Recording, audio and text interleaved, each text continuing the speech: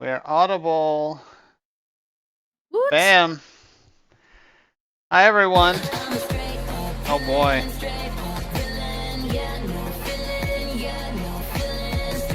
Wow. Straight up villain. Yeah, no villain. Hi, everyone. We're doing something a little bit different. Uh, we are we are a couple of days away from Christmas, so we have decided to do a holiday session, much like the Halloween one we did. So I am Trogbane, not participating as the DM. I will be instead a player this go around. The title of DM, which I need to move your nameplate, I realize it's behind you now, goes to Voila. Solar. Hello, everyone. It's a it's a little bit of a different session today. Oh boy, hang on, hang on. Transition time. Go for it, Solar. Okay, so it's a little bit of a different session today since Trog is in the player seat. Um, we're going to be doing a canonical. Yes, we are losers. Totally. We're going to be doing a canonical special session. Trog and I have decided I'll DM any holiday specials that we do. So as Trog's DM character is Peke, which is a god in our Yaberth universe. I am Miraella, which is a dream goddess. So here we go. Let's start off today with some stream questions. Scheider, can you envision a pivotal moment in your character's story that might lead to significant personal growth or transformation? Yeah, turning my professor into stone was a big one. How did that change your character? Well, it kind of got him a bit more interested into doing a better job with his potions to prevent something like that from happening again. Who's your headmaster?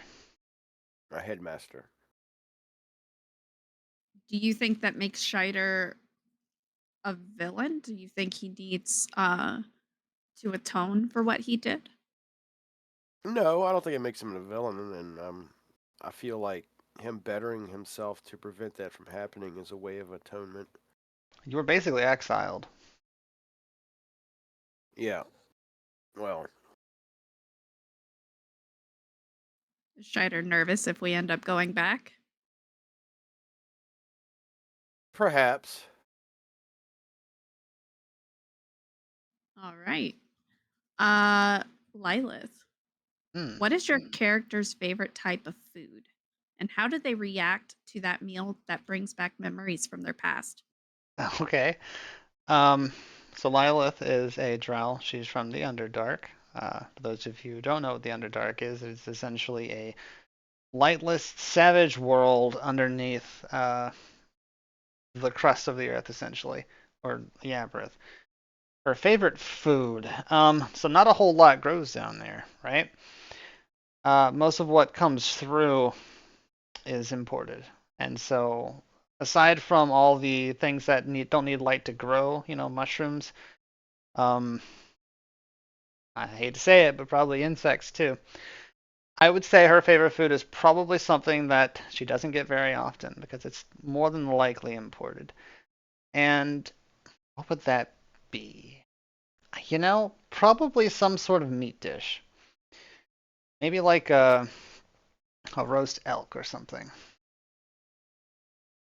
Well, there is another character who could help you have a roast elk.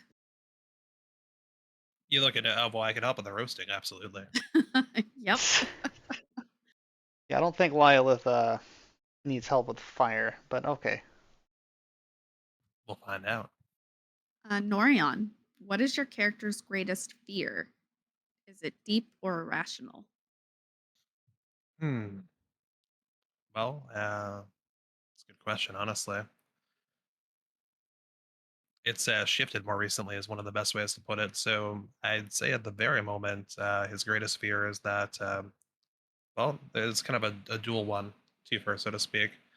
Either something very bad, irreversible happens to be, or Emmett happens to be a dickwad who has to be dealt with immediately, and tries to steal V from him. So those are kind of both kind of going A and B, but they kind of get at the same thing. I think that tells you everything you need to know about Norion's current Oh priorities. boy. You're giving Peke ideas. Don't take. I know Fireball. Be careful. I'm well aware. Lila, what is the biggest mistake your character has ever made? Biggest mistake she's ever made. So her vocation, priority number 1 goes to her house. Let me pull up her notes real quick. Because I know the house. Lalshin, the name of her Drow house, which is the family that is vying for power currently, which we'll learn more about later. Her biggest mistake is probably she has taken up the vocation of a tracker. So what she does is she will find elusive targets that have gone on the lam or have, in not so many words, pissed off somebody powerful, and so it's her charge to locate them, not to dispatch them. She's not an assassin, but it is to locate and then relay information about their movements, where they are, what they're doing, that kind of thing, and then the client would do whatever they wanted with that information. Her biggest regret is probably not being present in her house as much, because things are about to change for her very quickly. Very good. Let's see here. Scheider. In a bustling city, what aspects of the urban landscape captivate or overwhelm you? All the different smells of foods and concoctions being made definitely fascinate me. Overwhelmingness, probably being in a crowded area with a bunch of Tiny people people. who are, well, no, a bunch of people who are taller than he is. Most of the kobolds aren't. So you must really like Golbeth, huh? Oh yeah, Do you see Golbeth being Scheider's future home after this adventure is over? he hasn't really thought about it. I mean, I don't see him saying no right now, but we can see. You fancy yourself a wanderer, So far, a he's enjoying nomad, it. vagabond. Call me what you will. I'm sorry. Since Hildar is currently not here, he will be here later. How about we have Kaiser answer a question? Oh boy, sure. He's never directly spoken to anyone before. Let's do this. Has Kaiser ever been in love? Hmm. Oh boy. You've no idea how many layers there are to a response to that. That's what So makes it a good question. I think if this, obviously he can't hear you guys. Well, he can. He can't respond to you. So I think that if this question was asked to him by Hildar, his response would be something along the lines of, he doesn't remember much before he was trapped in the amulet, or placed in the amulet. He will say that he understands the concept of love. He understands companionship, camaraderie, and he can empathize fairly well, which I think would surprise Hildar to learn. So he thinks there's a high probability that he shared that sentiment at some point. That could be really sad. Well, I just gave you guys Especially a if we whole lot of information about Kaiser. Yeah, a little bit. But it would be really interesting if we ran across either the living or the grave of someone Keister loved, and he saw it as a patron, since he now has sight for power. Uh, Scheider, what is most important to your character? Health, wealth, or happiness? Happiness. I love that you can answer that immediately. Immediately. That was great. I love these questions. These are really good. Thanks, I found them online. um, let's see. Norion, what is your character's opinion on killing others now that you've accidentally killed innocent researchers? It's it's a last resort now. I think before it was intended to be a last resort, but it was a weapon pulled out too quickly, too often. So now I think he's spending a lot, Dorian is spending a lot more time trying to figure out, identify, how can the situation be handled without having to resort to killing, or is there a non-violent solution, or is there some other pathway, pretty much. So actual last resort is where he's trying to move it to. All right. I think these are pretty insightful. Yeah. We'll have to save some for Hilder maybe at the end of the session. Um, so let's see. Uh, we left us in Golbeth. This is at the height of the um, Uldren Lar, the Festival of Stars. The festivities are in full swing. You have the hustle and buzz of the mostly kobolds, but also goblins and a few humans and some elves, um, buying last minute presents for their loved ones, uh, getting festival foods. Um, Scheider, where have you spent the night? I guess at a local inn. Did you follow Norhyan's advice? I think Scheider had gone to bed when you gave the advice. Oh, so Norhyan had advised anyone who was not Vivri, pretty much, to go to the Obsidian Embassy Suites, and to give them a name and a little thing, and that they would be accommodated. So instead of accidentally going to the sex dungeon, the vampire sex dungeon, you went to the room you were supposed to go to. So how Oh, did you spend your long rest? What did you do? refilling his potions and trying to perfect a couple certain ones. Did you go into Golbeth, go shopping for any ingredients? Yes. And did you go to meet up with Harmony with your new secret gift? My new gift? You don't remember the present you got from Hollard? No, I do not. He gave you a disguise kit. Oh, no, And no.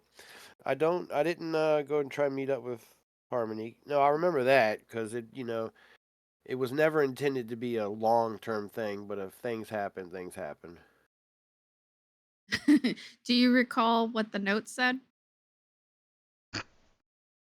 The initial note, The one in the present that you got from Hollard. I do not. That's she, she likes it when you pull off her tail. The what? She's a lizard. No, I understand that, but is Hollard privy to this and encouraging it now? I mean, it's up to your interpretation, I guess. Roll insight when he's around. Yeah, you want to roll insight? Yeah, sure. First, you got to find Hollard.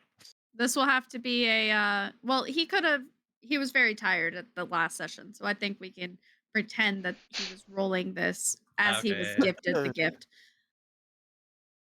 Am I making a Insight. DM call here? Yeah, since it was your session last, Peke needs to decide what the DC for that would be. Okay. So Scheider, go ahead and roll. 17. I think it's pretty clear, actually, with the 17. I think it's pretty clear that Harmony and Hollard have probably discussed this.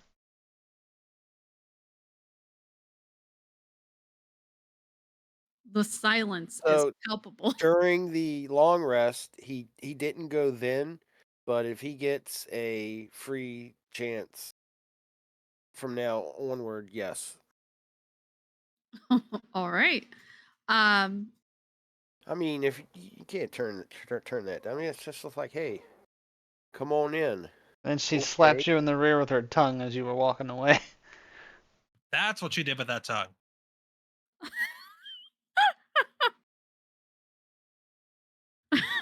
I don't know what's funnier, when it happened or the fact that Scheider was too tired to remember this happened and is learning about it after the fact. I remember bits and pieces. That dinner scene was amazing. I still have to go back and watch it again. I want to clip the whole thing. You should. You should. The present opening should definitely be a short on YouTube. That was so funny. That's true. All right. So Norian, how did you spend your long rest? Yeah, so at the beginning of the long rest, Norhyan gave Bibri her first present, which were 7 Feywild mushrooms that are supposed to reduce anxiety, whether they do or not. Well, she's the druid. He then got Dr. Ilana and her team of nurses in to make sure that Bibri is doing okay and make any recommendations they had. And then he set up his bed in his room, and he's got a little balcony out on his room as well, so that Vivri could worship more safely and a little bit more warmly. And then he also set up his bed so that she could sleep in it and rest and everything. And he's primarily been making sure that little cloth that the wet cloth on the head and everything to keep the fever down, taking care of her, and basically just spent 2 hours meditating on top of that. He did have the barber come in briefly just outside his room. He got the goatee shaven off, so you can see a new avatar. So, I mean, the other one didn't show the goatee, but it's fixed. But that's all, all thing now. And he also arranged some things, which once both he and Beavery have woken up properly and kind of, well, woke up, right, gone about their day, before they leave his mansion, he grab the second now, V. All right. I have to switch over.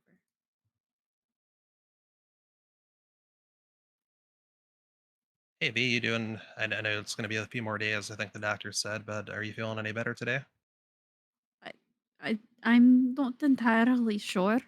I don't know if I've ever been sick before. I was wondering about that, and I wanted to apologize again for not being there. I feel like if I had been there, I could have kept you warmer, and this wouldn't have happened. But I spent some time last night, and I got some things together, and I have something else for you. You didn't have to do that. No, it's not about having to do that or not. And out of character, this is also a big thanks, Solar, to you for doing the stream today and all the effort you put into all this. So, also, out of character, 1 second, this isn't just a virtual thing. Oh no. What? Uh-huh.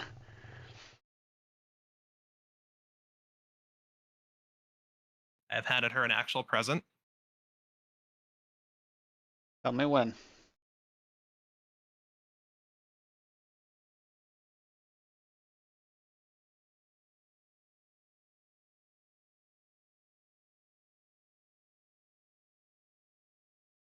It's a dragon.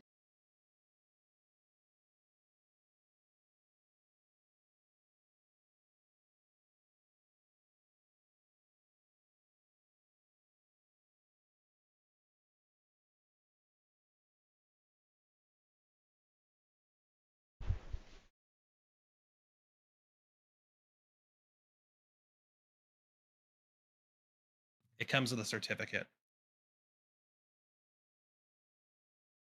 It's so cute. Trog, you may now show the thing. I Oh, did you the did it. thing. Nice. Thank you, Trog. So this is the Nori, which No. nobody else is going to know that it's Norion, but we are in the land of dragons, so no one's going to question a little red dragon. I do want to be clear, the visage here is not exactly perfect, but I didn't want to make it too close. But anytime you're feeling cold, V, if I can't be there for any reason, just pull little Nori out, hold on to him, and he'll give you some warmth for about 4 hours. And this is, A thank you, magical item. DM Trog. Yes. I love it. I'm gonna give you the link so you can put it in your stuff. But there you are. Build-A-Bear sponsor us. That'd be great. For anyone, if you can't see there, it's an actual Build-A-Bear Dungeons and Dragons collaboration, Red Dragon, and it'll named Little Nori. It's like a little version of Noriel Strauss.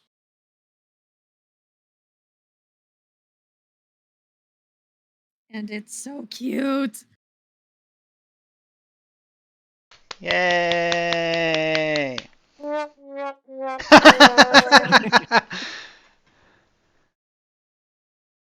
I'm IRL still cooing.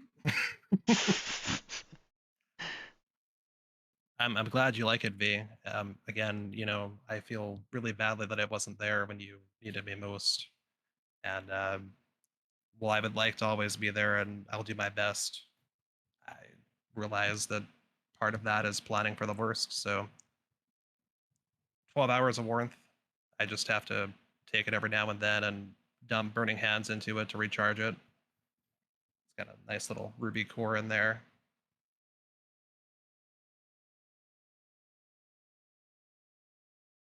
It is adorable. I love it so much. Thank you.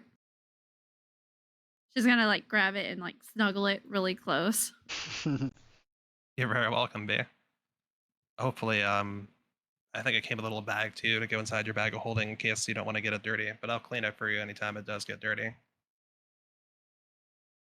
She's gonna just start carrying it around. Aw. All right, that was my thing. You can keep DMing as you're ready. Yay! Here, I'll drop the. Oop. Actually, I'll shrink it and put it next to you. All right, so having started this, Vivri is going to make her way over to oh gosh, cat. There, the needle, the claw, Oh, you want to go to Cactus and Sky? Cactus and Sky. Yes, Vivri is going to make her way over to Cactus and Sky since she is in dire need of non-destroyed clothes. Right now, she's of course wearing the very warm, festive sweater dress, but she needs clothes to travel in, so that's where she's going to go. Oh boy. Oh, we're not gonna necessarily RP that right now. Okay. Because I haven't even figured out what it's gonna look like. I got so busy preparing everything else, I forgot to finalize what the new outfit would look like. So we're just gonna hand wave that. That Works looks for by me. another week. That looks great, by the way, Trog. I love it. Yes, it's so cute. I'm so excited. It's really soft too for anybody who doesn't have like a Build-A-Bear thing, and I love Build-A-Bears. Highly recommend. 10 out of 10. I don't know how you got that in the house without me noticing. It shipped in the right box at the right time. I also had it come packaged like that, so it wasn't as obvious. That was really cool. So that is really cool. I'm so excited. Oh, it's not switching over on stream. Oh, I may have you minimize. Hang on. Yep, that's what the problem was. But as much as I really love my redo of Vivri's avatar, everybody has a reworked avatar, by the way. Yep. So Especially mine, huh? Yeah, yours is brand new, and as you can see, Strider has a beard now. He also has freckles. They all look incredible. Thank you. All done in Vroid, if anybody is curious, except for my DM Miraella. She is not a Vroid. She was purchased off of Etsy. Um, so Norion, do you link up with Scheider to go into Golbeth now that the day has officially begun? Am I allowed to follow Vita where you're going? I will link up with him when I can, but I want to make sure she's taken care of, or I can send someone with her if that sounds better to you. Yeah, let's say you send someone with her. I'll send. You can send Hollard. I was gonna send her Scylla. Oh, that works too. She's an elf. She's also an herbalist. Anyway, yeah, so I'll send her Scylla with V to make sure she's all good, and then I'll pop down to the embassies, the Obsidian Embassy suites, and try to get a hold of Scheider, and I guess Hjaldo will be sleeping still.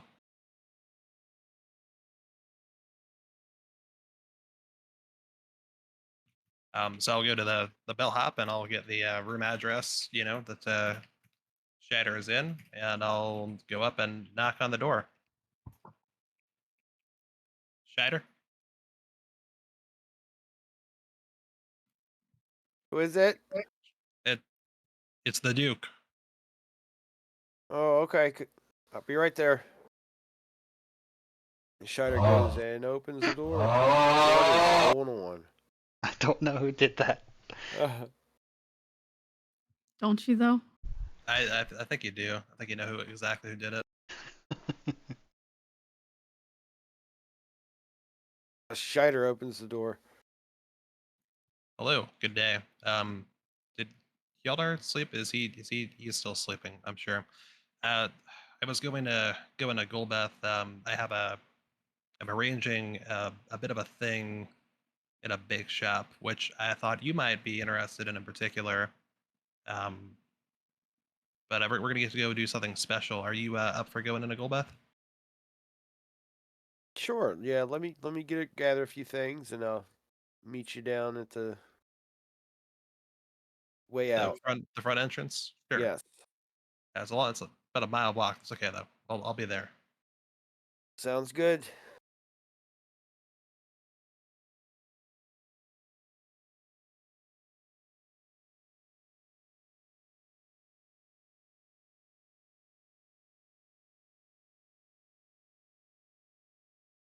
Then they do the thing. Hold on, I needed a name. Sorry. All right, so you guys walk down the stairs of the Obsidian Citadel, and as you get towards the front door, you find Full Red Thorn Broxon approaching you, and behind him is a about 5'5" lovely woman Drow. She has dark skin. Um, her red eyes are extremely piercing as they focus in on you, Norion, with a pure white braid bouncing behind her with each step. What is his accent again? Full red, just like disinterested elf almost. Trog, you remember he was the one with the geese? I don't All right, know. I'm gonna do my best here. Do not judge me. Um, uh, Duke Wafeus. Yes, I think Full he red. was more like this. Yes, Sort of that was like Jesse James from Pokemon. Perfect. I have here a Miss Lilith. She is looking for you. She's come all the way up from the underground, just specifically to speak with you. Oh, all right. I will entertain her audience. Just to be clear, Full red, you're the high provisioner. This isn't a provisioning thing, right? This is just you happen to be the council member she ran into. There was that, and of course, some of the others here seem to think as long as you have the same shaped ears, it's all the same. Oh, yeah. Yeah. I know how that feels. I'm sorry, Full red. It's Oh, quite all right. Dame Saram and I have the same problem. They keep calling her an elf, even though she's not. yeah, that's a thing. Well, thank you. I'll entertain her from here, Full red. You may get back about your day. And speaking of the thing we talked about last, since I'm not sure I got to talk with you about it since then, the blind date fell through, but I'm working on getting you an invite to a party where people might wear geese masks, so you might be able to find the one for you. Well, I hate that the date fell through, but as long as it's someone who quite loves geese, I imagine we'll have endless things to talk about. Exactly. That was my thought. I thought it was the best chance. Anyway, thank you, Fulred. I'll catch you later. Or High Provisioner. He gives a deep bow to Norion before making his way into the Citadel to go up to his office. So, you are Drow, I see. And would you mind introducing your name and do you have a house or anything like that? She kind of looks at you for a moment, sort of eyeing you up and down. She says, I am Lilith Sorrel from House Lalshin. It's gonna stink for the current DM. Can I roll a history check on that house? Absolutely.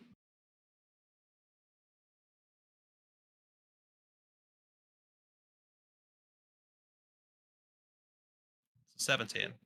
Popular. Well, first and foremost, you do know that it is a house of the Underdark.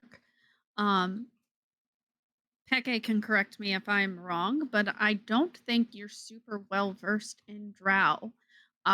You're vaguely aware that it is an extremely cutthroat society and that many of the houses constantly fight for, I guess, the crown of being the top house. So you don't specifically recognize the specific house name, just that, it sounds about right. Um, you're vaguely aware of some of their practices. It's not unusual for Drow to get outside help in order to secure victory. But that's about all you know.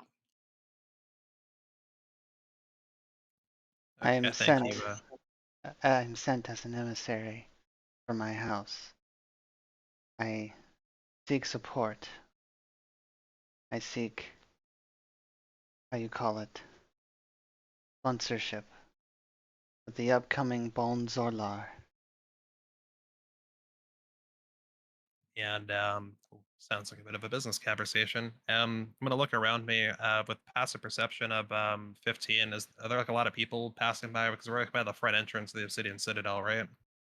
No, most people are in full swing of celebrating. Many of your council members may be up in their offices getting some last minute work done before the highlight of the ceremony later today. But the majority of people are in Golbeth proper. Okay. I'll motion Lilith over towards a large obsidian pillar off to the side of this like 60-foot wide pathway. Are we outside? No. Yes. Oh, we are outside? Yes. Okay. What time of day You're is it? right out. It's about morning, Okay. it's maybe 10 a.m. The sun's high enough that you can kind of feel a little bit of the warmth, but most of the buildings are still draped in shadow based on where the tower is in direction to the sun. Hmm. Um, Scheider is within earshot of this conversation, so he can overhear the whole thing. Um, but other than that, you're mostly here alone. Okay. You see her follow your hand gaze, your hand gaze, your hand motions as you motion towards the wall, and she's squinting like ferociously. She's very uncomfortable being out here in broad I'll daylight. Since we're in daylight, I'll motion for us to go just inside the great hallway of the Obsidian Citadel and then go towards a column in there. That's acceptable. And wordlessly, Sure. she'll give you a nod. Scheider, do you follow them? Yes. Uh, Lilith, since we're just meeting you, do you want to fully describe what your character looks like and what they're wearing? I sure do. And let's do it like this because I didn't meet Scheider. Don't look now. There's someone following us. What? I'm gonna message into Lila's head. Yeah, that is one of my party members. Right. Should be okay, but we can converse this way if you'd be more comfortable. She stops walking and turns to face Scheider. What do I call you? Smitten for one. Well, that's a weird name. Mitten for one. Is that your surname? No, my name is Scheider. Scheider. You have three names? No, I just have the one, and it is Scheider. Okay. Scheider. A pleasure to meet you. She puts her hands on her knees and she does a deep bow, and her braid like flops forward, lays on the ground. She stands back up, and catches back up to Norion. So Lilith has a longbow that she carries on her back, with the bowstring across her chest. She's wearing black leather, which is pretty common for Underdark Drow. There are only Underdark Drow. Anyway, long white hair. She actually has two braids, one over her shoulder and one down her back. The one over her shoulder is very small. Um, yeah, just like you see here in the stream. Dark skin, dark gray, almost with a purple hue to it, and piercing red eyes. She of course has a normal backpack, and that's about it. What she looks like. She's about 5'5". She's not very tall. Most Drow aren't. Uh, Long ears. Distinct lack of jewelry, which is uncommon for Drow belonging to a house that's vying for power. Distinct lack of showing wealth.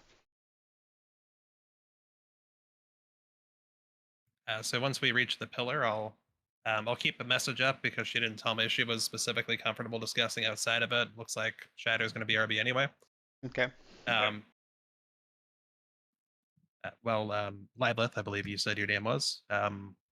You come seeking my support in an endeavor for your house. Are you? What is your status within your house? And forgive me, but my understanding is usually Drow high ranking in a house have a lot of adornment that would suggest that. Right. No, I am of the house. I am one who travels far, essentially. I act as an emissary. I go and I talk to who needs to be talked to. I am a gopher. I think that's the word. That's adequate, yeah. If you happen to be more proficient in Elvish, deep speech, I'm also proficient with both of those. Um, I do speak Elvish. If it's easier than common, feel free. If common is easier, feel free. We'll see. I would like to learn more common words, increase my vernacular. Do we intend to keep our conversation private from your party member? And she makes the air quotes, even though she's talking in her head. I'll keep one more part of it quiet, and then we can open it up from there. Uh, you are familiar with my partnership and my duchy's partnership with Yazver, correct? Yes, I am familiar in words only. I am not experienced in your dealings. I know your name, I know their names. As you can imagine, deep gnomes have been on the receiving side of some of Drow activity over the course of history. Yes, of course. They would, of course, hesitate if I were to enter into any partnership, sponsorship, or anything like that with any Drow house. Can you provide me with any assurances that this will have no negative repercussions, or would we be able to assure that your house will take no action directly or indirectly against Yazver? If we were to form a sponsorship alliance, uh, granted we succeed in the Bones or Lar, then we are prepared to offer exclusive trading rights with Northerra through the entirety of the Drow system. Uh, that would include your dealings with the Durgar. It would be in Not our Duragar. I don't deep deal with nodes. Duragar. My Yes, apologies. yes. You're good. I just want to make that really clear. I do not deal with Duragar. So yes, we would uphold any and all current standing alliances.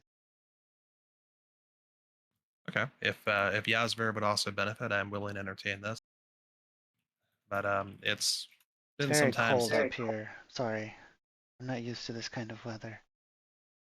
Oh, well, we've got a whole bunch of clothing on sale. Do you have coin that would work here, or have our master of coin who could exchange whatever you have, if that would help as well? I don't actually know if I have coin. All right, let's pause for a minute. Welcome in, Cross. Let's go ahead and get him Trobith. into the stream. Hello. Yes. So Solar is the DM of the day. Ye- So I am playing as Hi, my Kaiju. avatar, which is Mira Ella. She is a goddess of dreams.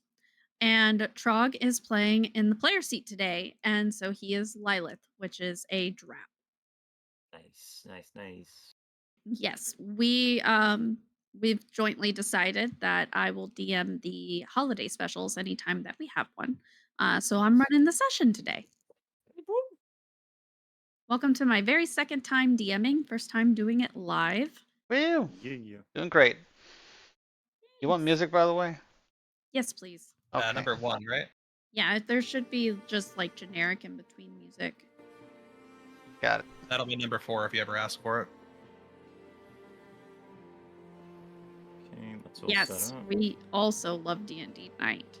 Good stuff.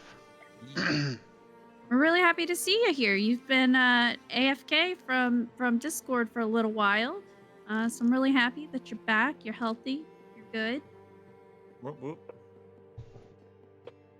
Let's Super see. excited that we were able to buy the time for Cross to get here, because the first event of this session I've designed with Cross in mind. I am backstage. Whoop, whoop. Yep, I'm just waiting for it. Push you in. There it is. I am very glad you're doing good now. That makes me really happy to hear. That's awesome here, Kaiju. Okay, go. Cool. There we are. Let me real quick move you all down a tick. Yeah, I'm currently inside Lilith. This is uncomfortable. Hold on, wait. Yes, I Wait, too wait. share that sentiment. Yeah, but I Gonna said to need come by you this to column. Yeah, I'm a backup. I'm a backup. just, shove it. Yeah. Push Wait, it. wait. This isn't that kind of stream. You gotta sub to OnlyFans. That's where it becomes D&D After Dark, hosted by Scheider. Oh, damn.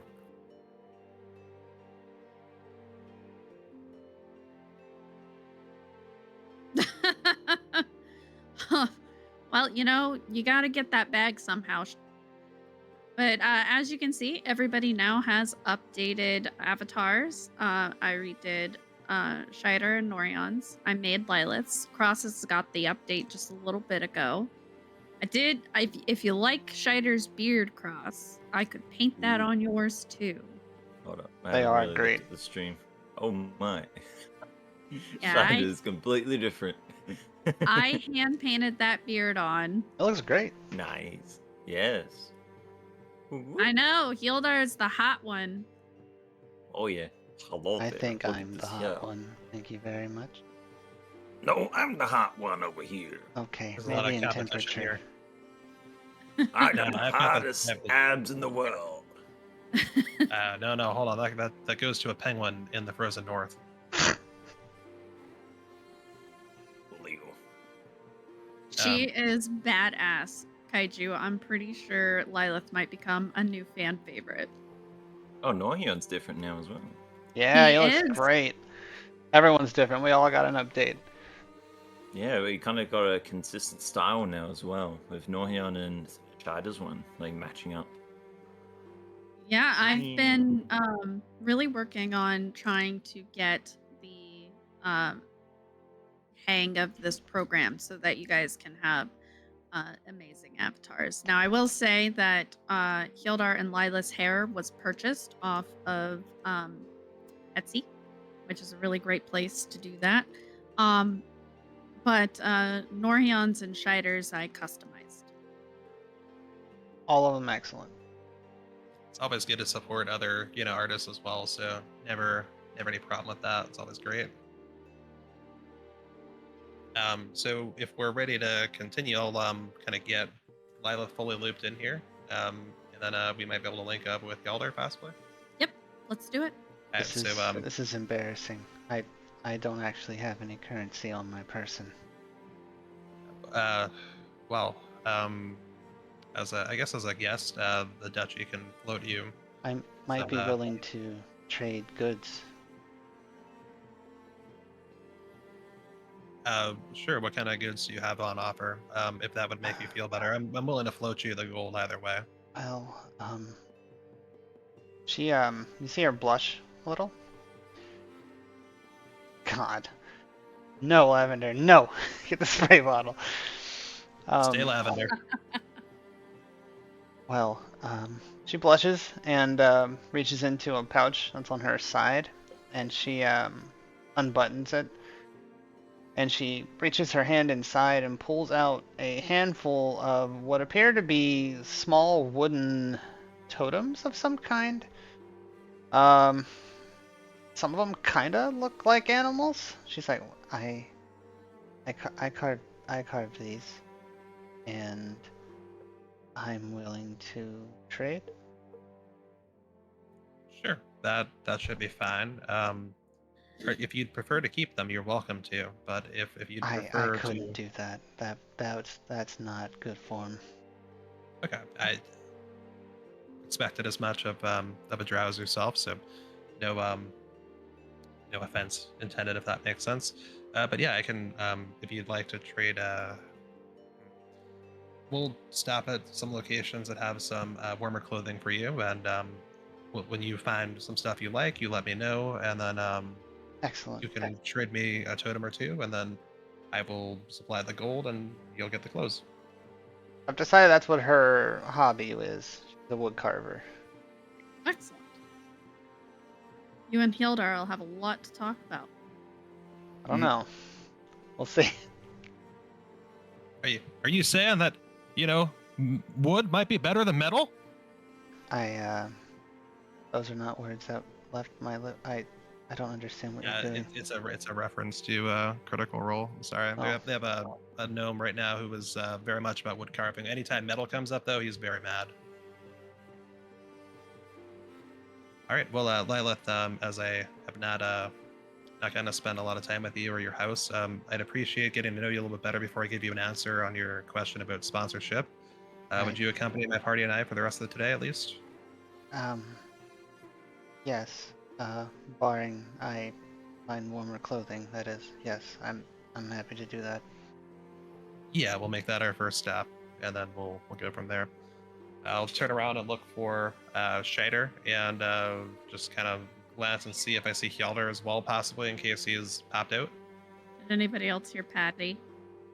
Mm-mm. She just busted in our room like the Kool-Aid Man. Yeah.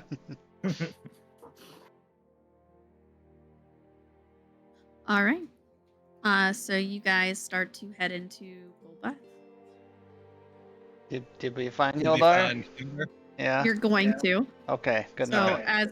as you're walking, you're gonna walk straight into Hildar as he turns a corner. Oh, Everybody oh, rolled. jeez. Everybody roll acrobatics. A 15 for once. Wow. A 5. 10. All right. Lilith, you literally trip into Hildar and not expecting the sudden stop. Oh God. Ryder, you slam into Lilith and you kind of flip over her. Whoa! What? Hold up there, Jesus! Watch where you're going. What's you're going? You're tripping all over me. You're shorter than me. You had ample warning. No. That Do you doesn't dispute matter. that statement, Hjalder? Are you gonna at least help me up off the ground? I regretfully pull out my hand. Here. Which hand? Kaiser hand. There you go. Yeah, so grab your hand, pull it up. So you slap right on top of Kaiser's eyeball, blocking his vision. That's incredibly clumsy of you. You really need to be more careful. Right back at you.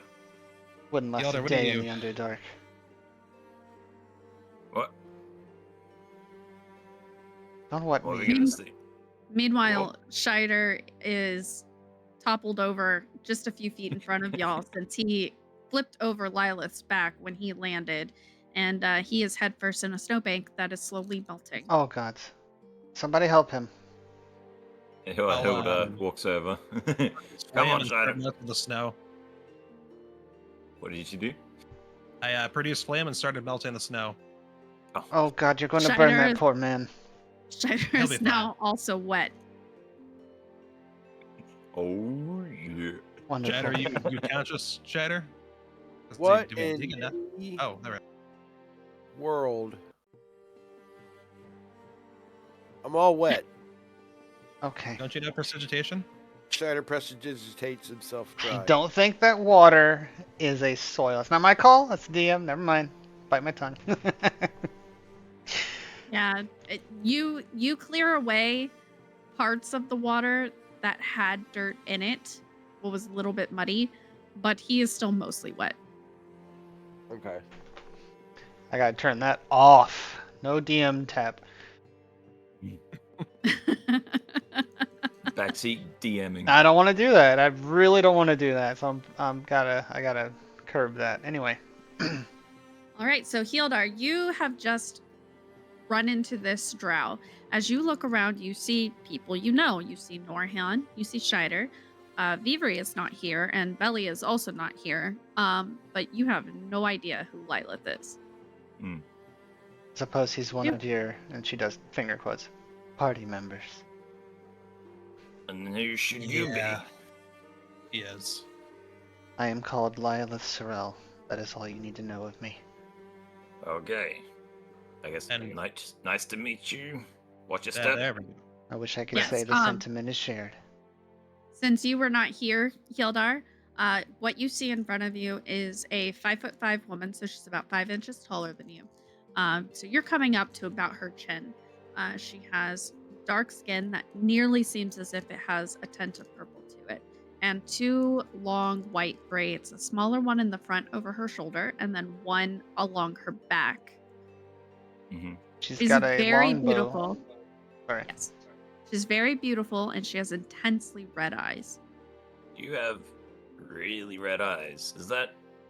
That's- Hold up. That's Sorry. pretty common What for w- Drow. Oh, well, I've never met one. Don't get out much, do you? I'm not surprised. Nope. Are you next going to talk about how her ears are, Hjalder? Because if anyone goes on about the ears next, I'm going to lose it today. What's wrong with Hilda my tries ears? to talk about the ears. Oh, Hilda no, your goes, ears are fine, Lilith. It's just I don't understand the very- sentiment. one specious thing after another here today. Is So what were you racism saying, Gilder? rampant on the Nothing. above world? I've been working on snapping it out for what it's worth, but it's difficult. But if you run into it here, I will smack people over it, if that makes sense. I also have nice dungeons. I put a lot of racists down there. You incorporate corporal punishment as well. As necessary. Unfortunately, it's typically necessary up here. Interesting. All right. Winter has come to Northerra at last. You see the snow is piling up, and the youth are lobbing snowballs at one another, building frozen towers in attempt to imitate the obsidian citadel. I mixed that up. They're building frozen towers in an attempt to imitate the obsidian citadel. Those children are Laughter. throwing things at each other violently. no, they're just playing. I mean, I do want to teach them better because there is as long as they're not launching very large snowballs from catapults, we should be okay. But then one can never rule that out apparently. It's very archaic. So as you're walking towards the entrance of the Golbeth proper, you can hear laughter echoing over the stone grounds. The heat from the magma blows are keeping your paths clear, but you still get the sense that this is very much a winter spirited event. As you go inside, there's boughs of conifer hanging from the building and doorways decorated in metallic stars. Candles are shimmering in the windows and alcoves, and their flames are dancing along with the sounds of hymns and carols of passing kobolds. You see black banners embroidered with silver and gold thread hang along the walls, and each depict a different constellation pattern. Some form trees, axes, boots, and some are even the sun. So you walk forward until you find yourself inside a bake shop located on Golbeth's 9 level. I hate to interrupt. Would we be able to stop and get Lilith clothes first? I know it's not on the original schedule. I was gonna do it Pivot! after this. Okay. Well, Lilith, I'm sorry, we're running a little bit late, so we got to go do this first, but it should be warm where we're going. Is that okay? That's agreeable. Yeah, so you have an appointment time you need to make for this. Yeah. Alright, so you find yourself on the Golbeth's 9th level in a bake shop. Mrs. Yor, if we could switch it to the first background picture. Yep. The Drake Loaf Bakery walls are painted a deep emerald green and have gold trim. All along the ceiling are twinkling fairy lights in different colors, which bathe the shop in a romantic glow. The case which holds the goods looked as though it's carved from the floor itself in stalactite and crystal patterns and hold the glass in front. There are small wooden tables that provide seating sprinkled with crumbs and smears of berry and peanut butter. The air is thick with delicious aromas of cinnamon, nutmeg, and freshly baked bread. Behind the counter, the open kitchen is glowing warmly with bricks ovens etched with draconic designs. There are kobold bakers scurrying around mixing batters and sliding trays of freshly baked loaves and pastries in and out of the ovens. Happy customers include humans, dwarves, gnomes, and fellow kobolds as they browse the bakery displays of Drake loaves, fruit tarts, peanut butter croissants dripping in caramel, and racks of ruby-hued cranberry scones. There are other treats specific to the festival.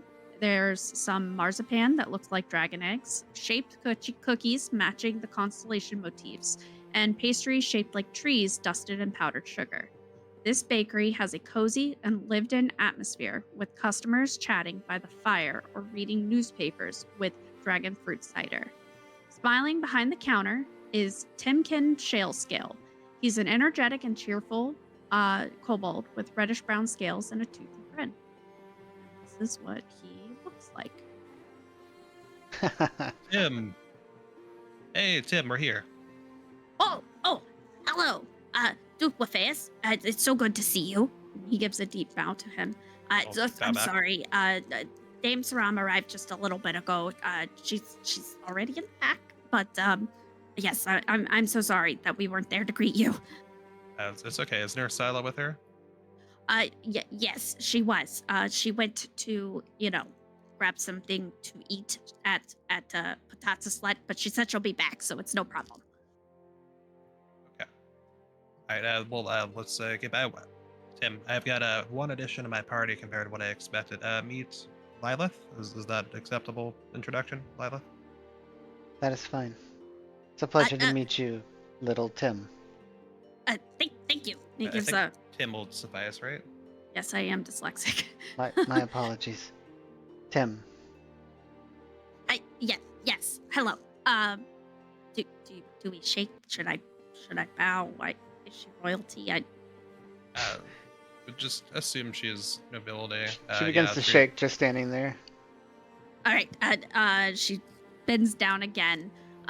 His head nearly touches the floor in several bows. Oh. Please. Okay. Yes. Well, That's good. Yeah, thank you. Okay. Yeah. I can add one more. That's no problem. We should be able to add. Mr. Hildar. Your sister did stop in. She told me to tell you to save one for her.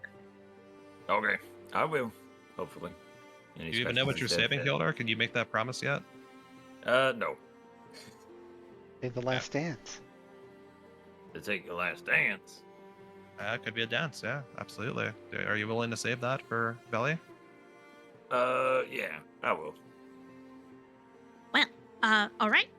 If you guys will just follow me through the back here, I have the stations set up for you. Okay. Yeah. Mr. Duke Wafeus, he does this every year, but he asked us to make sure that, this year you guys would be able to do Mr. it with Duke? him. How many titles do you have? Primarily just the Duke one, as far as I'm aware. But it's just a colloquialism. So Oh, okay. no big deal there. Hilda speaks up and goes, "Oh, so Dookie." That's another one. Dookie. I quite Yelder, like that one. I can arrange to put you in an oven rather than working with an oven. Would you prefer to be in an oven or near an oven? More capital Neither. punishment. For legal reasons, Mr. Duke, I have to say that we do not condone cannibalism. I know you don't, but remember, Tim, I am the law here. Okay, I just our lawyer told us to make sure we say that anytime. Yeah. It was an accident last time. Anyway. I don't trust this establishment anymore. Lilith, I have it all under control. This reminds me You- of my home. You don't trust your home? In a matter of speaking, I meant more the fairy lights and the stone enclaves and the, well, not quite so much sugar, but I could get used to that. Oh. Yeah, you should try some sugar. And yeah, Golbath is designed to kind of work well for that, so hopefully you'll feel at home here. Tim, please keep shoving us back. We should get started shortly if we are to finish on time. Sure. And he starts leading you behind the case into the back. The back opens up. It's very warm in here. You see several large ovens which have been decorated with different stone carvings. We are in a 9th level of a manufactured building, so the fact that this resembles so much of a organic stone structure, you realize that this is by design. They've chosen to do this. Will you send us some stairs? You're on the 9th level, yeah. We went up the lift. Okay. There were kobolds, they did the thing. Just we skipped over it. Okay. Yeah, what was their names again? I don't think they had we- names. Yeah, we didn't figure it out. We had the one set the one time in the Obsidian Citadel, but we lost like what they were, unfortunately. It was a trio. Yeah, Bob, Loud, and Todd. Wait. there we go. So he leads you over to a long workspace that seems like it's made out of marble, and there are stations set up for each of you. At each of these stations, you see different tools. You see some cookie cutters, some rolling pins, some ingredients. All right. So we're going to be making the sugar cookies for the celebration. I'm sure you saw some out front. They're a holiday tradition here. Yes. So we're going to be making some sugar cookies. I'll walk you guys through the process. You just have to follow along. I mean, they're pretty Lilith easy. raises her hand. Yes. I'm sorry, we're baking? Yes. You're baking cookies. Oh.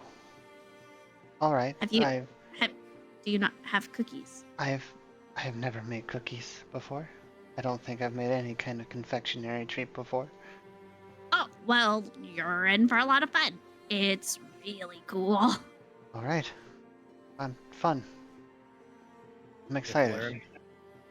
I get to learn some culture up here. And you see Vivri off to the side at her own station. She's still there. She's kind of sequestered off since she is running a fever, so she doesn't infect anybody else with her ick. With a All right. long range medical check of 14, how's she looking? She seems mostly fine. You can tell that the nurses have been doing their job. She's not looking overly fatigued. Maybe a little feverish, but nothing crazy. All right, so this is going to begin a skill challenge. I need Woo! everybody to roll initiative. Yeah. Scheider got 13.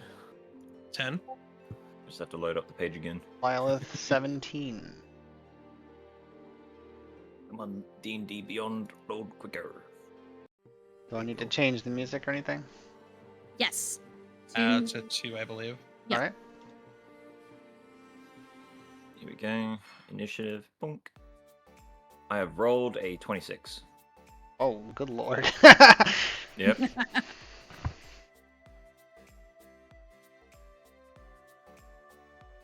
For someone so nimble, you're very clumsy. Oh, it's the part of the trade. I think it's part of your stature. It's the beard. It throws the center of balance off. You know, I think you're Yeah, onto something. exactly. All Well, right. actually, I'm not shaving it. Yeah, I Bit of a point nice at beard Northerra. yourself. So we will have Hildar, you're going first, followed by Yep. Lilith, Scheider, and then Nori will end the round. Okay, for the first part of this, we need to make the dough. Hildar, first step, Mhm. grab the flour. Go over and scoop it up and make sure that you scrape it to level it. So how do you go Okay. get the flour? So, oh wait, to go to it or to pick it Yeah. up? This part is not for the skill. Just what do you do to get to the flour? This is just flavor. Oh, just to get to it. Okay. Hilda will just run over like a little dwarf. Okay, on it. And I do a Don't little trip on salute. your way back. I won't. Yeah, start running. And right, he so running. as you're running- Okay. You bump into the table because you're running too fast, and the Mhm. flour begins to fall. What do you do? Now this is where you're going to use your skill. How do you keep the bag from falling everywhere? Acrobatics. How does Alright. that sound? Perfect. That is a 24. Perfect. You deftly grab this bag. You see it start to fall, and some of it starts to slip, but you being a rogue, you are super used to grabbing this sort of stuff. So you spin around, you grab it, you hold it up, slap it back on the table, reach your hand in, and grab flour. So you bring that back over to the work table and you throw it into the bowl. Here you You go. almost fell anyway. Good Nope, catch. I'm very nimble. Thank you. It's just dexterous enough to make it up, honestly. Great job. All right. Miss Lilith, Miss Lilith, Lady Lilith. Miss is fine. I'll take that. Great. Miss Lilith, we need to do baking soda. This is the same deal, but you gotta use a small spoon. This stuff Okay. is super important because it's gonna help make the dough extra soft. Okay. So, how do you go over to grab the baking soda? So I don't know what baking soda is. So I'm gonna ask him for clarification. What am I? Where? It's the one right over next to the bag that almost fell, and it's in Okay. the yellow round container. It's, And the littlest spoon on the table is the one you have okay. to use. I'm gonna use dancing lights to make a red arrow that points at exactly what Tim is talking about. and I'm gonna use dancing lights to put a green arrow pointing back the opposite direction. I mean, yeah, after you go get the baking soda, I imagine you come back here. So I just need to take this little spoon and go get the white powder that's next to the other white powder that's next to the sweet powder that's also white. Follow the red arrow. It's This pointing can't at the correct possibly powder. go wrong. She Right. tugs at her jerkin and steadies herself and right, yellow container. And off she goes. Great. So you go to grab the small spoon and you realize that a rat absconded with it. Oh, What do boy. you do? Do I see the rat? Yes, you watch this. This is a la Ratatouille. It runs up, it grabs that spoon, and it is taking off. I steal myself and I cast levitate on the rat,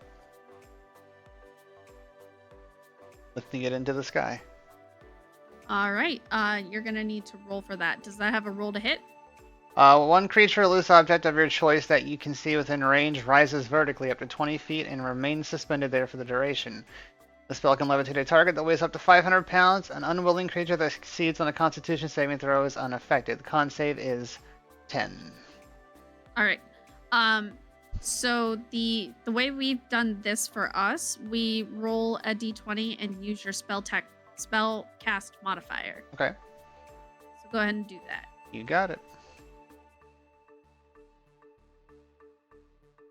Right. Oh, hang on. You'll have to tell me the rule. I don't think it's set The crit fail. up. Oh, okay. So, you 500 go- pounds. Just telling you.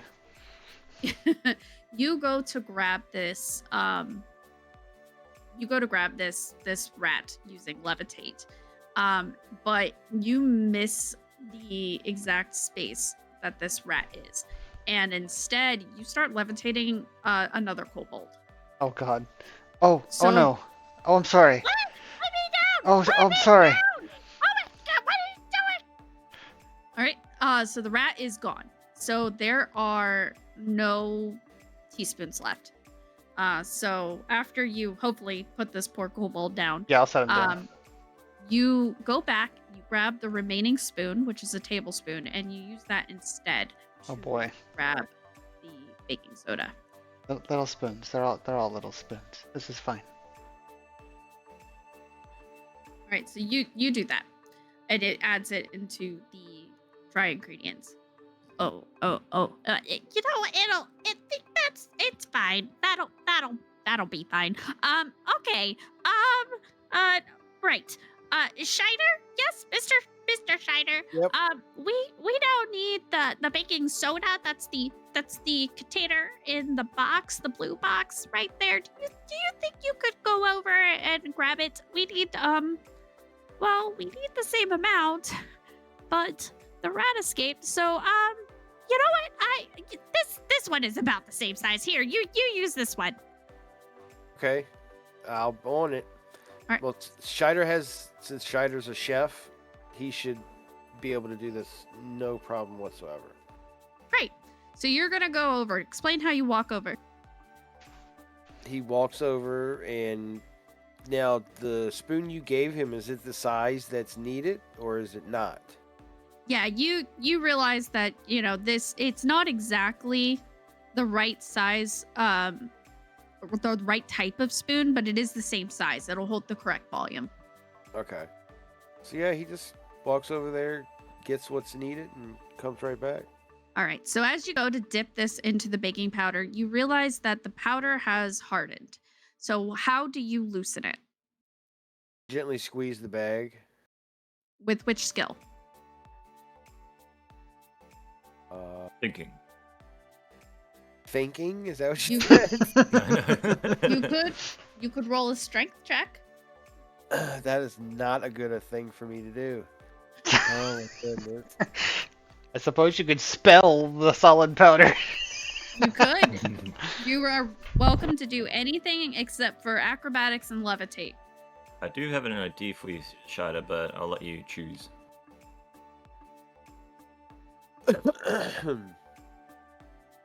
I will You say, just so you guys know the stakes here, if you fail, it will change the outcome of these cookies, but nobody's gonna die. So you can get as creative and chaotic as you want. Perfecto.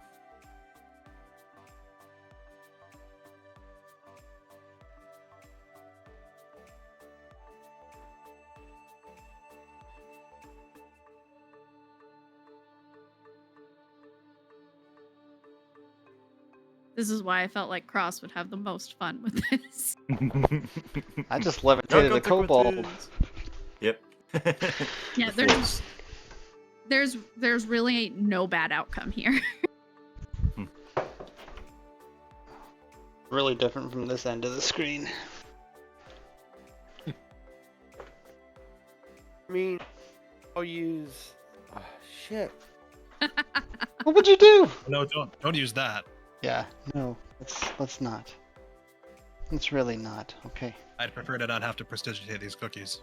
Seriously. Hey, Hazel. Oh.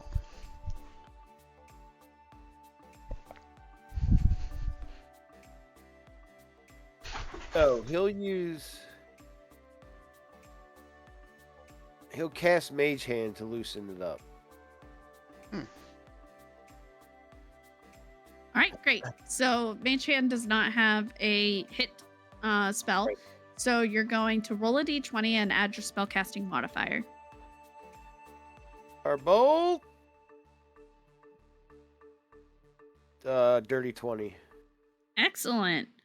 All right, so you take your mage hand and you shove it into this box and you start mixing it all up like you're trying to get out in its guts and make it come out another thing. So as you loosen this powder, you are now able to dip it in. It becomes easy to scoop. You get the correct mixture and you bring it right back over to the flour mixture. Shider fists the bag of powder. Yep. Yep. Shider fisted it. It's the new sex toy. Do you have Mage like hand. a After hammer? Shider's done, I've got a crowbar. never mind. Great job. You've definitely done this before, haven't you? Once or twice. All right, Mr. Duclefeus, while you guys were putting the dry together, Countess Saram already got the wet together. So you just need to take the wet ingredients and mix it into the dry. Okay, that sounds simple. How do you go over to get the ingredients? And I guess I'll walk. So, is the wet bowl sitting by the countess? Yes. I'll walk over to the wet bowl. Hey, V, how you doing? I'm doing quite well. Here, I already mixed all the wet ingredients. It was easy, so it should be right. Oh, thanks, V. I'll get the dry incorporated then and make some cookies. I'll take it back over to my station. Right.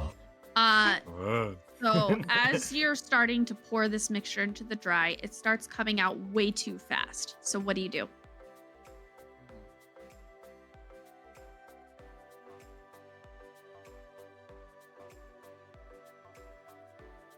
Don't think you're supposed to pour it like that. Working on it, working on it. Yeah, this mixture, it's starting to slosh, and it's at risk of starting to go outside of the bowl. You donkey. You what's also want to be a donkey? dungeon? I am going to, I guess, try to suss out the nature of this particular situation. And I'm going to hopefully use that to slow my roll or kind of adjust how the particles are falling based on my understanding of their natural situation. Excellent. But it's not going to work too well because nature is apparently a foreign concept to me, so that's a 4. All right, so you're trying to sit there and calculate out. You're sitting here going, okay, so an egg has a specific amount of viscous nature, and then it pours this fast. Maybe if I tilt it this way, I can slow it down. And you utterly fail. So you attempt to get this under control, but it is just come too fast. And it starts to splash outside of the bowl, and you get covered in this egg and milk mixture. Oh no. Well, it's not a terrible look. It's okay, this is considered soil, right? EM call. You might want to wait until, you're done. There's a good chance you'll get more dirt on you. I guess it'll wait. All right. So that concludes round 1. We're moving on to round 2. That was a little unfortunate. But you know what? It should be fine. We should mix out this concoction and make it into a dough. So Hildar, could you please go ahead and give it a try? So you need to pick up the bowl and the whisk. Okay. So Do I how do you take Oh, the bowl from Norion? I'll just take it. I'll just here, hand it over. Here you are. All right. So And as you, take it. oop, go ahead. Oh no, you go ahead. Just taking it. That's all. So as you go to stick the whisk into the mixture and spin it around, the ingredients are not quite incorporating together because he doesn't have the correct amount of wet to dry. So how do you get it to incorporate? I'm going to use sleight of hand with the whisk to incorporate it. Brute force. I like it. Yeah. How does Excellent. that sound? 29. Sound Whoa. perfect. More brute force than you realize, Trog. So you just sit there, you're holding this bowl in your one arm, and you start to spin the whisk with the other.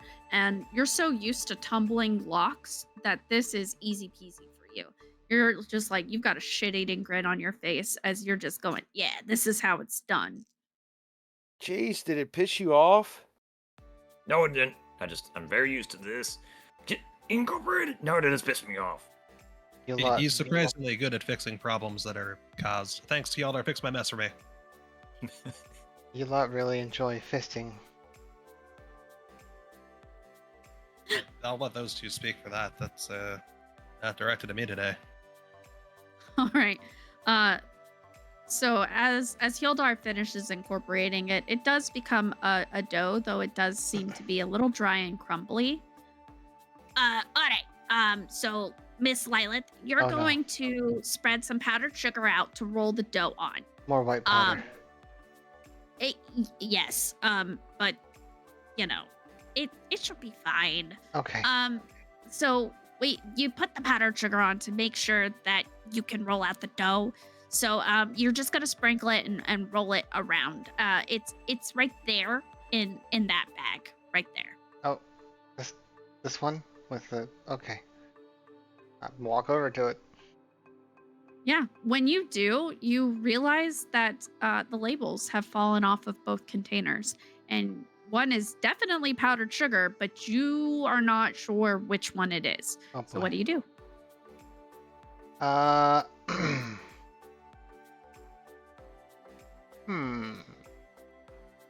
I'm going to use. What do the labels look like? Like, obviously they're on the floor, but Yeah, they're like stickers. okay. One of them says powdered sugar, and the other one says Borax. salt.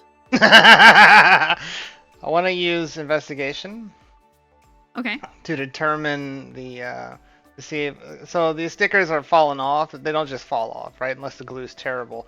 They've been rubbed off, probably accidentally through, since it's the holidays. I'm sure these bags have been moved around an awful lot. I want to inspect the stickers with investigation to see if there's any noticeable pattern on the sticker versus the bag, like if there's any sticky residue that matches a sticker, so that I can just, like a puzzle piece, figure out which one's which. Great. Give it a try. To 10. Yeah, you pick up these two stickers and you start comparing the sticker to the bag, and you think you found one that lines up pretty well, and so you grab that one and you bring it over to the dough, and you bring it to pour it over onto the table, and it gives a nice sand sound as it hits. Excellent. Powdered sugar. Here you are. All right. Spreading it out. Here I go. Getting my hands right in there. Feels great. Exfoliating the skin. Yeah, you see Tim kind of go pale, and he's like, all right. I forgot we have the add-ins. So here, Shiner, go ahead and take this container, and you're gonna mix that into the dough before we roll it out. You look pale, Okay. Tim. Do you feel well? Yeah, I'm fine. Yep. Mm-hmm. Tim, what's That's, it's not quite powdered sugar, but it's fine. It should be fine. Tim, what is it? Salt. Oh no. Tim, do you have a backup batch prepared by any chance? No, we are sold out. So unfortunately, these we gotta make it work. Why are you two whispering? Nothing. Okay. All right. What Tim said. Shiner, here's the jar. And he hands it to you. So as you go to open this jar, Shiner, you realize that the lid is extremely tight. So what do you do? I use my strength to bang the lid on the edge of a countertop to loosen it. no. All right, we're gonna call that. Yeah, we're gonna do it as a straight strength check. Okay.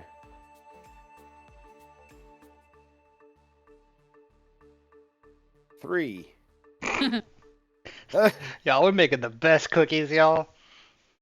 Mm-hmm. All right. So you try to open this jar, and it does look like it might be some sort of chip, but you actually end up breaking it. So not only do these bits go everywhere and it's uneven, there may be some jar pieces also. Oh, God. in the cookies. Oh no. I prestidigitate the good stuff from the bad. Separate it. Gotta keep them separated. I'll tell you what. I'm gonna give you a fate roll.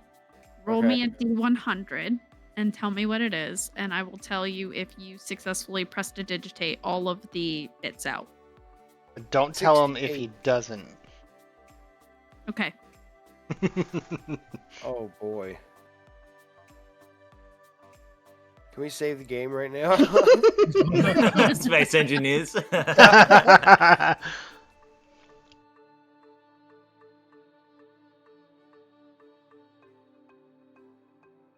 You gotta make up an excuse to not be present when this is served to everyone. I think that So you got a 68. Yes.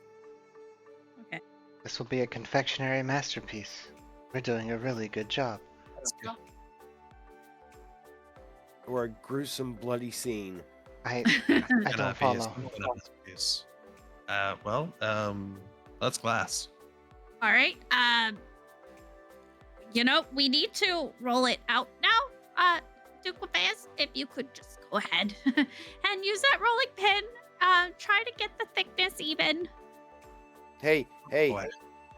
Duke, Yeah, please yeah. pay attention with the rolling pin and the glass shard things. Yeah, I'm planning on it. Oh man, all the hard ones are me, aren't I? Oh boy, what can I do here? I gotta make sure this goes well. Gotta make sure that glass gets ground down so fine it doesn't pierce anyone's stomach. That's an odd sentiment. Hopefully it'll be the only sentiment we need. You know what? I'm a good speaker. Doe, hear me. Doe, I need you to show me where the glass is, and I need you to let me crush it beneath my roller pin, and I need you to be even, okay? I just need you to be even. Is that okay? Can I please do this for me? Lia's looking And- around for someone that you're talking to. Persuasion? I am using persuasion on the doe, Oh my. and I'm gonna try to message the doe. Cheddar has to go sit down. Doe, spread yourself for me. Hilda I think the Duke tries has lost to his not laugh. mind. 21. You think so? All right. So you see Norion. He's just sweet talking this doe. Everybody's kind of looking at him like he grows a second head. But as he starts to press the doe in with the rolling pin, he's rolling back and forth as he's also rolling sweet nothings over the dough. And it does look extremely even. Ah, yes. I knew how to do this. Please don't I can kiss the persuade dough. it. No, that would be unsanitary, but this is a work of art. The glass is not unsanitary. Gotcha. And it's smooth at least, right? Smoother than it was. All right.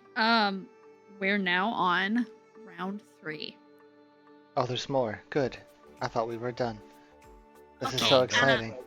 We have Jeff entering the scene. Jeff, how'd you get in here? Jeff would Jeff like to likes- assist. I'm sorry, go ahead. I was gonna say that. Do the thing. Jeff would like to assist. Jeff, are you good at detecting glass and taking it out of dough? Jeff is not a detector machine, but Jeff is good at baking cookies. Yeah, works for me. Room for one more, Tim? He could be the oven if he wants to be. Jeff cooks cookies well. Jeff did it all the time for friend Amriani. This All is right. great. So, like, So each of you are gonna get a section of dough, and You see Tim walk over and he cuts a little section and puts it in front of each of you. we have these cookie cutters. And he points to cookie cutters to choose from. There is a boot, there's a lantern, a sword, and a pickaxe. Pick which one you want. Just it's one apiece, so you have Like, to pick grab the which ones lantern. you want. I'll take the pickaxe. Shiner other grabbed the items? boot. Well, I'll just grab the last one. The sword. It's a The sword. sword. The S word. Yeah. All right.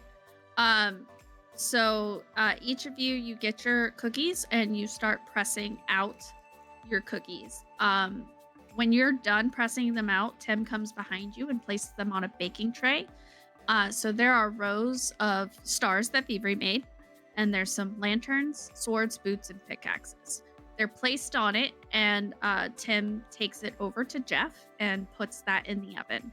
So we have 10 minutes before we start the next round. Would anybody like to say anything before we just go to the next round? Need to go to the toilet. Great. I think There my you go. cookie Gunny's that cutter way. crunched into the dough. I'm not sure that was normal. That probably was glass, Lilith. Oh, wonderful. I will not be eating any pickaxes. Well, This is a strange custom. We'll bake together like this. usually it goes a little smoother. Not sure what's going on this year. Do you always Um, accept volunteers to handle your food? No. Honestly, actually, I usually kind of just come in here and order what I want. Tim's a really good baker and usually comes out really well. I thought this year I'd do something special and give everyone a chance to do something different and neat, and maybe hand make Vivri some cookies. And I don't think I'm gonna recommend you eat them anymore. I see. They're a special occasion. Oh yeah, it's Uldren Lar. It's the Festival of Stars. That's what all the hustle and bustle's about in Northerra right now. Oh, festival. Quaint. Does that explain the Yeah. lights? It does, yeah. Assuming you're talking about the festival lights, there are some other lights that are usually here, but yeah. There are many, many lights here. Yeah, there wouldn't be quite as many if it wasn't the festival. I know that's See. not the most comfortable for you. I'll manage. This spill is something different than you usually see, even if it's a little uncomfortable.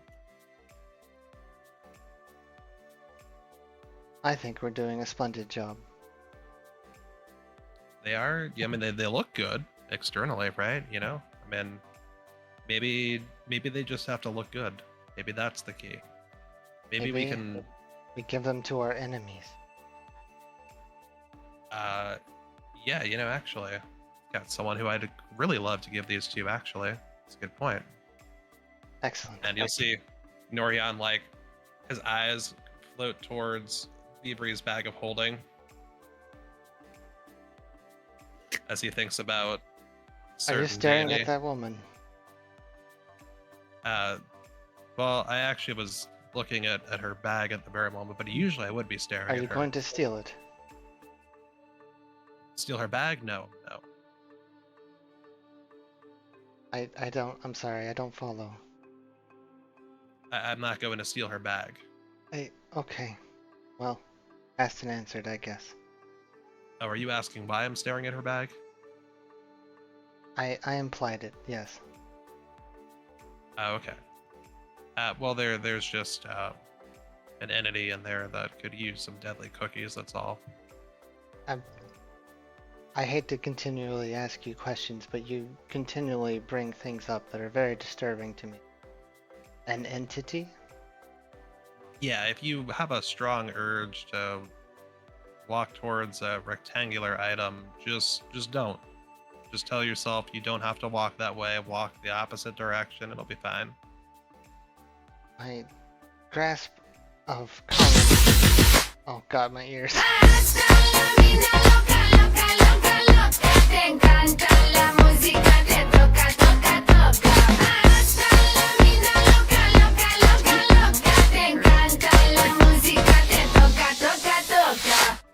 All right, I can hear again. Rectangular. Okay. I'm here. You know what? It's not important. Yeah. Right. Just, walk. If you have a strong urge, just walk the other way. Okay, that's the important part. Although, Okay. are we all up? Yeah, it's Scheider. Are you here too? Yep. All right, we're ready. So as you're talking, a little bell goes off, interrupting your sentence. The air is filled with the smell of fresh cookies and warm vanilla. Tim gingerly removes them from the oven. Oh, yes, yes, these are looking very nice. An assistant walks over and uses a spell that quickly cools them down to room temperature. All right, Nice. friends, it's time to decorate. And he's going to set your corresponding cookies in front of each of you at your session. Okay. Section. Tim passes you your cookies and then sets out some bowls of icing and some sugar sprinkles. So for this round, you're going to be rolling twice. All right, so you're going to do your first roll for the skill challenge, and then your second roll is going to be a d20, and you need to add your charisma modifier. Okay? Yeah. Yep. All right. Mr. Hildar, Mhm. how do you want to decorate your cookies? And he leans over you, and you notice as you're putting the colors together, it's obscuring your design. So as you explain what you're decorating your cookie to look like, tell what you do to correct that. To push him away, like to get him out of my view. Yeah. So the icing, it's bleeding together. So you're making your design on your cookies, and the colors are bleeding into each other. So you need to explain how you keep your icing, like how you separate them. I'm going to use the sword. Great. So actually, can I do dagger? Just roll to Okay. hit. Roll a hit. Okay. With my dagger. That's Yep, what you're that's using. how we'll figure out if you pass the DC. Oh, okay. All right. So hit DC. See. Oh no. 11. Oh boy. Great. Now roll a d20 with your spellcast or with your charisma modifier. He's stabbing his D20. cookies. He's actually stabbing them. So 5, and then where's my That makes charisma? sense for him. He's a very stabbity stab. It should be in the top left, Top next to left. proficiency. Next to proficiency. It's like you said, like strength, Oh, the middle. dexterity, yeah. So yeah, it's like it says charisma, and it says like plus something below there or minus something. You want to add or subtract that from your d20 roll.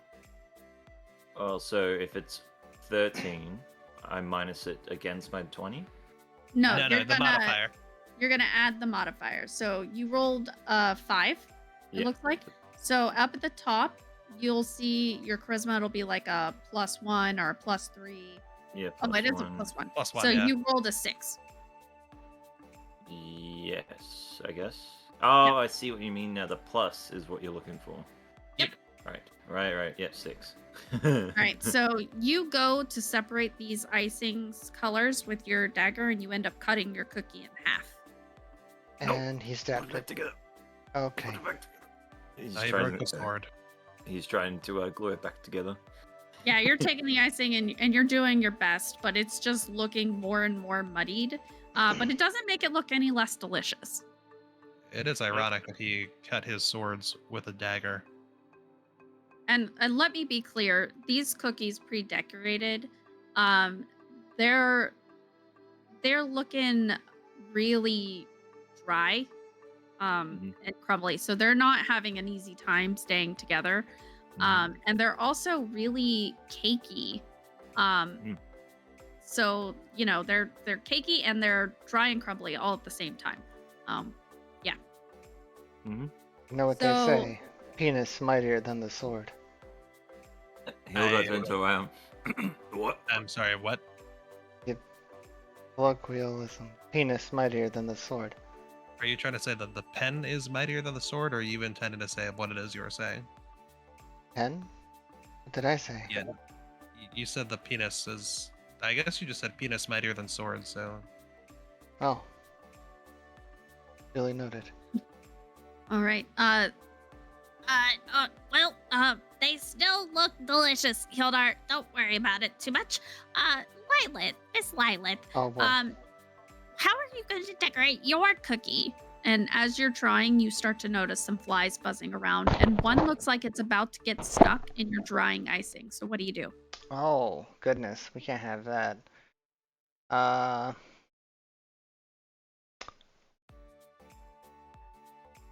Hmm.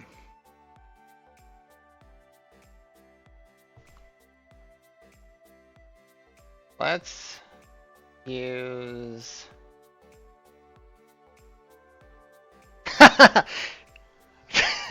I'm gonna use animal handling to try to manipulate their flight path. Try to coerce them with my hands. Like I'm gonna shoot the flies with animal Okay. handling. Great. Give me that roll. It's a 4. God. All right, so you see Lilith, and she starts moving her hands around like she's trying to corral these flies, and she's bobbing and weaving to the left and right, and this fly is just kind of staring at her before immediately nosediving directly into her cookie. Oh God. Well, that didn't go according to plan. All right, so now give me your d20 with your charisma modifier. Okay. Ah. 15. Great. All right. For kobolds, a bug in the cookies is not really negative. That's like a bonus sprinkle. Scheider, Mr. Scheider. How are you going to do yours? And as he starts walking towards you, Scheider, he trips and is about to slam into your shoulder, which is going to make your icing spray everywhere. So what do you do? I do some acrobatics to spin out of the way. We've already done acrobatics. Got to pick something else. You have athletics available. I'll do athletics to shoulder charge him. Maybe you're a tight end and you just brick up. 9. Oh God. Y'all, we were making the best cookies. So you go to tense because you see this coming, but the kobold is heavier than you anticipated, considering y'all are about the same size. So Tim bumps into you really hard. Oh, Tim, and no. You spray this icing all over Norhian. Oh, now that's what I call a frosting cake. I should. What? Yelder, what? Everyone starts cracking up. Yeah, Norhian is now dripping in, pastel colored icing. Go ahead and roll your d20 and add your charisma modifier, Scheider. I'm sorry, say that again? Roll a d20 and add your charisma modifier. Okay. That's just a charisma check. If you click the big number in charisma, it'll do the same thing. Oh, so it's 7. Or I'm sorry, 10. Great. All right. And now Tim straightens himself up. Oh, I'm so sorry. I think my shoe was untied. Anyway. Have you tied it? Are you gonna tie it then? I'll get there. Go ahead. You can decorate your cookie as well, Lord Duke. I would love to. I'm going to deceptively. Hold on. I didn't tell you what was wrong. All right. Well, I want to do it anyway. Okay. So you go to grab your icing, and because you got sprayed, you didn't start mixing it soon enough, and the icing is starting to harden. So you're squeezing really hard, but the pressure from squeezing it is starting to build up in the piping bag, and it's threatening to explode. So what do you do? I'm gonna use produce flame to hold the flame up to the front nozzle to try to melt some of the icing to unleash kind of the pressure, so I can kind of get that out and use sanitary means, be it like a spoon or some kind of utensil to like kind of get some of that icing out there. So do the roll That's an awful lot of fire. You sure you know what you're doing? with a 24. I sure do. All Yeah, right. you're really used to flame, so you manage to soften this icing up just enough and very neatly decorate your cookies. The best And tasting part.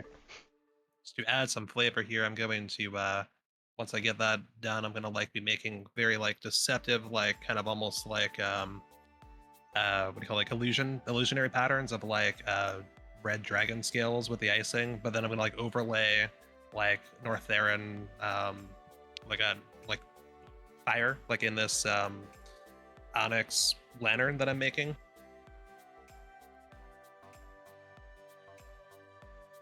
You gotta be kidding me. A 7 for the other thing you wanted. Unless I can yeah, I'm gonna meta magic that. Can I meta magic it?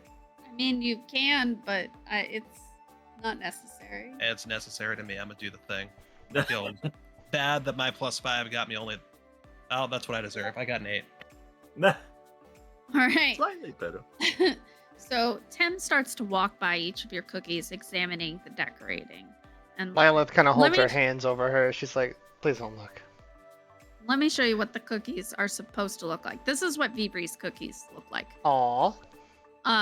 So he's examining each one and he's tapping his chin thoughtfully.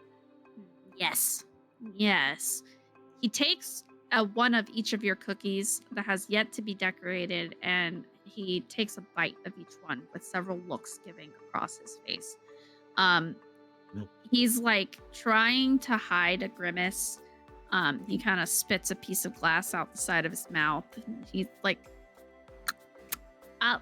yep, these are cookies. You should each try one. Yes.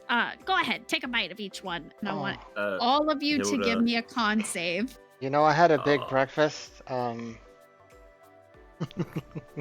Lila, do you want the Oh sponsorship? no! Oh no! I got a nat 1. I have a 24. How do I do a con save? Just click left on in the little box on the left where it says con and like plus whatever or minus whatever. Just click the plus or minus whatever. So the checks are the very top left, but like below that there's a. Oh, I So you did a see. check. saves, Below yeah. there, there's that The box. save Yeah. and throws. Where's the Oh, yeah, little? that's Oh, the the little bigger one. box. I see the saves. Okay. Yeah. That's what I found out only about 6 sessions in. Okay. 17. Great. Scheider, Yeah. I need a con save, sir.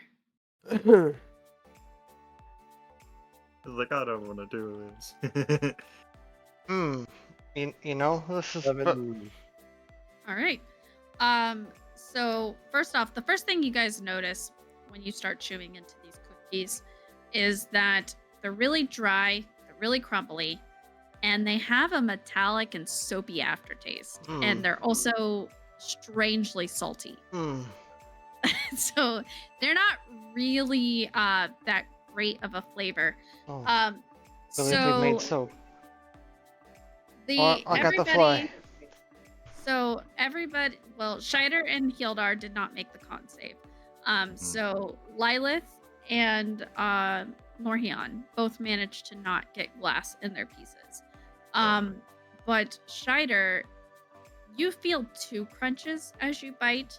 The first one reminds you of something Harmony has fed to you before, and the second one is the distinct feeling of glass, and you take 1 point of damage. Gildar, with a critical fail, when you go to bite in, all of the glass must be No. concentrated in yours, and you feel it slice open your tongue in several spots, and you take you take 3 points of damage. 400. There we go. 3 points down. Oh, it's pretty good. Is that a glass sword hilder? Is that new material?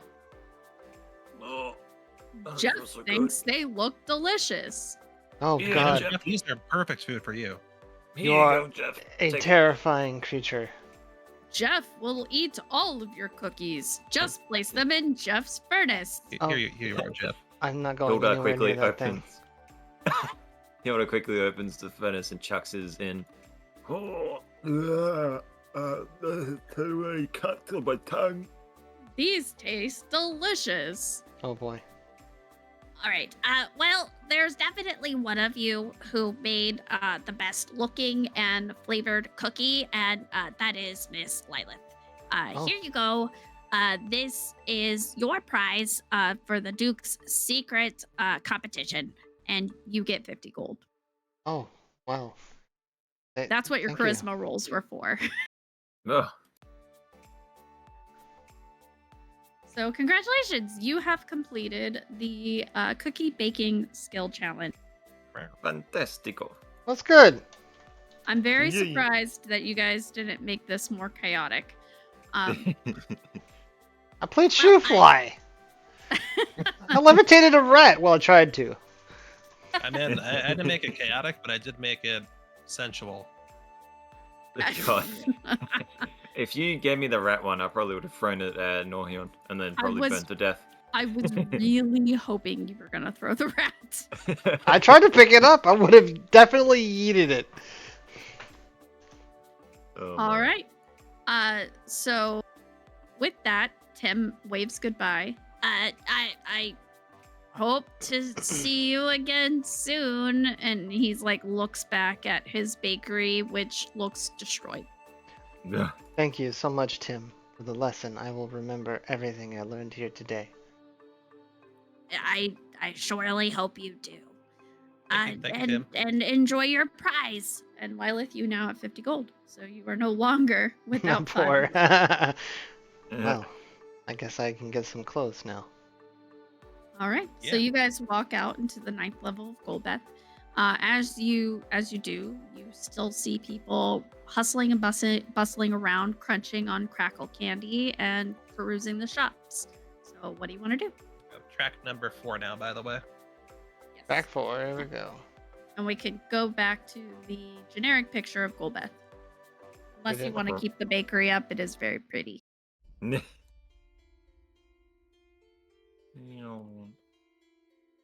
Hilda's gonna try and look around for some bandages. Yeah, you definitely see one of the Northerran free food and water station that also has like generic medical supplies like plasters and stuff like that. Yeah, Hilda's gonna quickly walk in there. Lilith, Hilda, let me go ahead. get that for you instead, because technically, as a non-citizen, you can end up in a dungeon. I'll go grab what he needs medically and bring it out for him. Well, I don't think shit. I'm not putting this on your tongue. You take it from there, Hildar. You Okay. sound ridiculous. I respond in my head with my normal voice. Well, it's because I've got so many damn cuts in my mouth. You're not supposed to eat the glass. Scheiter, you really don't know your own strength. You broke the whole glass. Yeah, it definitely wasn't the outcome I was going for. It's No, not I- delicious. Not delicious at all. I don't believe I've had the pleasure of meeting you. This is Oh. Dame Countess of Ivir Saram. Ivri Saram.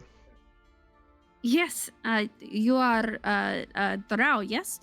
Yes, you are Uldren. Yes. It's nice to meet someone who knows that I am. She holds her hand out to like try to shake yours. She'll yeah, grasp your hand awkwardly, give you the limp wrist. It's nice to make your acquaintance. Are you an old friend, a new friend? She just arrived today on behalf of her house on official business. So as I try to feel that situation out, I figured festive spirit. But yeah, that's what's going on. Unless you have more to add to that, Lila. It's just good to see that I'm not the only one from out of town, so to speak. No, not at all. I did place the order with Cactus and Sky. She said that it would take a day or two to augment clothing that she had, but yes, that should be set. Did you want to do any additional shopping? I know Shaider and Hildar, you did not get your Uldren Lar gifts last time. Do you need to shop for them today? Maybe. I'm pretty good right now. You don't. Oh. No. Okay, you got all of your stuff together. Yeah. Well, You bought your gifts for everyone? For Uldren Lar? Yes. Take a hint, guys. I was gonna do some more shopping. V, do you hold on. I was I go unaware grab that something. there was gift giving involved. Is this customary? For Uldren Lar, yes, that is the custom here. They exchange gifts to their friends and family to show their appreciation for one another. I see. Yes, I know Tassel's in training. Get me Don Quixote right now. Bring him up here. No, like 5 minutes. You have 5 minutes, okay? Now. Go. Okay. I'm gonna walk back to the group. Are you all right? Your blood pressure looks higher. Simply a concern, V, as you might surmise. You'll have proper transportation in about 5 minutes. Hopefully. You don't look Hopefully. well. I have a cold or the flu. I don't know. It's all right though. Have you seen a medical professional? I have. I've been followed around by nurses and doctors since I got here. That sounds tedious. A little bit, yes. A little bit, but you know they mean well. So do you want to go to a store? Do you need to buy anything? I would like to purchase one of those blue and red cloaks. I was not Blue and prepared red. for how cold it is here. Oh, yeah, do we want to go? I told them to bring. Is there anything you like from this level? I don't know what is on this level. There are back rooms, though nobody will tell me what they're for. Yeah, no, that's still not going to be a thing we talk about. They don't have clothes there though. Well, Jeff don't- wants to visit ATM. you feel free, Jeff. We'll catch you later. Jeff is excitement. And you see him wander off towards Patatsa Slut. Is he still on wheels, by the way? Absolutely. Rex, actually. Yeah. Oh, ATM. Jeff has upgrades to show you.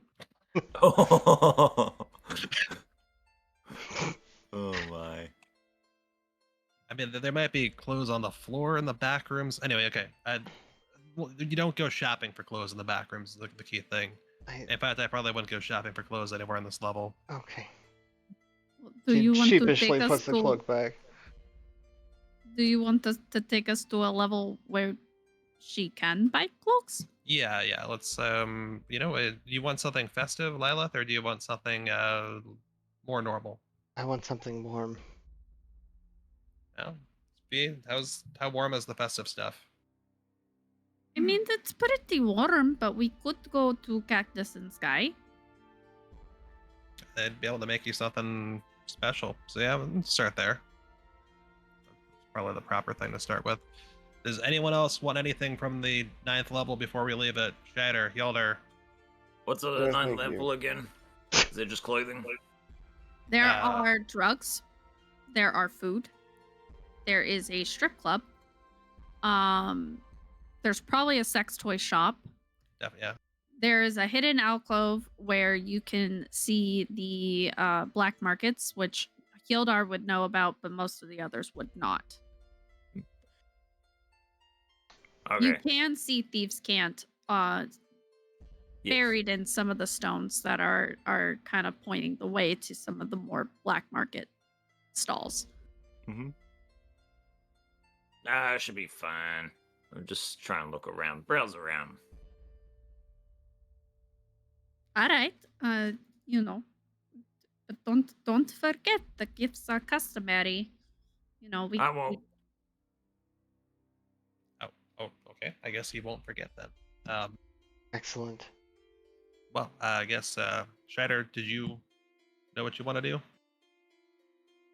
This would also be a great time for you guys to stock up on any healing potions or scrolls that you may want to purchase for moving forward in the campaign.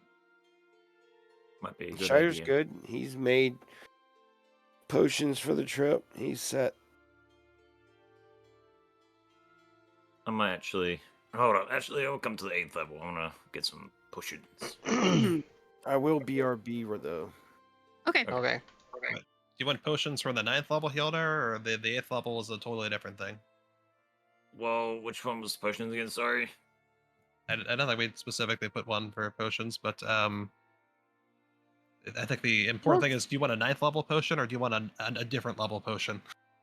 Well, I I just don't- want something that helps with the, healing. And I point to the cuts on my tongue.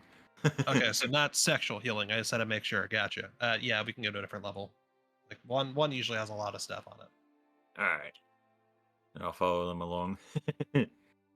Vivri will hand you a good berry, and you'll heal for 1 hit point. Oh, thank you. Close up your Alright. wounds, but owie. Yeah. Yep. So you go down and you find a potion shop that I feel like Trog has named. Make it up. Did you know? Do the thing. Let You're the DM. me see. I have a magic shop that is the one magic shop in Goldbeth. Well, the one true magic shop. The one true. There's probably So- another one that's like sleight of hand magic. I'm sorry. You walk into the Violet Vial, Hmm. which is a potion shop. It is run behind by a aging elven woman. I like the alliteration. Very clever. Hello. I'm happy to see you come in. Please take a look around and tell me if you find anything to your liking. Will do, miss. And, I'll wait at the door. browse around. All right. So you're looking for potions. That's a D6.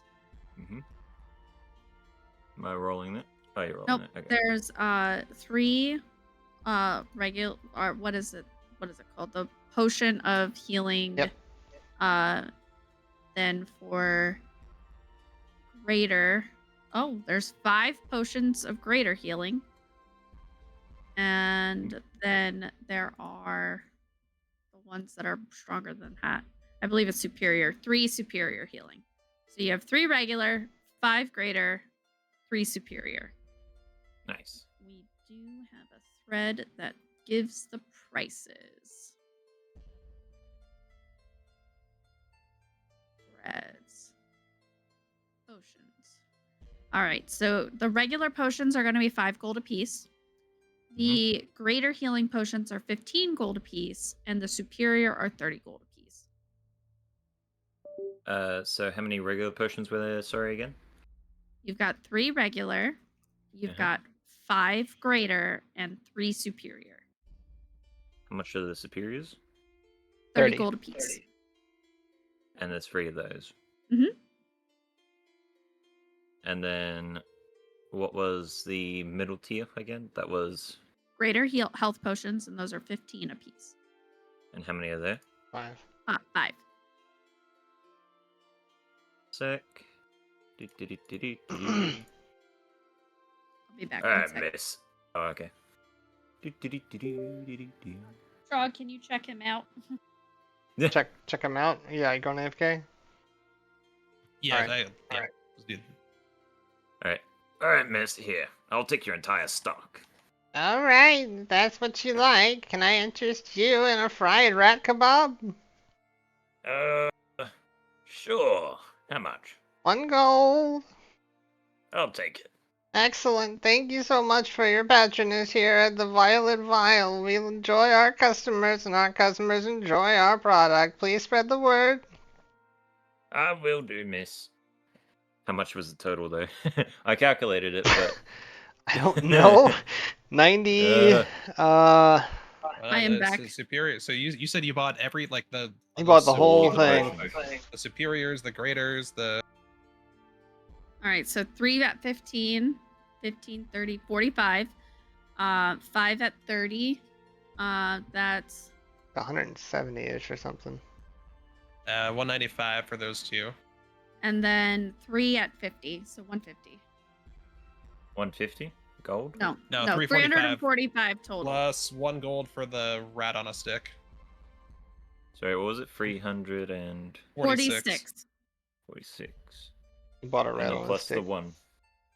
That was the one. 346 is your Yeah. whole total. Yep. Okay. Cool. Just pour out the bag and How did just you an come out ocean of there it. with meat? That doesn't even make sense. 'Cause Yeah, I and want it. you can put them in your kangaroo bag that Vivre made you a little strap so you could wear it. Alright, so hold on. This might take a bit, but I need to enter all this. That's fine. I got a thing I gotta do. Okay. Would it be possible to purchase 2 potions of growth? Potions of growth. They're uncommon. They're uncommon. What would be a fair price for that? Greater healing potions are also uncommon and they're 15. So would we say Crap, how many of them? 20 am I gold? getting? You got 3, 5, and 3. So 3 regular, 5 greater, 3 superior. Okay, how do I make this do the thing? Here we go. So 3 regular. Mhm. Add 2 backpack. Then 3. Was 3 it 3 greater? superior. No, you got 3 5 greater. 5 greater. 5 greater. Add to backpack. And 3 superior. Cool. Add to backpack. Done. So is it 20 per, by the way, or was it 20 for both? I think it's 20 per. Does that sound right to you, Trog? Sure, fine with me. You're the DM. All right.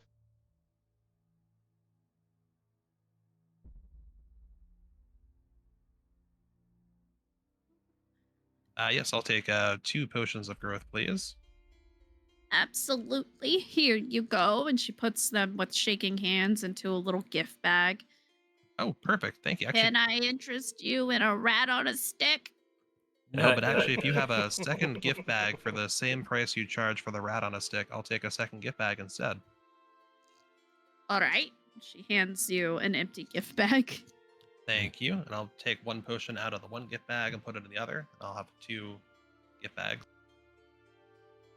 Thank you for coming. We enjoy your patronage. Please tell all your friends about us. Of course. Thank you again. So, while he's not here, Vivre, a word? Yes. Sure. What is it? She'll turn her back to the shop in order to get a semblance of privacy. While we were in the bakery, I couldn't help but notice the Duke was staring you down. Staring me down? Yes, he was intently staring at you. She Well, squints he her tends eyes. to do that when I'm not feeling well. He starts to worry. What's forgive me for asking so bluntly. What's the relationship between the two of you? We're friends and Oh. adventurers. I see. Well, keep your personal effects on you close. You think he's trying to steal my bag of holding? He told me you had an entity inside of it, and something about a rectangle. I don't know. Oh, that's Bruno. Oh, see, this just raises further questions. Um, I'm afraid we can't talk about Bruno. well, I don't know what I expected. I can give you a potato. Would you like a potato? I'm fine, thank you. I'm full to the brim on salty cookies. Oh no, you could keep it with you and eat it later. It needs to be cooked. It's a fresh potato. I see. I have onion too. Would you like an onion? I would like a cloak. All right. I believe that Cactus and Sky is over there if you want to have a custom made one. Or we could head over to the pre-made shop over around the corner. I'm really quite cold. Anything will suffice at this point. She's kind of wearing her long ponytail as a scarf because she's so cold. Vivri will put Norion's robe of many things over her shoulders. Oh, all right. And Nori walks back as this happens because it should be enough time. Yeah, it's and funny. raises an eyebrow. All right. Let's head over there. It's called Threads for Slayers. Okay, I'm here for it. All right. And you guys will walk into Threads for Slayers. The shop is pretty simple. It's got a wooden floor. There's like lots of little nicks into the floor from different people's shoes. A counter sits in the back. Behind that counter is a little kobold who happens to be blue. There are racks of cloaks and shirts and pants and even some boots. Excellent. Welcome to the Threads for Slayers. I'm sorry, I'm new. This is my first day. But what can we do for you? Hi, I'm called Lilith Sorrel. What should we call you? My name is Azul. Azul. Blue, like your visage. It's clever. Yes, I am in the market, so to speak, for some warmer corn. Warmer corn?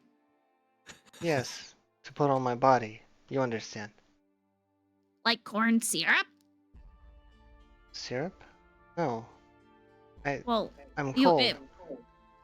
Uh-huh. I need corn to put on my skin.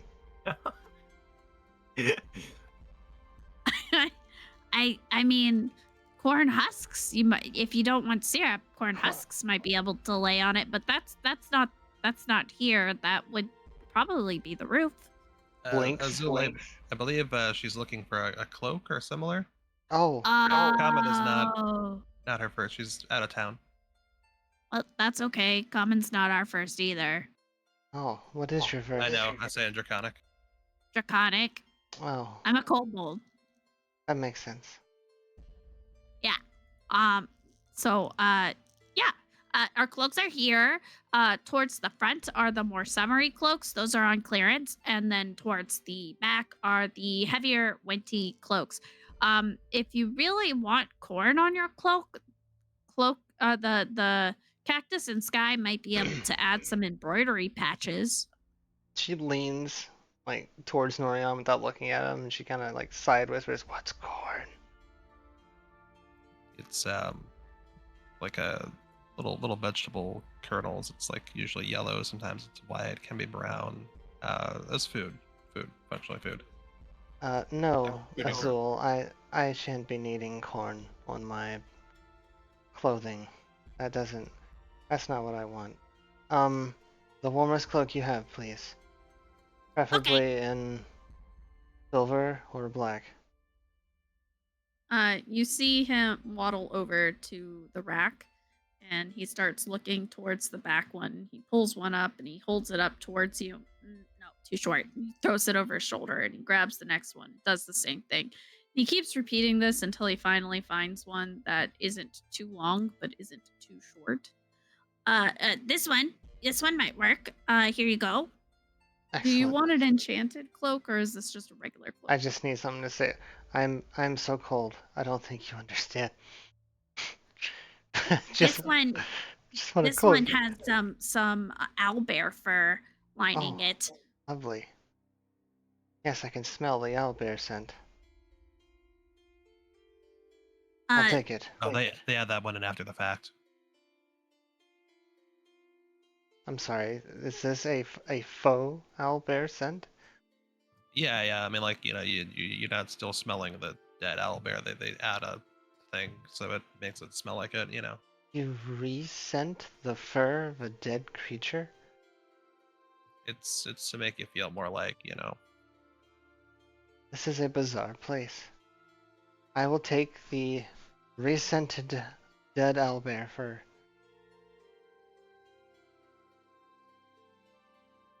so that should be 10 gold. Done. Do you Right. have any other scents? I have watermelon. She leans over, getting Norion, and whispers out the side of her mouth, "What's watermelon?" Okay, so like corn is like a vegetable, right? And then Uh-huh. like watermelon is a fruit, but they're both grown more or less in the ground, like they're agrarian things. But watermelon usually smells kind of like sweet-ish. I also have grandma's scent. Well, I definitely don't want that. I'll take another watermelon. Great. That will be 2 gold. Excellent. And he takes the cloak from you, and you see him use a like glowing wooden stick that has like a crystal super glued to the tip of it. And the owlbear disappears, and then he goes from the bottom up after he like rotates the crystal like 90 degrees, Mhm. and the tip becomes like pink. And he runs that over the cloak, and it begins to smell like watermelon. Oh, that is really quite nice. I like that a lot. Oh, I'm so glad that you like it. It is one of our newer scents because it's quite exotic. Excellent. She throws one end of it up over her shoulder and basically wraps herself in it. Can I get you any other items today? No, this will do nicely. Thank you so much. You did a great job for your first day on the job. You were very knowledgeable. You knew exactly where to go and how to fit me. You're going to do swell here. Thank you. Thank you very much. I am so glad you are pleased, and I hope you have a very happy Uldren Lar. Happy Uldren Lar. Looks at Norion. Mouths the word Uldren Lar. Well, Uldren Lar is the name of the festival. Right. Happy Festival of Stars. Yes. And he waddles back over to the register. And it waddles away, waddle, waddle. Hey, do you have any grapes? Leans over to Norion. What are grapes? Okay, so these ones grow on trees. Sometimes. They grow on vines. Sometimes the vines are on trees. Depends on the specific type of grape. But Okay. they're berries, so they're fruits, I think. Yes, they're technically fruits. You see Vivri facepalm. We'll just leave it there. All right. Correct me. Do you all need to visit any other shops? Do you need I'm to buy any gonna- gifts? I'm gonna look around for a smith. I need some iron. Gotta make some little gifts for someone. And so he tries to look around, just glancing at signs.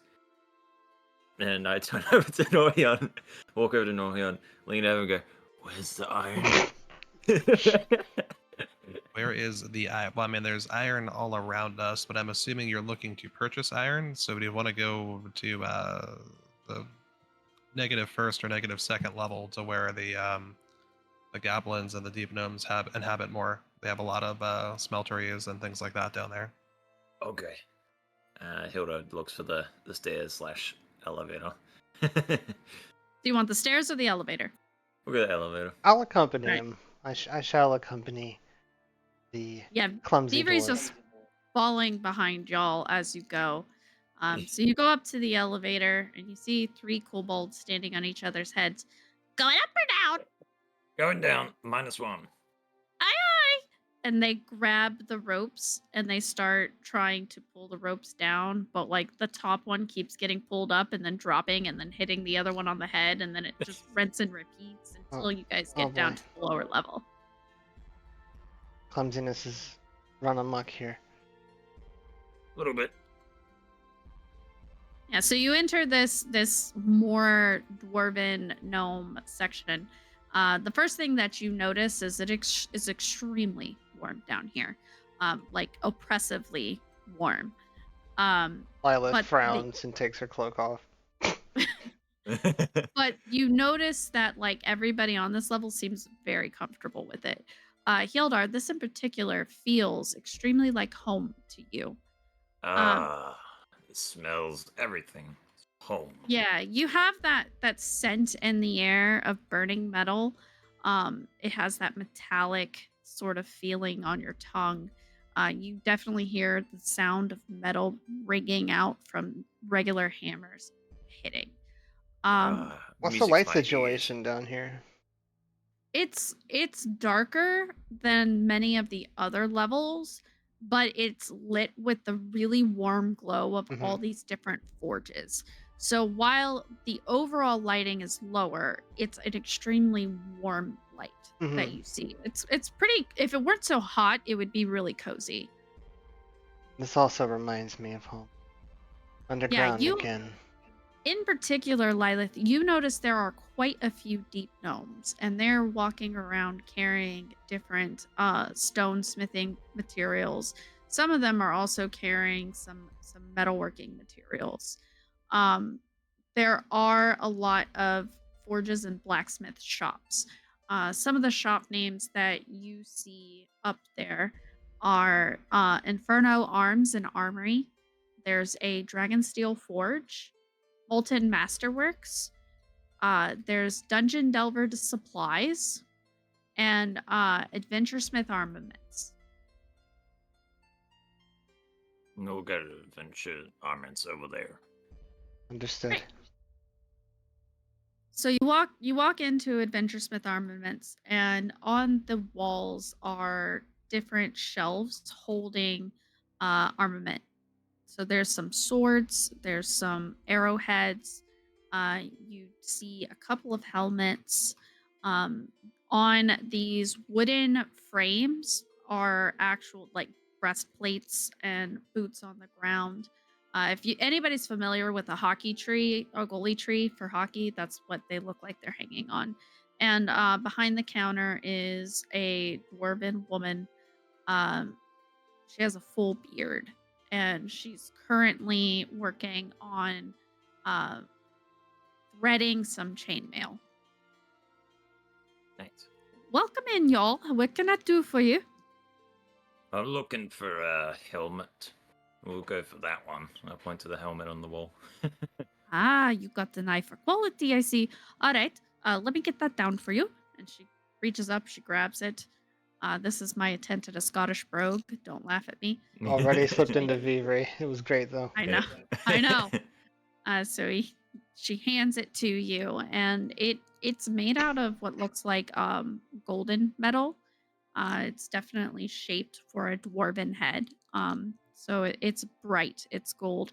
It has some wings molded along the sides of the helmet head. Ooh, this That's would what look you're looking for? fantastic. Yes. Very well. And Hilda uses his thumb, guides his thumb over the ridges, the metalwork, and it pretty much just examines the metalwork performance. Like, it's how it is, the quality. Yeah, it's expertly made. You can tell that this is a dwarf that knows what they're doing with metal, and they treat it not just as a craft, but as an artistry. This is fantastic metalwork. All these points, all this, the buffing, it's fantastic. I'll Hell. take it. Thank you kindly. All right. I believe that piece there is about 40 gold. Does that seem fair to you? Oh, I'll give you a bonus of 50. Well. Pretty good. Thank you kindly. Is Hilda. tipping commonplace here? It can be. I do it a lot as an ability, but that's not required. Do you Okay. want me to gift wrap it for you, or are you going to go ahead and take it out? I'll take it out. 25% tip. Pretty generous. This is the most generous I've seen Hilda be, honestly. And Hilda takes the helmet and drops the coinage onto the table. The 50 pieces and neatly stacks them. Yeah, she'll take it and she'll drop it into her till, and I hope we see you again. You ever want to come sharpen your blades? You're always welcome to use mine. Thank you, and I respond in Dwarvish, a saying. Oh god, I should have put up a saying. Damn it. I'll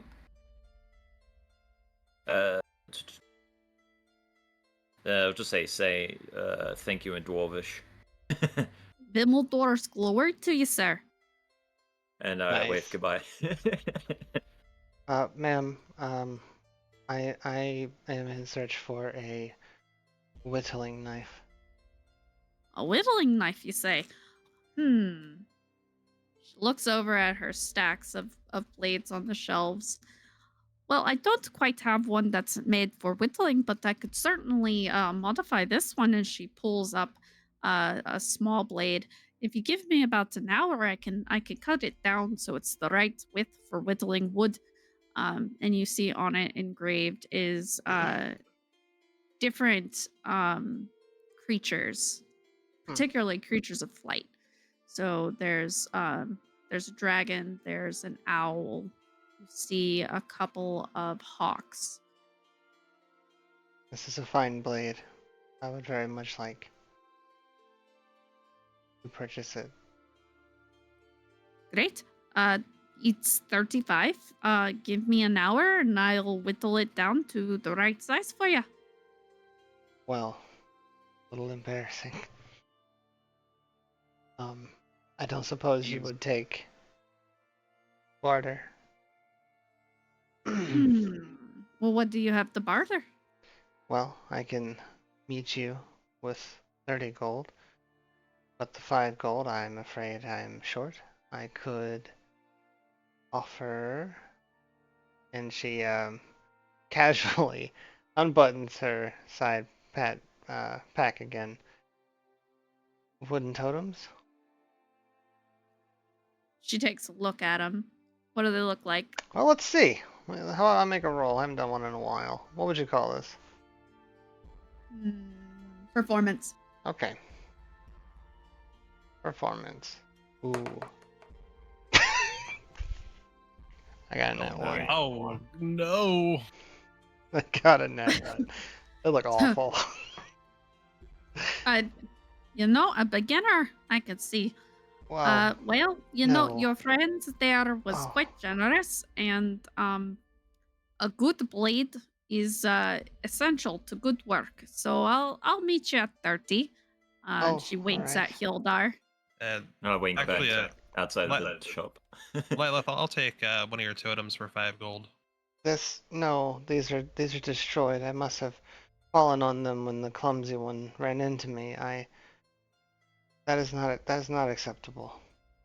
Is the offer that exists more It is acceptable? not a fair trade. What would you recommend would be a fair trade? It's all right. I already said I'll take the 30. Done. Great. Come back in about an hour, and it'll be ready for you. Would you like a gift wrapped? No, that won't be necessary. All right. Bimmelsdorf's glory to you. And to you. She'll do a deep bow and sheepishly walk out of the shop, grumbling about clumsy dwarves.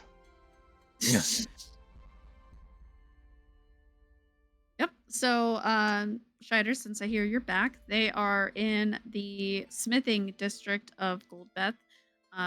Hildar just bought a helmet. Is there anything Scheider wants to buy? Any armor? No, nothing from the smithing district.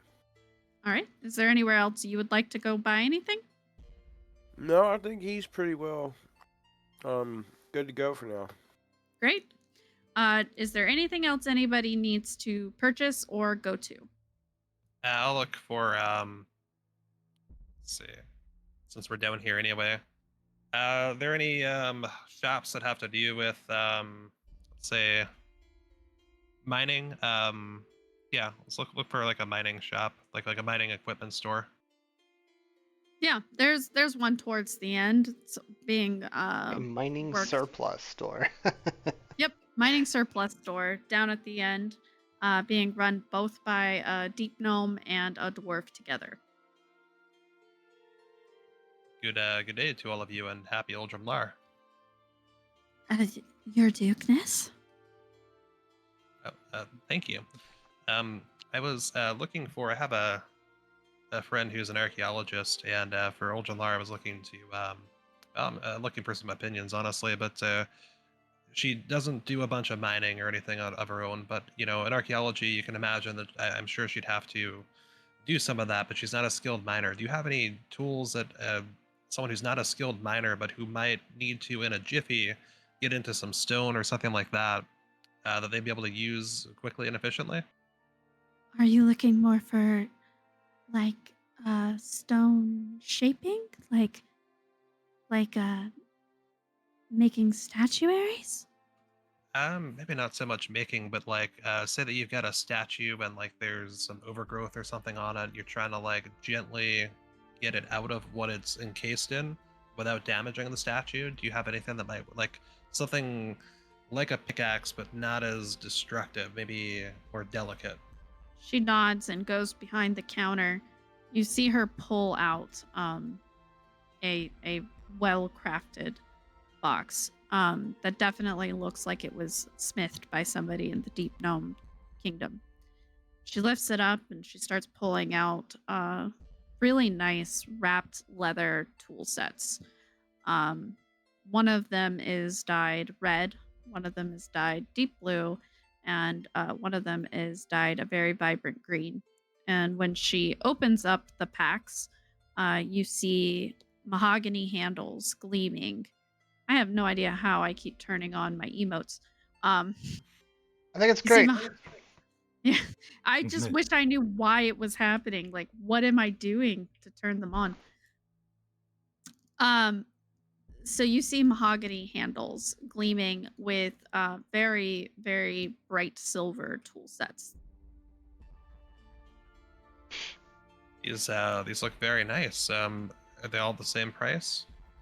Yes, these are what we use in the Deep Gnomes to do intricate work with stonework. So, if they're good enough for master stonecrafters, I imagine that they'll suit your needs quite fine. Yeah, they'll definitely yeah, Yazver knows what it's doing, absolutely. How much for I guess we'll go with the red one. How much for the red one? That's 40 gold. 30, you said? 40. 40. Yeah, I can do that for. Okay, yeah, we'll do the 40. It's multiple tools, that's why it's so high. No, that's fine. I'm like doing math for how much like Nori's actually gonna spend on Belly, but 40 is fine. All right. Would you like me to pack it for you? Yeah, that'd be great. Thank you very much. So you see her wrap it up and she puts it into a elaborately stitched cloth that has stars on it and puts a black bow and hands it to him. Thank you very much. Here's the 40 that this costs, and here's 2 extra, one for both of you to spend as you please. She gives a deep bow. Your lord. Thank you, and a happy Uldren Lar to both of you. And again, thank you very much. Happy Uldren Lar. And I'll walk out with my gotten gains. All right. So does that conclude what anybody would like to purchase?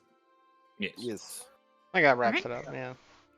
So, after wandering the festival markets and taking in the sights of sounds, you hear a clock begin to chime.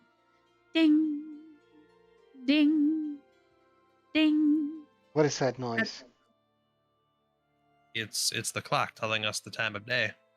Oh, And You see a very harried individual come bursting up towards your group. It is a small, rich green kobold. She is panting heavily as she rushes forward. Her black hat bounces back and forth with every step, though her short legs kept it from going very far at all. She's holding up the links of her skirts in an attempt not to tear them. Others in the street part like the sea for her progression, each giving a bow as she goes, which creates sort of a wave in the crowd.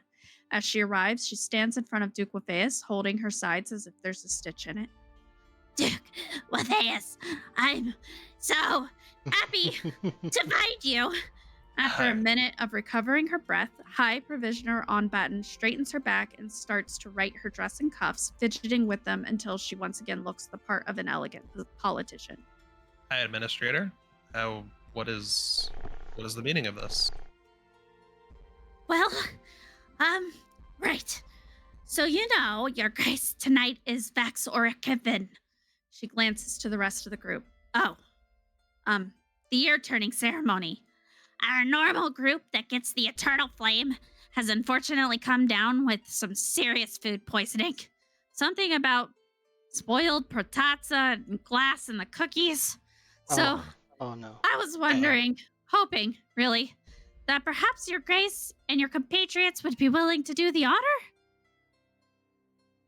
Yes, I would be happy to go fetch the flame. Everyone, are you all up for such a task? I Sure. feel somewhat responsible, so yes, I will assist. Uh, Hi, Steve. Hi, Steve. See. Be as long as you stay on Don Quixote, who has been fetched and whom she has been placed upon since last we checked in there. You are welcome to come as well, assuming Nurse Sila is okay with it. She needed to rest. Are you sure I need to be on this donkey? It's a little, awkward. I'm gonna walk up towards where she's at in the donkey and hold the back of my hand up to her forehead. I mean, she still has a fever. Sounds like It's a gonna take- medicine check. Okay, good enough. Heard she's got a fever. I'm gonna roll with that. Good enough. Yeah. All right. V, you are burning up still. In fact, I'm gonna look around and see if there's like a place I can grab a wet cloth from, or there's a kobold I can accost to get one for me. Yeah. As you know, there are several medical stations and food stations stationed throughout Golbeth. Perfect. I'm gonna walk Probably up just to one. buckets for people to puke in. Yeah. I will grab some water and some cloth and put the two together and then bring it back over to V. V, please hold this over your head and please stay on Don Quixote. You are burning up still. I know you're anxious. You want to be out in all this, but this is a lot. She sighs and acquiesces. Okay. Great. So that's a yes? It's a yes from me, and I guess V is interested as well. Lilith, you said you were interested. Hjalder or Shad, are you both coming? Yes. Excellent. Duke Watheus, I trust you know the way. The Orikavas should be waiting at the entrance of the Obsidian Underpass. Ceremony starts just after the sun's fully set. Lord General Mustakrakish will meet you at the Citadel gates to escort you to the ceremony site. All right, perfect. We will go take care of it. Thank you, High Administrator. You may attend to undoubtedly the thousands of other things you must do at the moment. All right. And you'll notice on stream, we have a picture of the High Administrator. Okay. Nice. That's a very large feather. Your seasonal hat is quite nice, High Administrator, for what it's worth. I believe that is what our friend is suggesting. Thank you. Hollard gave it to me. He is so thoughtful. Yes, he's a great addition to our group. Awesome. I hope you all like Onyxia just as much. She bows to him and goes along her way. So We can switch the music and also switch the background. Increment by 1 for both. So music to 5 Yep. and picture to 2, I believe. It's Right. yeah, whatever's after the bakery. It looks like good a cave. Lord. Oh, This is yeah, just tell huge. it Control D, I believe, in OBS. Oh, it's centered it. Or Control F, one of the two. There we go. Okay.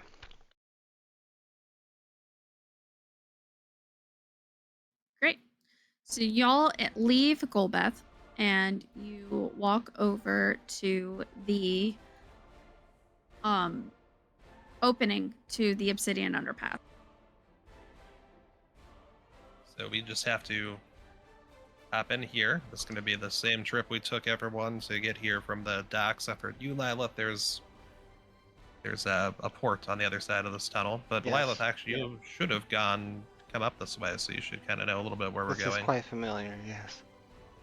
Inset in the base of a steep, craggy mountain of Vucaro Stilnix lies the yawning mouth of the Obsidian Underpass. The entrance looms well over 30 feet tall and towering stone carved into intricate patterns of dragons with sharp stalagmites framing the arched opening like giant teeth. Despite the bitter winds on the exposed mountainside, no snow gathers near the cave thanks to the heat emanating from within. Instead, one can see steam hissing out from between the cracks in the rocky ground, evidence of the slow churning lava far below keeping the depths warm. As you venture closer, waves of dry, sulfurous air wash over you, carrying scents of smoke and minerals from the mountain stone slowly baking in the underground warmth. The light from outside only stretches a few feet into the cave entrance, quickly swallowed by a velvety shadow that hint at the vast unexplored reaches carving endlessly through the mountain's heart.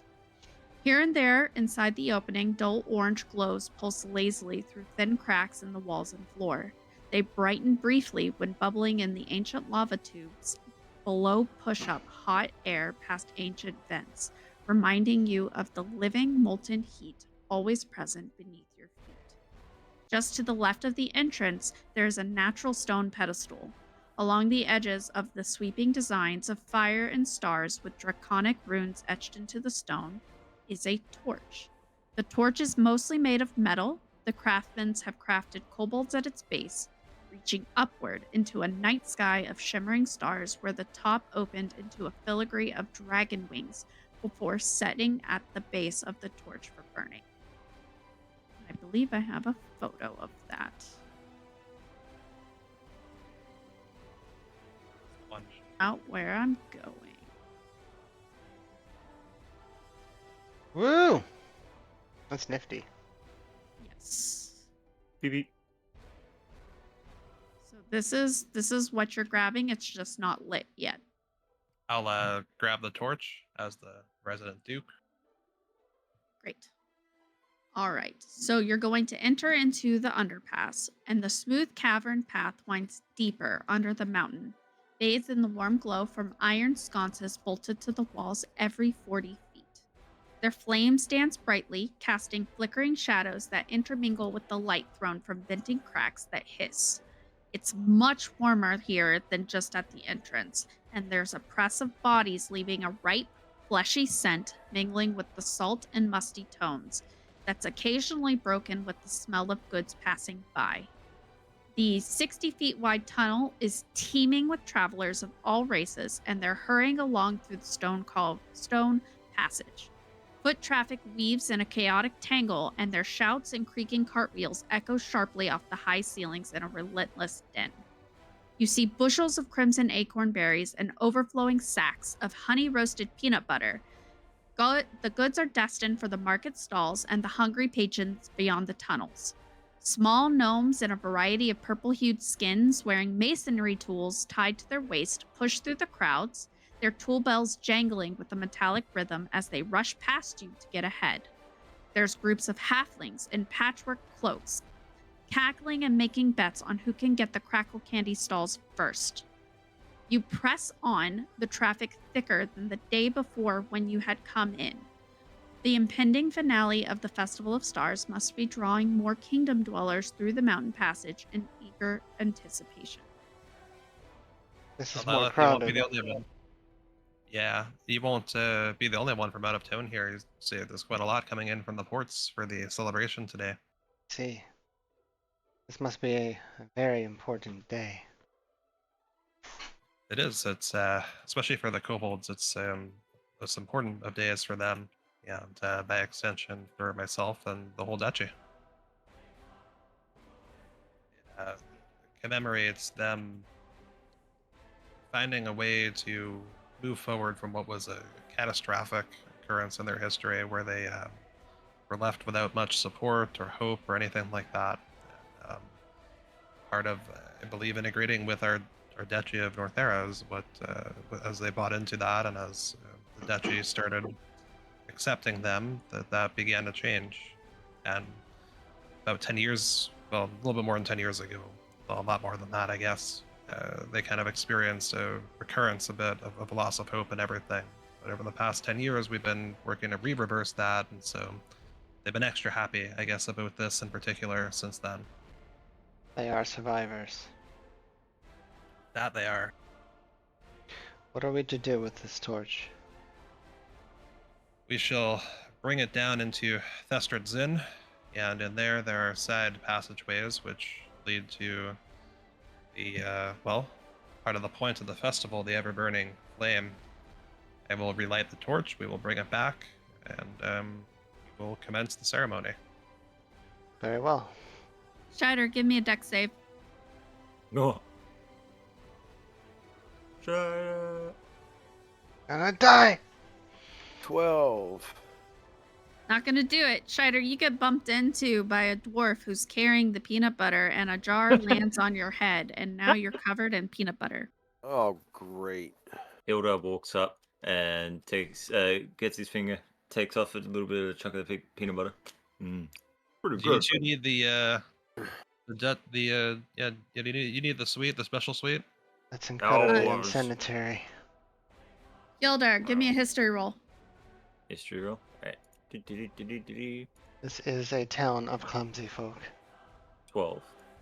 Gildar, you realize that this peanut butter comes from your mountain home. Wait a minute. This has come from a mountain home. I look around, try and look for the dwarf that dropped it. What are you doing? That was something I was supposed to sell. Well, it's pretty good. It's from my mountain home. Well, of course it's from. Wait, you're from the same mountain? Yes. That's why I recognized it. Give me What another does it do? history roll.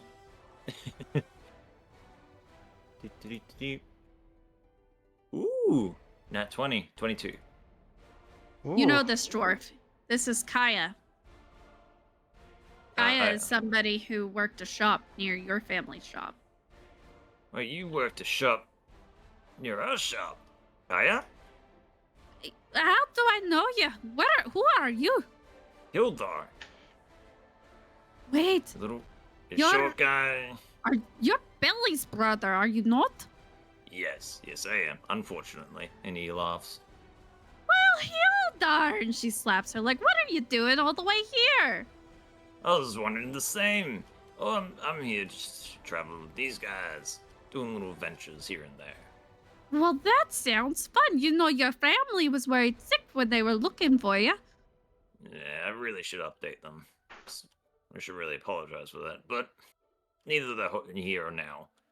How you been? Quite well. You know, we're trying to expand our peanut butter production, get it in other markets. Fantastic. I wish I had some capital for that, but I do not now, after I bought all the stuff. And he jingles around his bag of holding. Hopefully. Well, your You're kangaroo. basically family, so here you go. And she gives you a jar of peanut butter.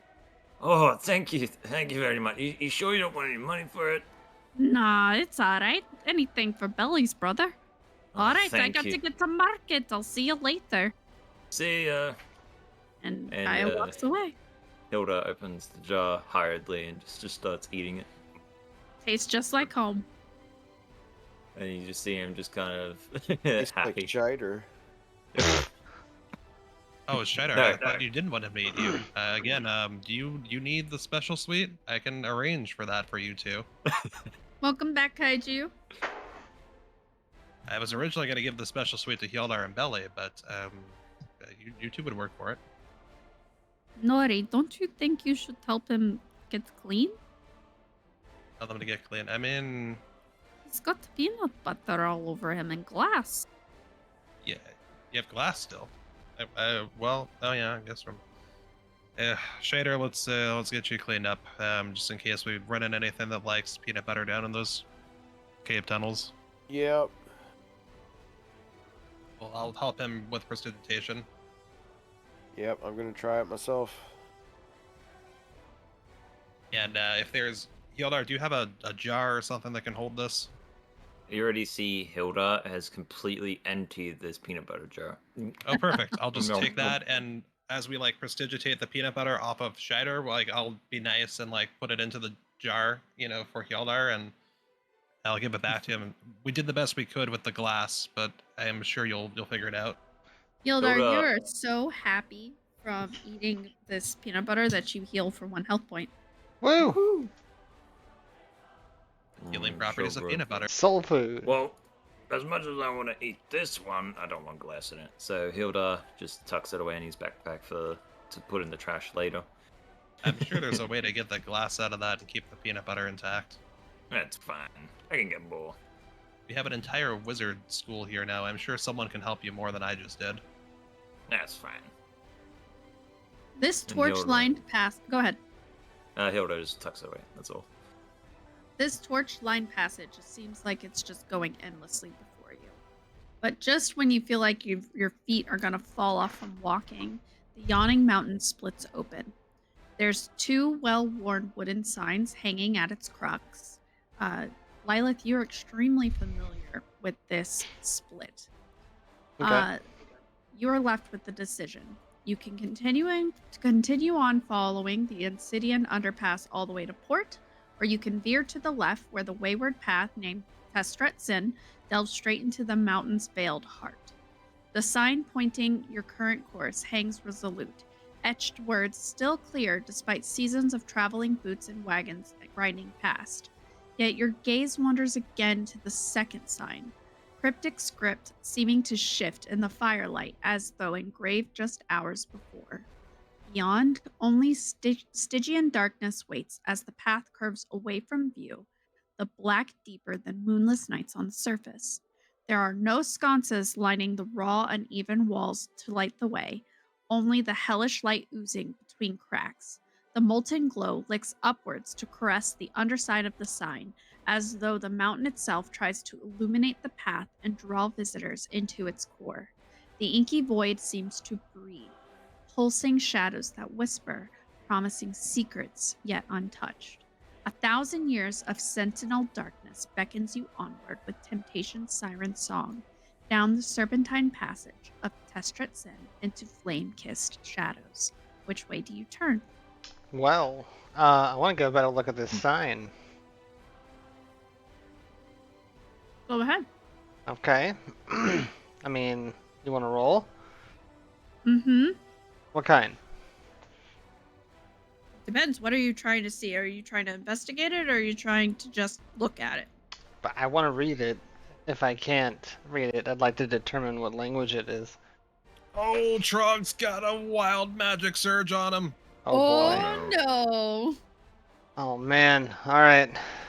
You've got the table, so you gotta roll it. I sure do. Let me go find where that is. It's not gonna be in there. Should be in here though. Oh god, why? Thank you. Alright. Oh god. So it's a D100 and a D20. Here we go. Y'all ready? Mm-hmm.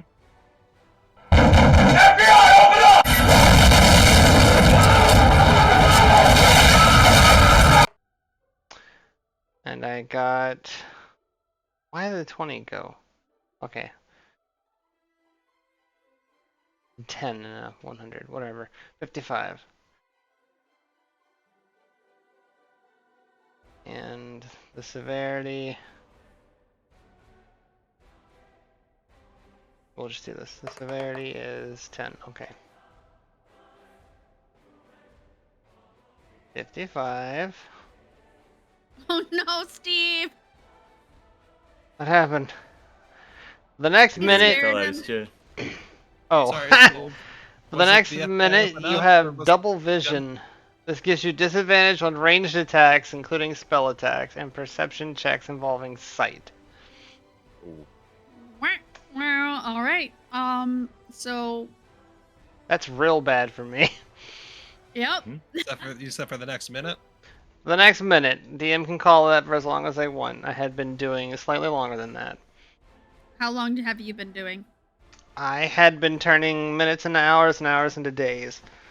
All right, Oh, we'll no. do it for the next hour. Oh, jeez. Oh, shoot. Well, I approached this sign to read it, but I have double vision now, so... We're gonna say that the sign seemed to get a sense that you wanted to unveil some of its secrets, and due to that, you start to feel the magic push at you to push you away. Interesting. Some draconic magic you're dealing with there, Lilith. Well, the sign won't let me read it. I don't know what that means. Means it doesn't want to be read. But this is the way we need to go. Anyone want to turn back? Not afraid of the dark, are you?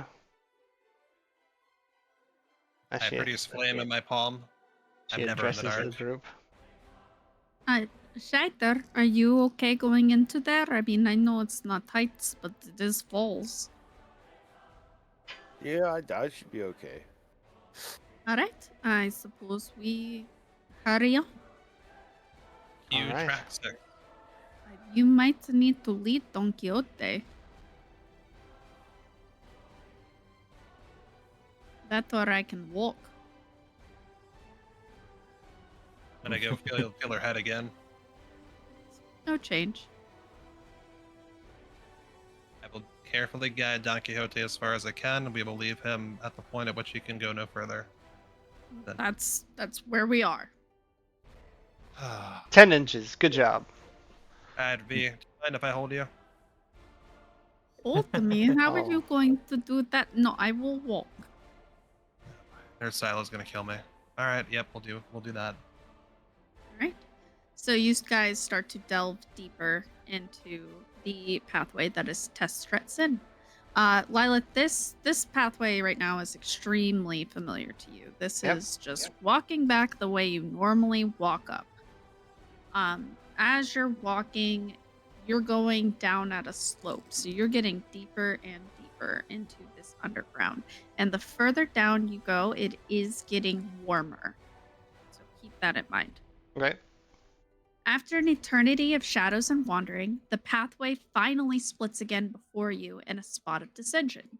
Descend deeper down the endless tunnel, boring into the mountain's core, or explore the mysteriously carved side archway that beckons to the right. I need clarification real quick on how long an eternity is. Not an hour, probably 30 minutes. Okay. So one more time. I have an archway, and what was the other? You can go down deeper in the endless tunnel that bores into the core, so that is the way to keep going to get to the Underdark. Okay. Or you can turn to the right. Well, I mean, we don't need to go to the Underdark, so we're turning to the right. Correct. Let's go this way, everyone. All right. So as you walk to the right, you come up to another carved archway. To be clear, you've gone far enough down that you cannot see the pathway you came from anymore. You've gone around it. So your attention is instantly drawn towards this archway. Each inch of stone is intricately engraved with vividly detailed dragons swirling across the surface as though a menagerie took flight to escape the confines.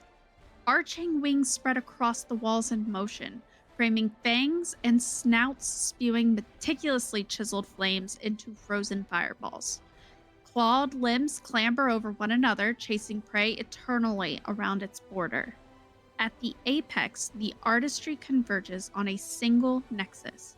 There is a ruby the size of your fist, reflecting torchlight in a blood red starburst, too lively to be shown. It pulses dimly from within, beating like a slowly cooling ember that could rekindle at the slightest breath.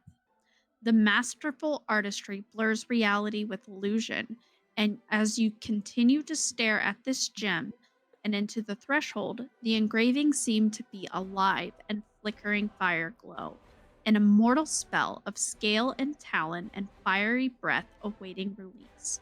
You feel the enormity of time as you stare at this gate, a relic of the era of the Red Rain, and possibly older. Track Wow. 7. This is impressive. This is Track 7? Okay. well, I mean, it's technically Northerran territory still, but we haven't developed anywhere near all of what we have down here. But others who came before us did. Hildar, as someone who slays dragons, what do you feel about this archway? Archway? Sorry, describe its detail again. I may have missed it. That was a huge block of text. Yeah. So this archway is intricately carved. There are dragons swirling across the surface as a menagerie is taking flight. There are chiseled flames and frozen fireballs. Limbs are clambering over each other, chasing prey eternally around its border. And at the apex, it becomes a single ruby the size of your fist that reflects torchlight in a blood red starburst. It seems like it's pulsing from within, beating like a slowly cooling ember that could rekindle at the slightest breath. And the longer you stare at this archway, it almost seems as if it comes alive. It's not alive, but it seems like it does. You get the distinct impression you could almost see the dragons flying through this archway. These are very detailed, these archways. Yes, I mentioned that. Astute observation, Yaldar. Try not to bump into Well- one of them. Hilda Yeah, almost bumps into one. So I would like to use a trait of mine that I Sure. get for being a Gloomstalker. It's called Primeval Awareness. It says, as an Alright. action, you can expend one ranger spell slot, 1 minute per level spell slot, to sense whether any aberrations, celestials, dragons, elementals, fae, or fiends, or undead are present within 1 mile of me up to 6 miles if I'm in my favorite terrain, which I'm not, so 1 mile of me. It doesn't give me any specific location or a number of them, but I can sense Does that it- they're near. Does it give you which thing it is? Yes, I will know specifically which thing it is. Spider sense. You get a very strong sense of undead. Ooh, There's undead nearby. not interesting good. fact. Let me go Could be ahead. anything living down here. Let me spend that spell. There we Well- go. Technically, they're not living if they're undead. Very good point. Do you think it could be something from Nibble? Oh, I mean, that would be the most likely explanation. Lilith It's leans small into miles from Hildar. here. Who's Neville? He's a big bad guy. Okay. She leans back. Now, Hildar, as somebody who does masterful work, you can tell that this archway was done with intricate care, and you also get the sense that it is very old. But that ruby is something that would remind you of things that you've seen as a dwarf. You know that this is a very rare gemstone. A lot of time spent down here. Don't you have a racial as a dwarf that lets you determine architectural things? I don't know, actually. I'm pretty sure. I'll have to figure out how to find that. It'd be under features and traits. Features and traits. Good question. Where's that? That's So in your the- got it. inventory. Yeah. Racial traits. Dark vision, dwarven resistance, combat training, tool proficiency.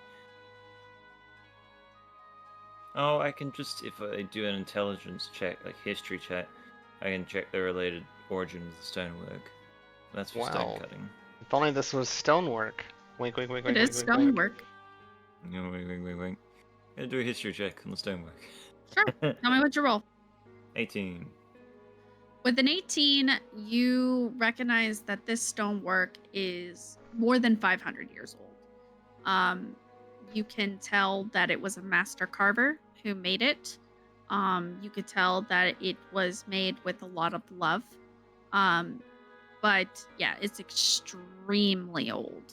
Like, super old. Jeez, this place Like- has been here for ages. Just the oldest. Yeah, just the oldest. Well, I'm gonna don't wager a know. bet that this is where we're heading. Hmm. It should be. Not too far away. Do we go in? Carefully, with the realization that there are undead nearby, possibly. I think it's that from this moment, Lilith is going to roll for stealth. Great. Tell me what you get. I got an 18. All right. So are you Hilda, walking in? Oh yeah, going I'm in. gonna look over to Lilith and see that she's now trying to be sneaky and do a roll stealth as well. Excellent. Tell me what you get. 19. Great. I'll get exploded by guys- the trap. So you guys enter in this chamber. Oppressive heat presses down on you as you enter this cavern. It's dwarfed by the gaping void of blackness where a ceiling should exist above you. Jagged stalagmites stretch upward unevenly, some shattered midway as if bitten off by massive jaws. The expansive cave could easily house a brood of dragons with its stifling confines. Along one curving wall, angry cracks bleed crimson glow from the churning magma beneath the mountain's skin. Its light illuminates an ornate pedestal carved into the rock, glinting gold, onyx, rubies, dancing in fiery highlights. Spanning the pedestal rises a vivid depiction of winged beasts raining fire down upon armies of elves and men charging the smoking mountain beneath their airborne onslaught. The etching captures the brutal clash in flawless detail. Wizard conjuring shields against the screeching dive bombers, while ballistae loose iron-tipped vengeance, bolts piercing scale and membrane. At the carving's pinnacle, the rock has fractured around a flame burning brightly within its filigreed crown. It shifts through the spectrum from fierce red to tranquil blue and back, casting phantom color upon the battle frozen eternally into the pedestal's base. You realize that this must be the eternal flame. Across the cavern, remnants of festival silks and trinkets lay abandoned beside their offerings strewn haphazardly near shadowed tunnels. Their original owners and purpose here lost like sand through history's hourglass, leaving only fireborn mystery. And this Interesting. has a picture. So Ooh. this is what the pedestal looks like. Ooh. That's incredible, Whoa. actually. Wow. That's really good. Yeah. Yeah.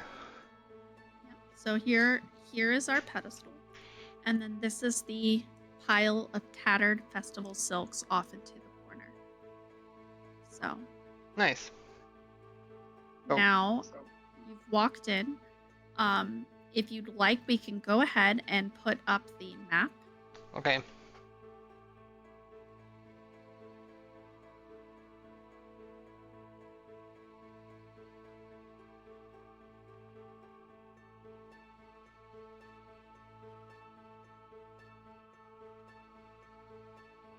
Let me hit refresh.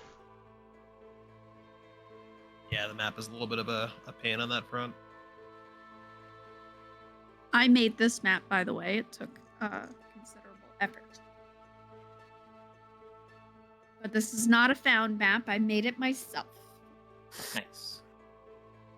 The stream looks like it's having a hard time refreshing. Yep. Stuff. I'm working on it. Yep. Your computer's like, ah, There we let go. me die. Here's our map. May need to zoom out a little bit on the map. Zoom out. Yeah. What did you say? It was like F For what are you trying to do? to resize it automatically. Oh, that was for OBS. This is for like the actual map itself, like in the browser. Yeah, there you go. It's just, scroll wheel. So that's the little thing at the bottom right that lets you do the thing too. All right, so here's our map. We might want to hide the little dragon plushie too. Nah, he's fine. Oh yeah. So go ahead and tell us where we go. Scheider, where are you? I'm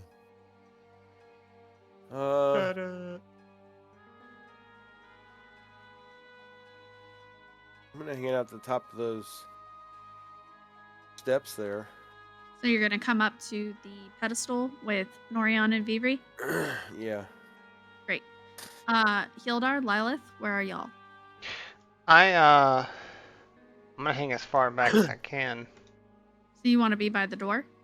Probably, yeah. I want to be. There's no light in here, right? Very, very low light. There's the obviously from the pedestal it's throwing some light. Of course, yeah. Pedestal and being then the there thing to the left of us, all the way to the left. Right. Yes. And there are some flames from the magma. So the cracks leave an orange glow that leaves very dim light in certain areas. But it is mostly dark. And when you look up, it's pitch black. Okay. So you can see in the bottom left, those are raised sections. So they like tier up towards what you imagine is a ceiling somewhere. Same thing with the opposite side. And then all the way in the upper right, that is festival silks and like abandoned items. All right. So I can see 150 feet in dark vision. I have improved dark vision. Can I see the ceiling? No. Okay. And those like stones, those are stalagmites. So they're pretty tall. Some of them are broken off. And you can see that there's some like pieces that have been strewn about. If anybody wants to try to investigate or perceive or whatever, feel free. I'm going to cast Detect Magic using Eldritch Sight. What's the range? Where are you first? Are you where Taryn has placed your token?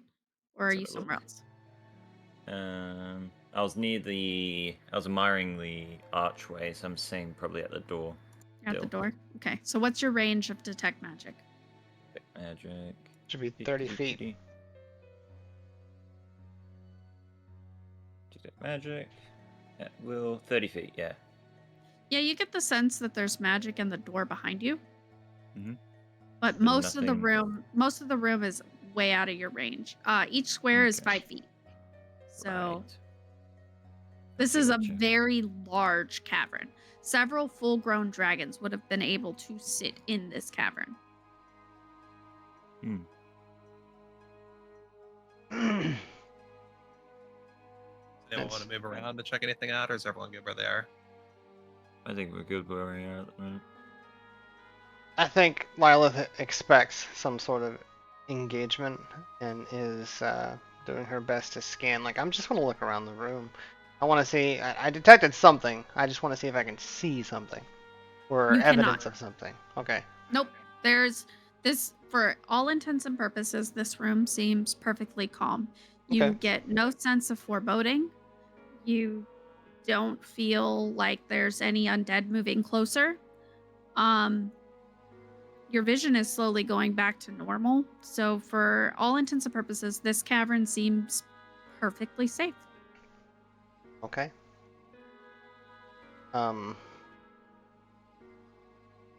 We entered from the south. Yes. Southeast, yeah. And I guess we split Where up. he'll- Everyone else is in the north. Well, I went towards the brazier, and then Shader followed me, and Vibri went with me. Okay. And you and Healed are stealth, so Yeah, I we're figure gonna you save were- that. I think it's only 3 of you then. 'Cause I'm gonna be overseeing everyone. That's my intent. Sure. You see nothing unusual. If somebody wants to roll a perception, I can try to describe the room more. Yeah, okay. I'll do the thing. I have disadvantage though, Hildar. It might be better if you did it. To do the what? Sorry, perceiving. Mm-hmm. I will do so. I'll do it as Perception. well, just for poops and laughs. 15. Both perception. I got 17 actually, with disadvantage. Wow.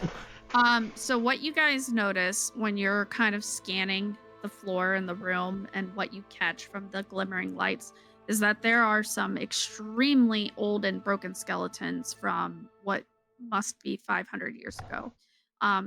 There is sort of a well-worn path between the door and the brazier that is mostly cleared, so you get the feeling that, you know, this must be the yearly path that the kobolds take to typically get to this fire. But there's no signs of like any recent battles in here. There's no sign of anything being disturbed. In fact, most of the skeletons have cobwebs on them. They don't look like they moved at all. And they certainly do not look like anything that's going to come alive as undead. Like they're in pieces. What was left of these skeletons was long lost. There are a few that look like they might have been really, really young dragon skeletons. Hildar, as a dragon slayer, you recognize some of the skulls. And so you get the sensation that this was possibly a battle during the Red Rain. But the most notable things you see in this room is all the way to the left. There's definitely some shiny bubbles that might be gold. And the light is kind of catching it. So even though it's pretty far away, you can see the glint. And then all the way to the right is, of course, this intricately carved pedestal that Norion is currently dipping his flame into. But everything seems perfectly normal and perfectly fine for a former battle site. Lilith's going to lower her guard and approach Hildar and sort of say, not in a loud tone, in a hushed tone, say out loud to him, this place smells of dust, sulfur, and watermelon. No, that's me. Hilda turns to her and raises his eyebrow.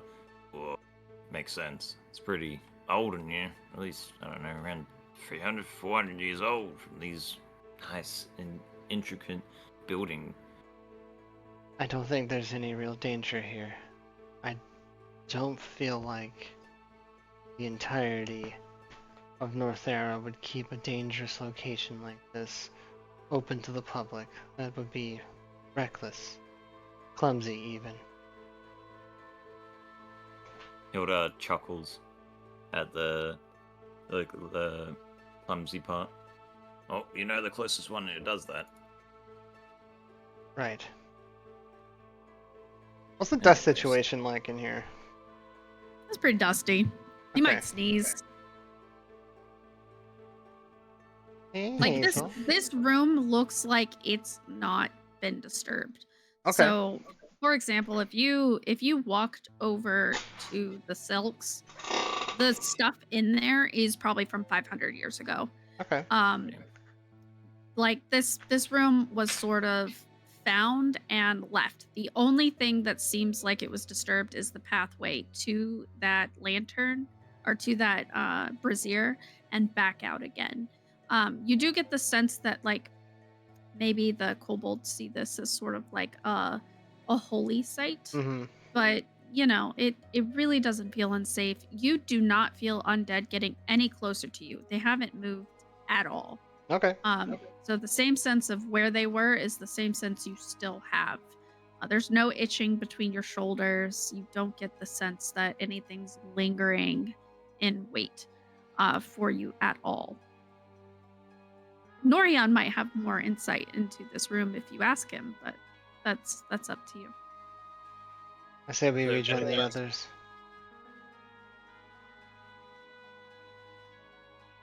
Clumsy dwarf.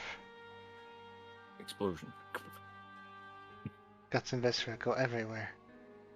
Did not cast fireball this time. I say we rejoin the others. Fair enough. We join up with the group. Yeah. I will remind you, Hildar, that you have Kaiser. So if you Yes. want to use him to examine more of the room, you can. I should. On the way back towards the group, he's going to use Kaiser to have a look around, just glancing with his sight. What is the range of true sight? I don't think I've added it yet. I don't have it on the sheet. Would you have the info trunk? I'm looking for it. True sight. Yeah, and remember, Kaiser might have been alive when all of this happened, so. That is true. What's up, buddy? Oh. You're very wet. I don't like that. So it says out to a specific range. Most creatures' range is like 120 feet. Kaiser can probably see from wall to wall in here. Great. Okay. So when you hold Kaiser out, well, I don't know. Do you want to talk to Kaiser? Do you want to ask him? Yes. I'll ask him. Does this remind you of anything in my head? This looks like a cave. You hear a sigh from Hilda. Fair enough. So when you hold out Kaiser and you're kind of stretching him around the room, you do notice that more of the treasure in the corner. There looks to be quite a lot. Let's see where I wrote it.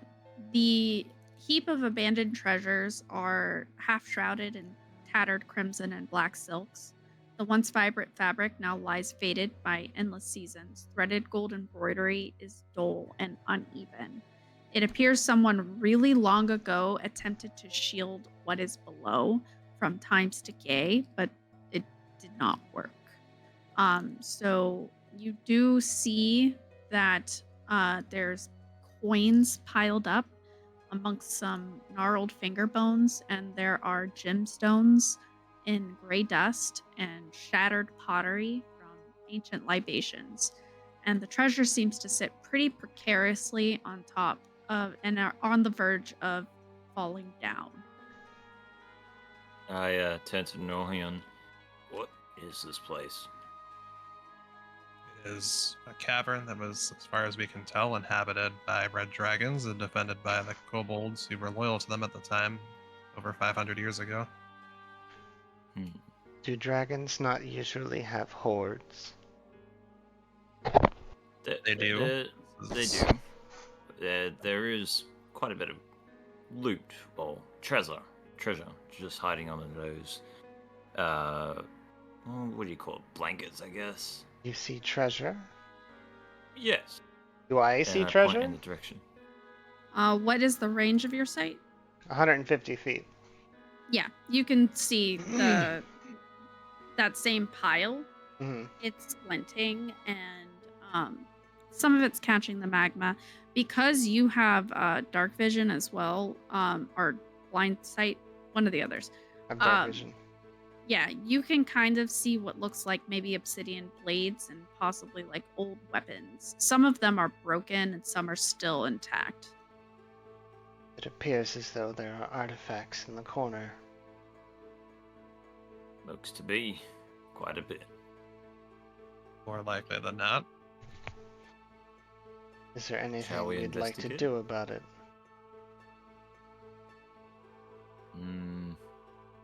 I'm not sure about touching all that loot. I'm not sure if it could be trapped. You know, this might... Kaiser, you do get a sense that there is something over there that is not showing up for the others. Okay. I don't know that he would mention that immediately.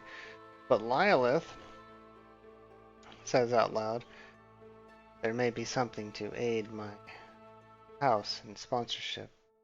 Could be artifacts of power. Be very beneficial. You mind if I have a look? At your own risk, Lilith, this is not under my protection in that regard. You are meddling with the gravesite of dragons at this point. Will you join me? Clumsy dwarf. Short man. Sure will. And he grunts the word short man and follows her. Well, it wasn't directed at you. It was directed at the bearded one. Wait, no. That is still inconclusive. Hilda's tapping his feet like Sonic. So are you guys walking over there? Yeah. Yeah, we're going over there. So as you walk, you notice more odd things peppering the cavern floor that are glinting in the molten light as it catches their edges.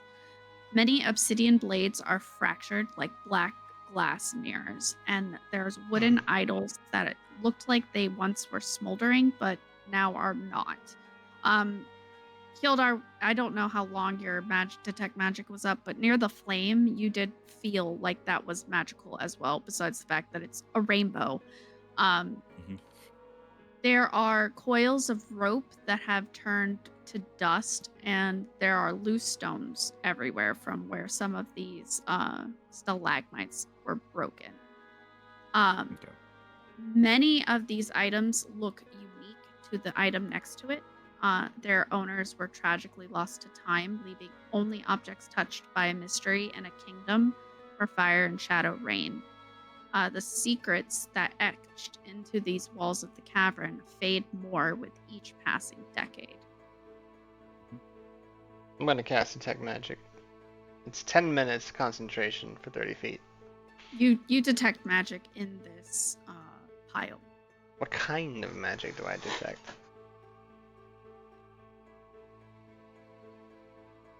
Let me We can look do a up little for you. research. While you do that, Shider's got to go because his shoulder's hurting. Okay, Shider. Yeah.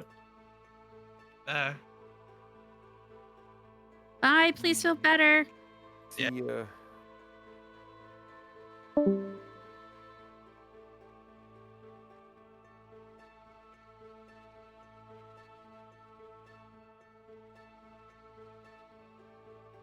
Illusion magic.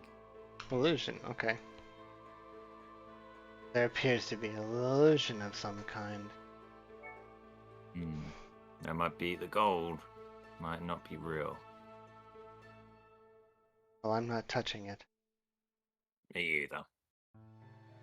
If only somebody had a spell called Detect Traps, or had a survival roll.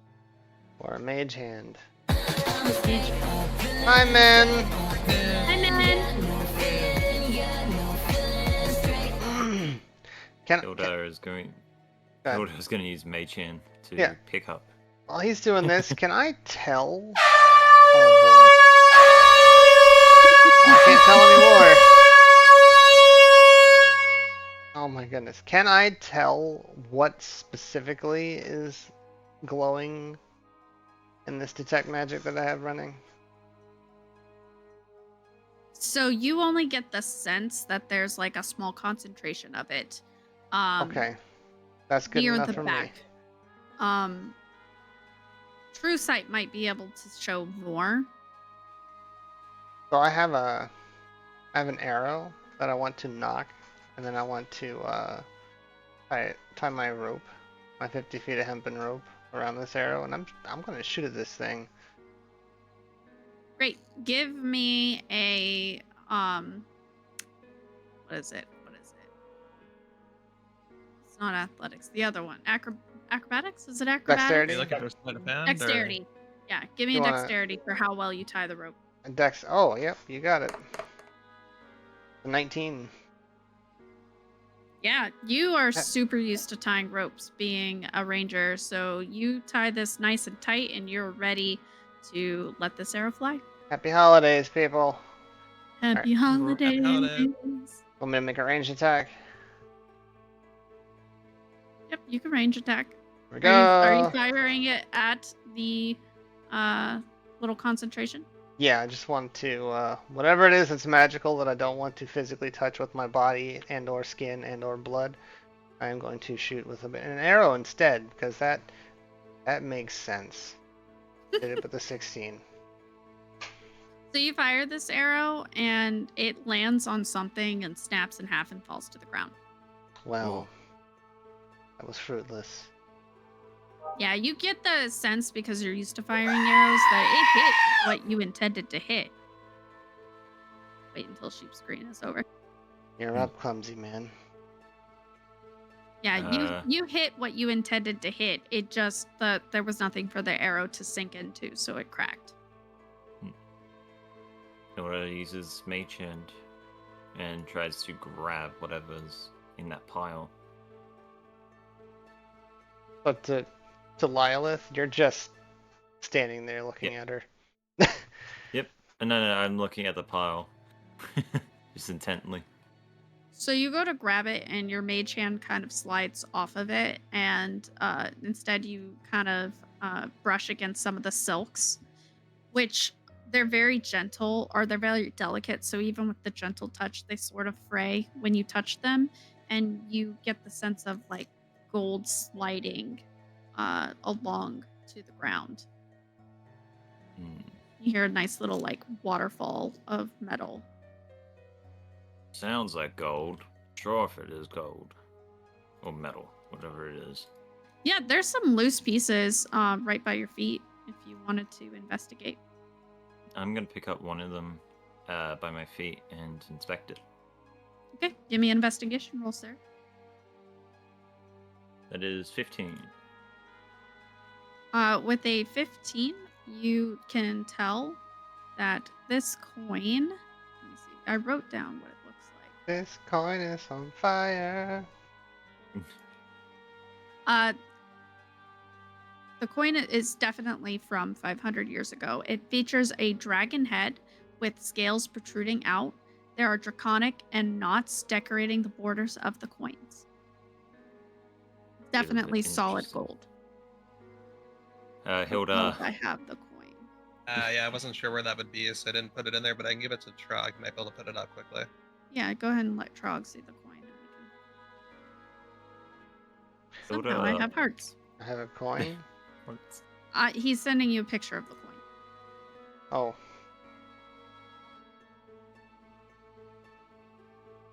Maybe able to throw that up quickly if you want. You can throw it in the D&D channel so Ross can see it if you can't. Yeah, there's other things that you're closer that you can definitely see glinting in the light because you are a dwarf. So you're used to a lot of stones, and you can definitely tell there's rubies and garnets and diamonds and citrine decorating the floor. Hilda's gonna pocket this coin and just keep it in his pocket. Well, everything here is old, that's all I know so far. What are you two doing over there? I've almost got this torch lit. It's taken you quite a while. Yeah. You gotta light it just the right way. It's gotta last a long time. I say we find out whatever it is giving off this magical aura. Good lord. If only someone had true sight. Well, I don't have true sight, so I guess that's that. GG. Hilda's gonna pull out Kaiser again. Completely unprompted. And ask again, with the coin in his other hand, showing Kaiser. Anything special about this? It has a picture of a dragon on it. Yeah, the little nestling of magic is still against the wall. I'm going to approach it. So you go to step onto this gold pile. Give me a dex save. Thought so. Uldren, I don't think. You're stepping into a pile of gold, sir. 9. You slide off of it. You notice that like there's coins and gems, and it is not a solid surface. You slide right back to where you were. Well, okay. That wasn't a good idea. Living up to my expectations, one moment at a time. So, tries again. Okay, Or well, Gildar could show Kaiser the magic against the wall. I think that was Guys, implied. No, he showed him the coin. He specifically said it. Okay. Guys, here, just have a look at this pile. What does Kaiser see? Kaiser sees 3 eggs clustered amongst dust and debris. Their once leathery shells have long hardened to stone, devoid of any flickers of life within. Centuries of exposure have petrified them completely. Any embryonic vestiges are long decayed as magic and time rendered them sterile of the would-be whelplings.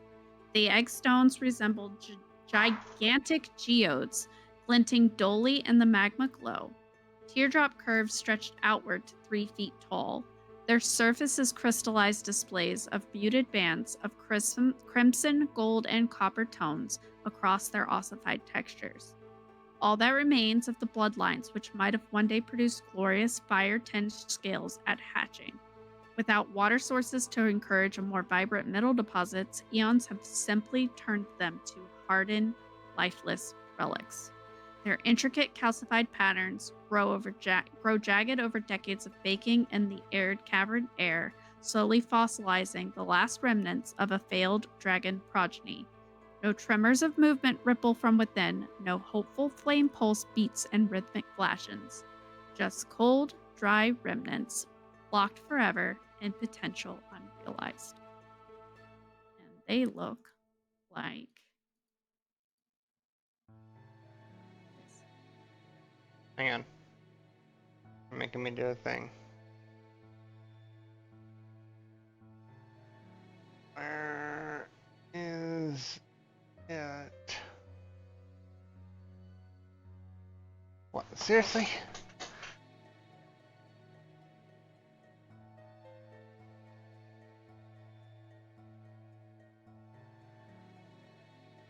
There it is. Boom. Okay. I don't see a thing. I'm just Oh. kidding. There are eggs. Eggs.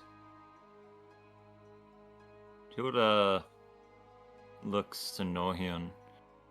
There seems to be eggs in the gold pile. What kind of eggs? And Norian will pull the torch out of the flame and carry it with him and walk down Alright. the stairs. Let me say what happens when you light the torch since you were doing this simultaneously. So you dip the tallow-covered torch tip into the multicolored flame, and as you do, the flame sparks to life, sending licks and sputters of rainbow hues into the air.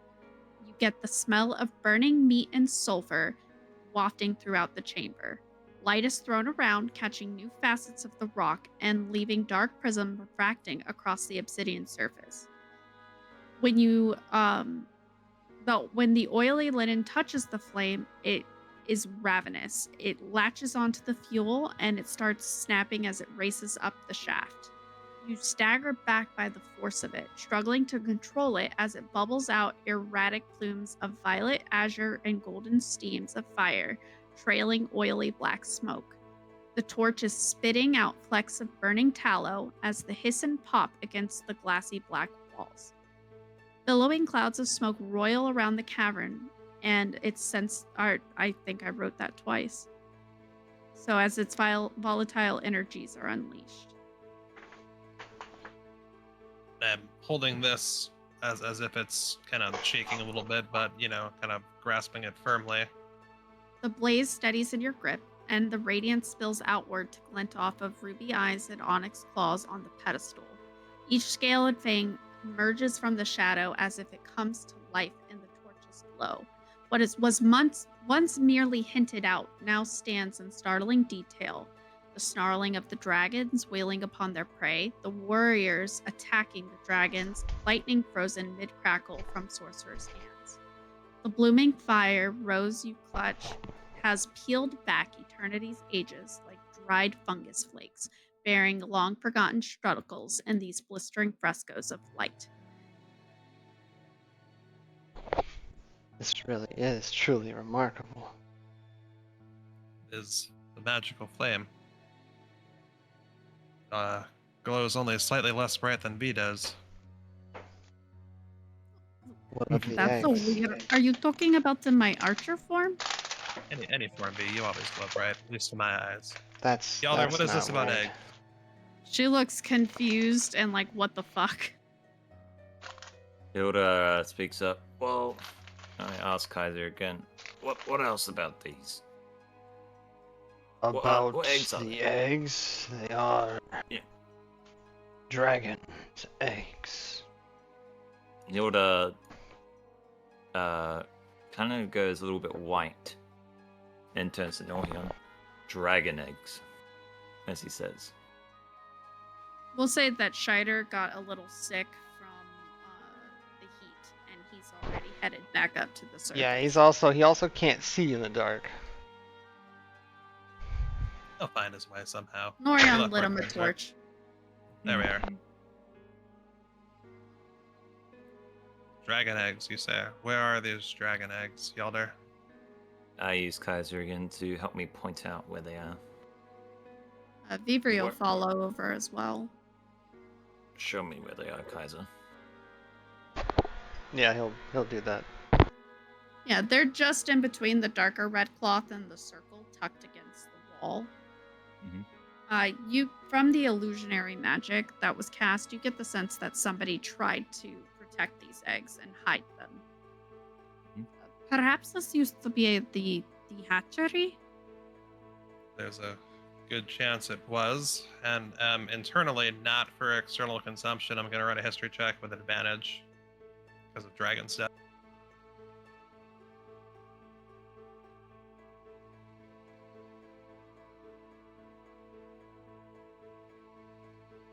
So the 22, what do I know about this chamber?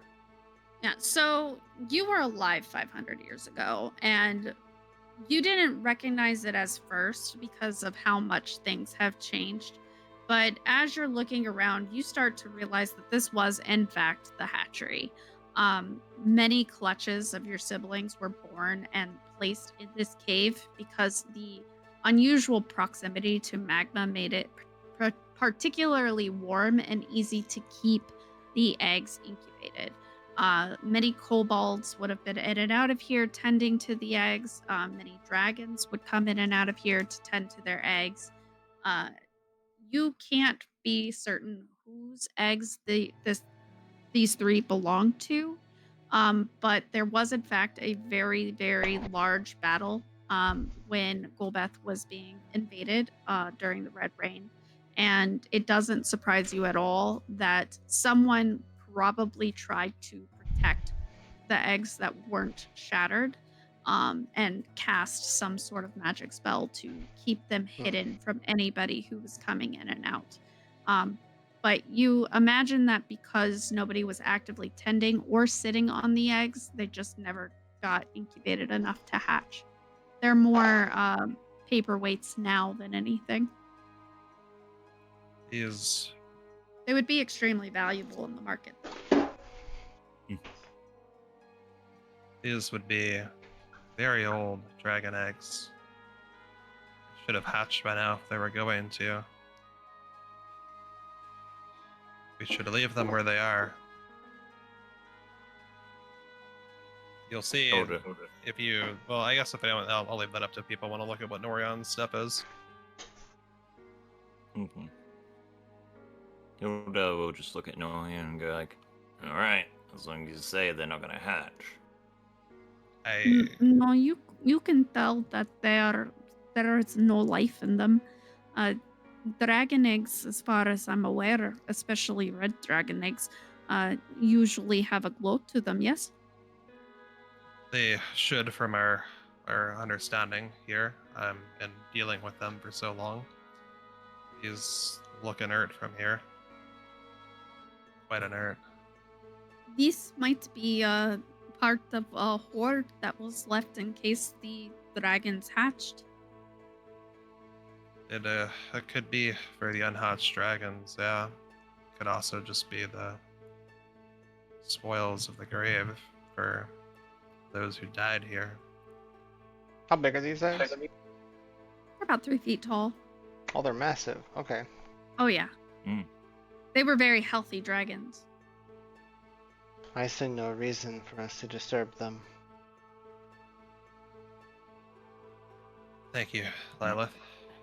Yalder, will you also leave them alone, or what are you going to do? As long as you promise they won't come alive, I won't touch them. Hey, Lilith made some detection of undead. I make no promises that nothing will, well, be, I think you said earlier. There Why is they're not nothing alive. in those eggs. That is not the undead. And Yalder, there you have it. Should be no reason those eggs should come alive, nor a possibility. Duke Norion, you Okay. seem awfully distraught by this news. Are you okay? Hilda raises his eyebrow and comments, "Yeah. What's up? Why are you distraught about these? They're just dragon eggs. It's good they're not alive." This was a long time ago.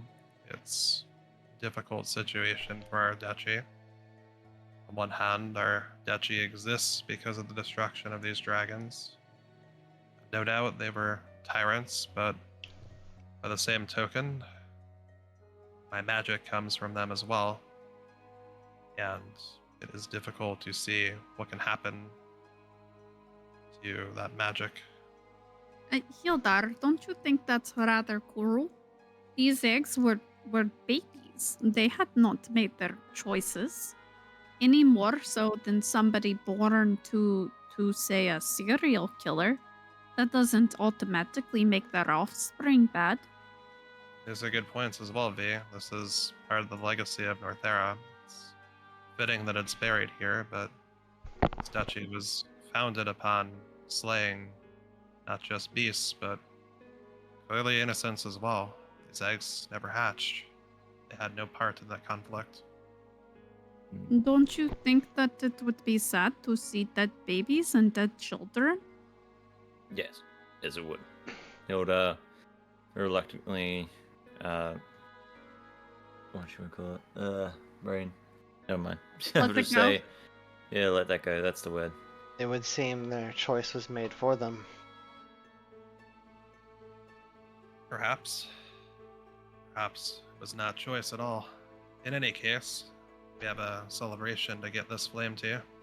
I'll start walking towards the exit to the southeast. All right. So you begin to walk, and as soon as you guys hit the door, you notice that a red shimmer comes through the doorway and prevents you from leaving. This door detected the coin in Hildar's pocket and is refusing to let you leave. As soon as you realize that, it seems as if there's a quaking mountain itself trembling. Loose shards of obsidian shimmy free and to shatter across the floor. Your eyes draw upward in dawning dread. I believe we can switch to the next track. Yes, we can. Okay. That's number 7. I believe 8. so. Yeah, that works. You see, amid the veil of blackness enshrouding the vaulted ceiling, movement coalescing from void into form.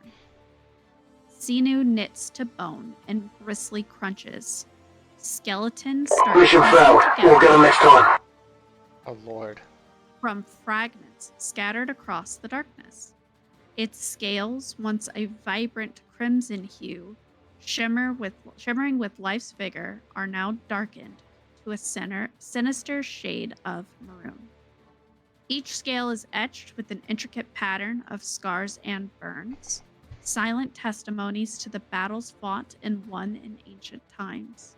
The beast's wings are tattered yet grandiose, each membrane woven with veins pulsating with dark magic. Its skeletal structure is grotesquely visible beneath decaying flesh, a macabre display of death's embrace and life's defiance. The shape descends with graceful rustle of leathery wings unfurling between rib struts. It lands heavy upon a nearby outcropping, stone cracking under talons still hung with stringy muscle. Curved horns sweep back in an elongated skull. Soulless eyes have been filled with emerald witchfire, death magic kindling where once inferno blazed, regarding your band with predatory focus from behind tattered flesh. The wings flare wider into an intimidating span, remnants of arrogant grandeur lingering despite decay knitting through the membrane. Vertebrae realign with nauseating clicks, straightening its serpentine posture tall over your horrified forms. This once young red dragon, a majestic creature of fearsome beauty and power, now bears the ominous presence that chills the soul. The dragon's breath, once a torrent of searing flames, now envelops the overhead abyss as it shoots forth in burning shadows, imbued with the tormenting nightmares of this creature's last living moments. Moments that were filled with terror, grief, guilt, and failure. In its morbid form, every roar echoes the anguish of eternal damnation. Every moment is a dance between past majesty and present horror. This necromantic red dragon is not a creature, but an enigma and hollowed union of life's splendor and death's sovereignty. The ghastly sound crashes against your mind, promising only anguish ahead for weak, fragile mortals trespassing in a realm ruled by fear and green witchfire without end. This thing is huge, y'all.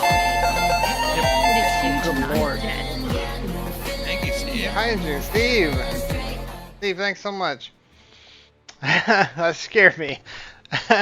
Sitting there listening intently to this. If I have a second, I'd like to make an internal history roll. Sure. Also, Hildar, give me a history roll. Oh yeah. I'm gonna give you a stealth roll. 17. 19 for mine. You recognize this green witchfire. It reminds you of what happened when Nibble brought to life the Steve. skeletons. Lavender. Thanks so much, Steve. Aw. Steve. Thanks, Thank Steve. you. You guys are so sweet. Oh, hold up. I gotta do the thing as well. Do-do-do-do-do. I particularly appreciate it because this is only my second time DMing. You did a great job for what it's worth. Yeah, I'm having fun. Good. Good. I got I'm trying 16 to in my make stealth it roll. super like visual because I know that Cross really likes like Oh yeah. detail. It Speaking of works. which, we do have a picture of a proper full-on picture if you want to share that. Yes, Yep. yes, please. I want to see Well, this the thing. only problem is that the AI made it red. The vertebrae and everything should be green. So just imagine Okay. that like this is powered by necromantic magic, so it is very green. Kaiser might have some help in this. That's a bold My- assumption. With Maybe. with what you rolled, Hildar, you do recognize that this is very similar, if not exactly, from Nibble. And you get a thought in the back of your mind that perhaps Nivel's magic was still lingering in here since this dragon had never been slayed. And that There's it the had been dragon. reliving its last moments repeatedly in the dark. Oh, that thing looks scary as hell. Fun. Yes, it's huge. It is huge. It takes up 4 slots. Damn. Yeah, it is large. For my history roll, I'd like to know again, just internally, do I recognize the dragon standing in front of me with a roll of a 19? You do. This is your sister, Embrastraza. My Uh-oh. face is going to go white for anyone looking. Hopefully, everyone's looking at Ember Oh, Straza. I'm looking. We're looking at the. We're looking Oh, at yeah. the dragon. I'm hiding. I'm not paying attention to you. No one is. Oh my. And I'll fire a message to V that like the DM already knows, so not a big deal. Yep. Yeah, this is Amberstraza. Amberstraza was a very young red dragon. She's obviously older than Norion because she was able to be, full size. But she was very young. She would have only just started laying eggs. There is a good chance that the 3 in here were hers. But she died in this room trying to protect the hatchery. For you know. The more you know. Yep. Well, good to know for Norhion. I'm gonna need everybody to roll for initiative.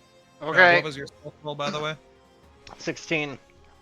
13. It's time to roll for initiative! My initiative is 21. Nice. Damn it, there was a thing I had. That would have. I was alert. Damn, that's alright. It was not actively trying to attack you until you tried to leave with the coin. So you would have been alerted when you tried to leave. In fairness for alert too, the key mechanical thing there is you can't get surprise attacked, right? So here it just landed, it didn't attack you yet, so like it's not getting a surprise round. It's just like here. Gotcha. We don't even know that it's trying to attack us. That's a good point. We don't know that. Yeah. Yalder, did you take anything from the pile? Hilda turns to Norhion. Yes. And he pulls out that coin. Can you try putting it back where it came from? Hilda quickly chucks it in the direction where I grabbed it from. The I roll for my dragon. The dragon just screams at you, like just a super loud scream, and moves a step forward. I don't think that it's going to let us just leave. I think it thinks that we're, 500 years ago, and it's trying to protect its eggs. Oh, I think you're spot on, B. All right. We can't leave it like this anyway. Isn't it suffering? Yeah, I'm sure it is, V. Let's take care of this. Quickly, my idea.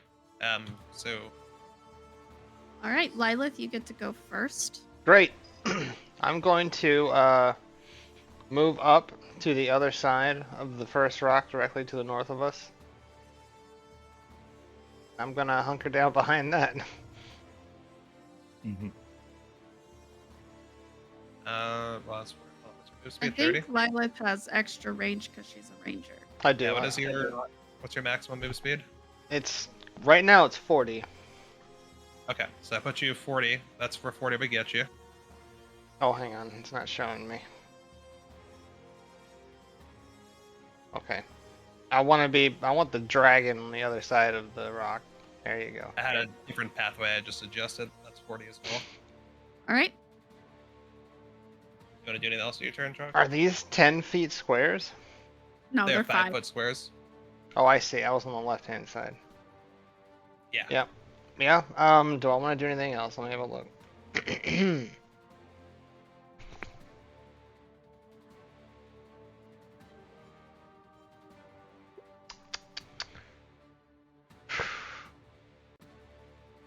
What I want to do? Nope, because you can't see me. Well, can she? That's a good question. You rolled stealth, but Y'all can't see me. If y'all require dark vision to see in this room, you can't see me. okay. Well, I've got a torch that's blinding everybody right now, so I can see. Your torch throws the normal amount of light of a torch. So that's dim feet up to 40 feet, regular up to 20. So I might be able to see you from where I am, because I am. Let me do the. I got a ruler. Okay. Yeah, I can see you. You're within 20 feet. You're bright light to me. I want to try to motion to you to talk to me remotely. DM, can I initiate message out of turn? Is that acceptable as a cantrip? Speaking is a free action, but I mean, that would be your free action. You wouldn't be able to speak on your turn. Sorry, Yeah. I thought you wanted message the way you were talking.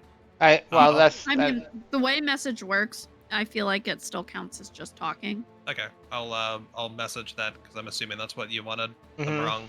I'm trying. Yeah. So you're gonna message. She's gonna say, "We'll be doing this." We are going to take this out and put it back to rest. Yes. Good enough. Well, then yeah, I'm gonna take. I'm gonna start firing arrows. Has my double vision disappeared? Yeah.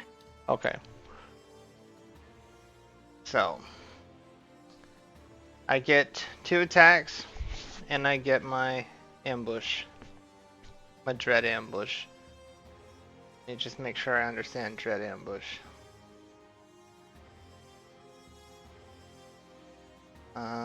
Take it. And you can make 1 additional healing, extra 1d. Okay. Well, I'm just gonna go ahead and start. I'm gonna peek from around this rock that I'm behind. How tall is this rock? Not very big, I don't imagine. No, it's not huge. Okay. Yes, I'll just peek around it with my longbow out, and I'm gonna take a couple of shots. Here's the first shot. It's a natural 1. So we're gonna say your first shot goes whizzing through one of the gaps in her wing. Yeah, and that was my dread ambusher shot too, so that's out the window. Anyway, and the second shot's 19 to hit. 19 hits. Cool. That is 8 damage. Well, that's my turn. I whiffed the biggest one that I could have possibly made. Question. Hmm. Do we mention when things don't seem effective? That's up to you. You're the DM.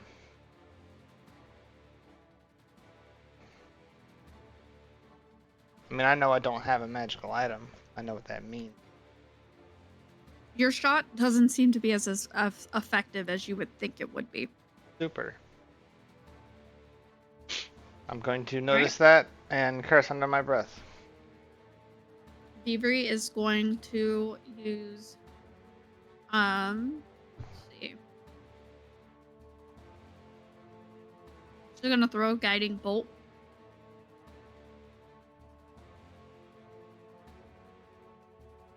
It misses. So she uses a guiding bolt. She goes to fire, and because she's, under the weather. Oh, I was supposed to roll that at disadvantage. It doesn't matter. It didn't hit anyway. Because she's under the weather, she stumbles a little bit, and the bolt goes wide, sending sparks shimmering.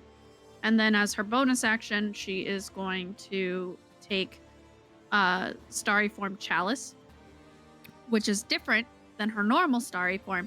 So she looks the same as she normally does, where she gets astral and she's full of stars, but in her hands appears a chalice. Clarification, by the way, Solar, you don't have to roll spell attacks at disadvantage. That's level 3 exhaustion. Oh, okay. Alright, that ends your turn. Yep. Yeldar, it's your turn.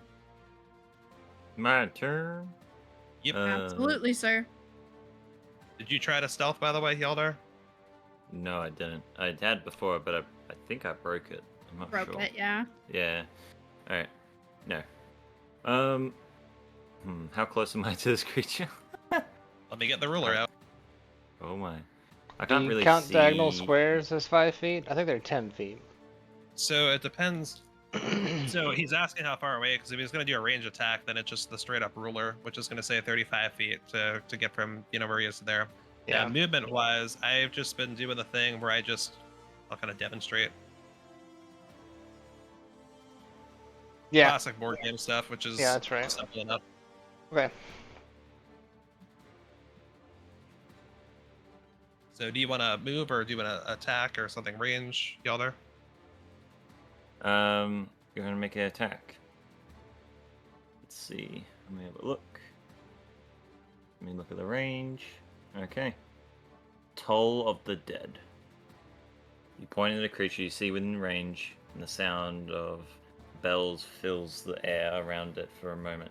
The target must succeed on a Wisdom saving throw or take 1d8 necrotic damage.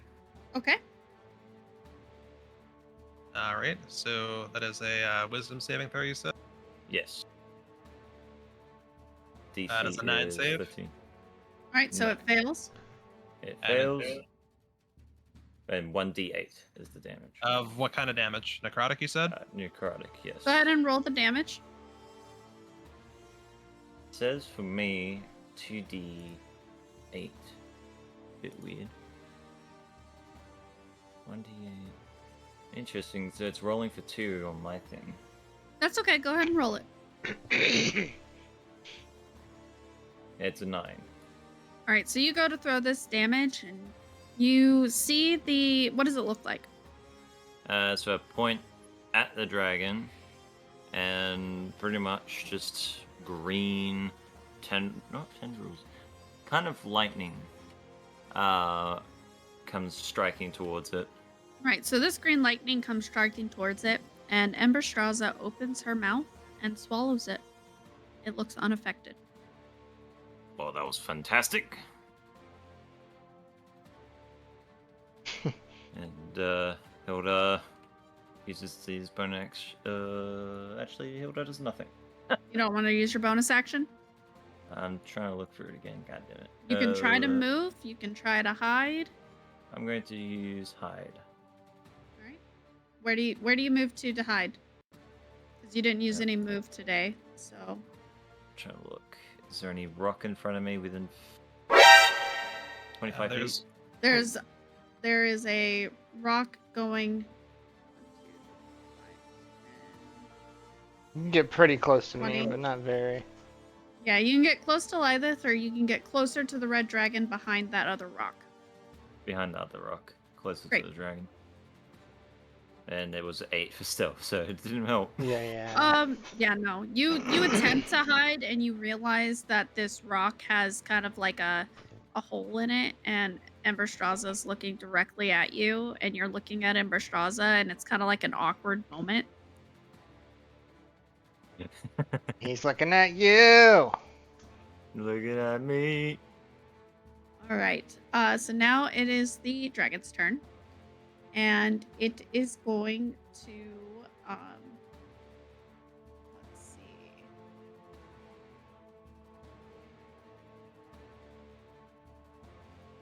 How far out does this cone go?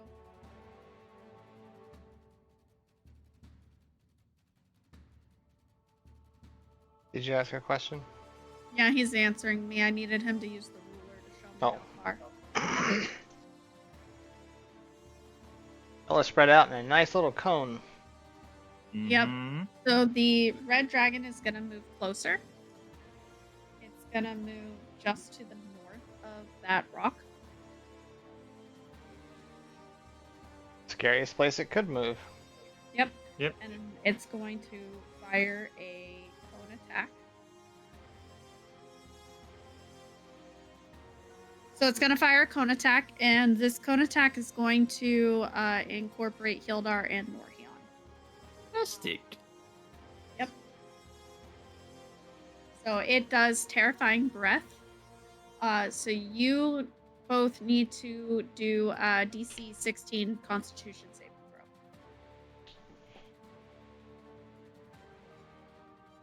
Fun. 8. Great. So hold on to that 8 Hilder, and then roll one more con saving throw. Okay. It's for an item 19. I have. Okay. Great. So this cone goes. All right. Roll the damage, please. All right. Hildar, you take 31 damage, though you are not frightened. And Northerra takes half that. So he takes 60. Take 15, then I'll take half of that because of fire resistance. So I'll be down to 7. Is it fire? Yes. Hilda stumbles on his knees and tries to get back up. You didn't use your reaction, dude. I did not. I forgot. I can't Alright, play you for that you. will end the dragon's turn. Time to fight fire with fire, apparently. I'm gonna look at Vivian first, possibly. Oh no, I'm gonna.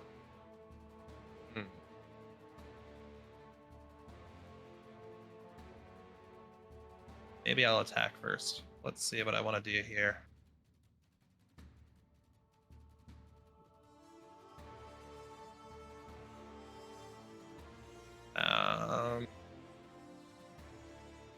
Nope.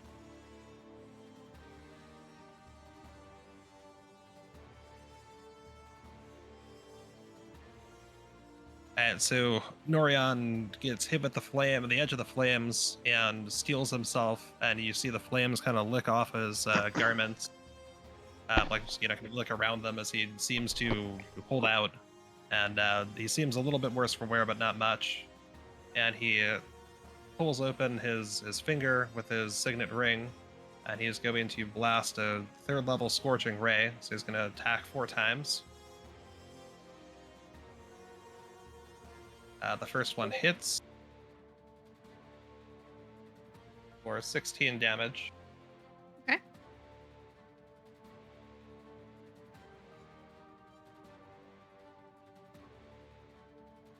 Second one not hit, so that's a miss. For 0 damage. Third one also misses.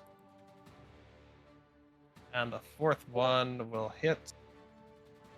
Barely. That'll do 10 damage. Not much at a Scorching thing.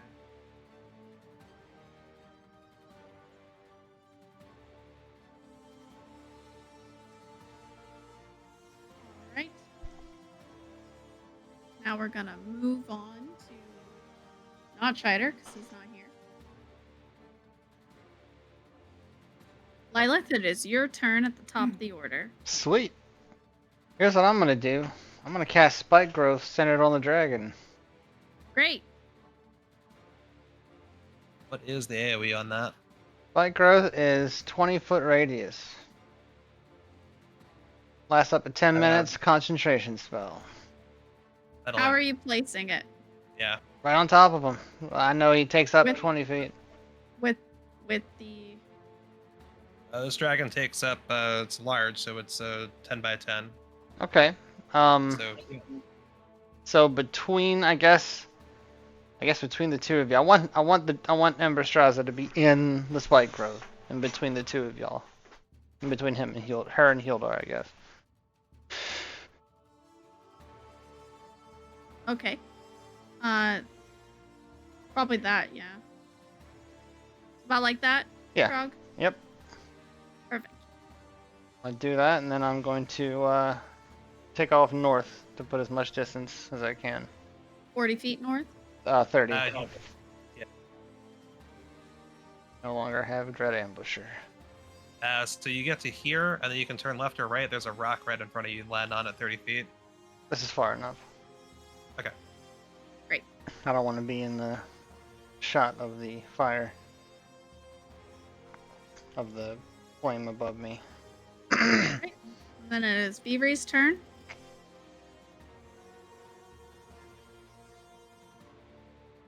Beavery is going to cast.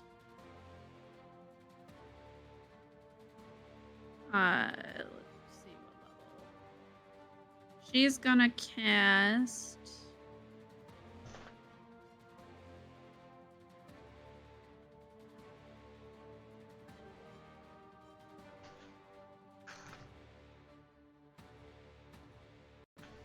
A spell. Watch out. She's gonna cast Healing Spirit at second Ooh, level. I almost She's picked gonna- that up. She's gonna cast it right on top of Hildar. So when you start your turn, you get 1d6 hit points. No action required. Shall I roll the this d6 now? No, you have to Start start your your turn in it. Okay. So this will be there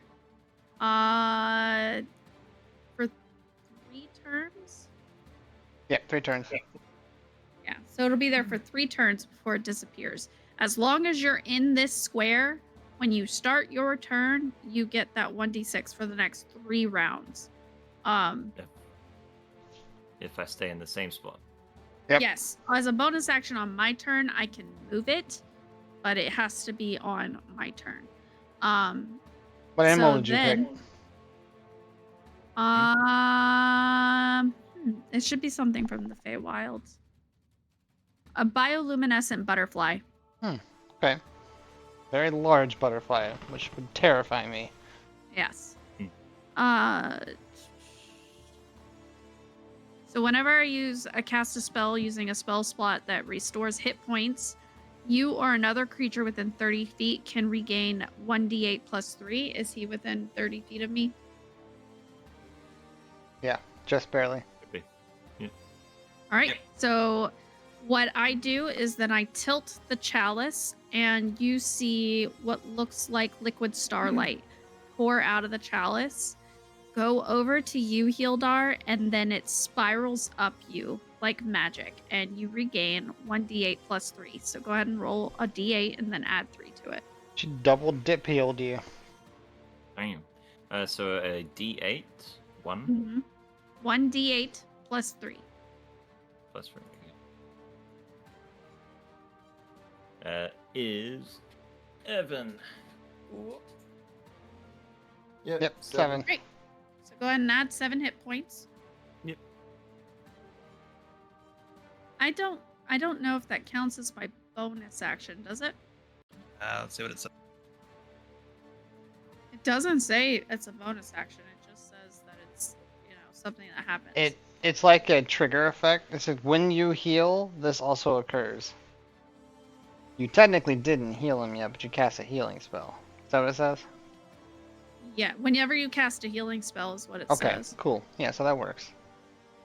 But would that mean I could still cast a bonus Yeah. spell? Yeah, like I don't a see bonus anything in action there about spell? it using a BA, yeah. So yeah, you're good. Yeah, Alright, 'cause- so she's also going to cast as a bonus action Healing Word on Hildar. Mm-hmm. You're going to heal for 12. Nice. Does that mean my chalice triggers again? I yeah. didn't see anything, but yeah, I think it should be good. Alright, so now roll another d8 and add 3. On top of the 20? Sorry, on On top of the 12. 12? Yes. So a d8. Plus and 3. Then, plus 3. Okay. 6. Great. Add another 6 points. Damn. Awesome. All done. 68 hit points. Nice.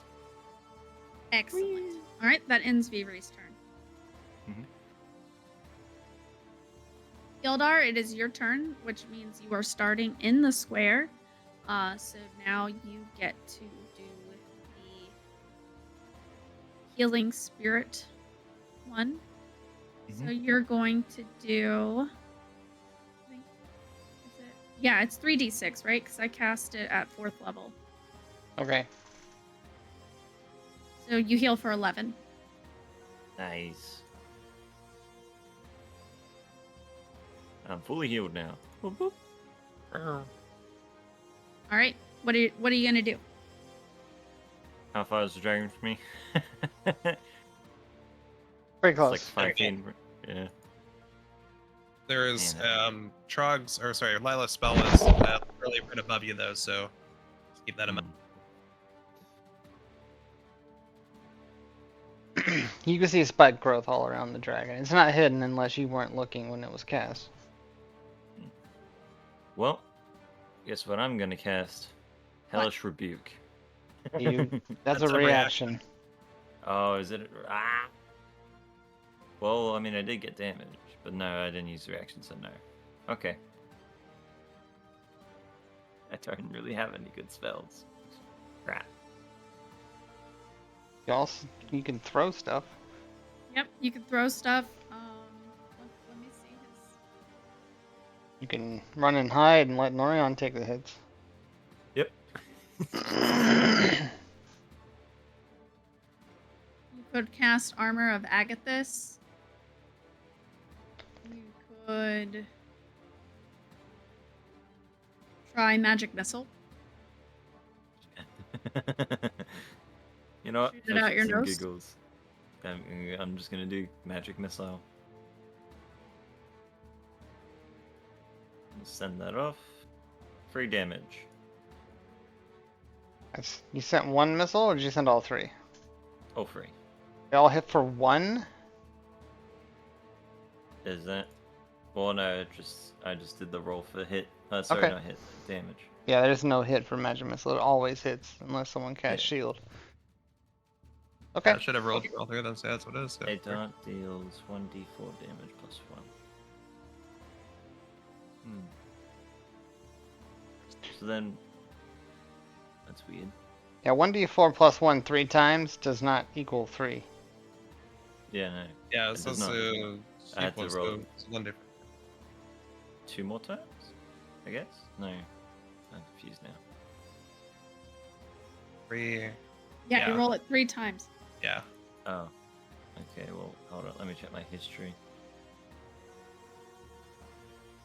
What did I just do? You did 3, and then you did 3. And then 1 more. Where did... There it is. Do-do-do-do. Bonk. 2. And then 2. Yep. What type of damage is it? Let's have a look. Do-do-do-do-do. Just says glowing darts of magical force. Doesn't say. Force what it damage. is. Force damage. There we go. Excellent. All right. Do you want to use any of your bonus actions? Yes. Yes, I would. You also haven't used your movement if you want to move. Well, that's what I want to do, is disengage. All right. So you can move your regular amount, which is 40, 25. 25. So you can move 25 and then use more to disengage because that's your bonus action. So let's do first your regular movement. How far do you use your 25? Which way are you 25. going? We'll go. Let's see. Go back towards you guys, 5, and 10, probably off to the right. Up and to the right. So it's 25. I know, as a quick question, you said disengage, but you weren't in melee. So disengage doesn't really do anything. Do you want to dash? Like cunning Yeah, action and you dash? could dash. Dash. That's. Where do you want to dash to? You get 25 more feet of movement. How far am I between me and that rock just above me? You You could can get behind it. Alright, I'll do that. I'll dash behind it. Perfect. And end my turn. Burp, burp. Excellent. Now it is the dragon's turn.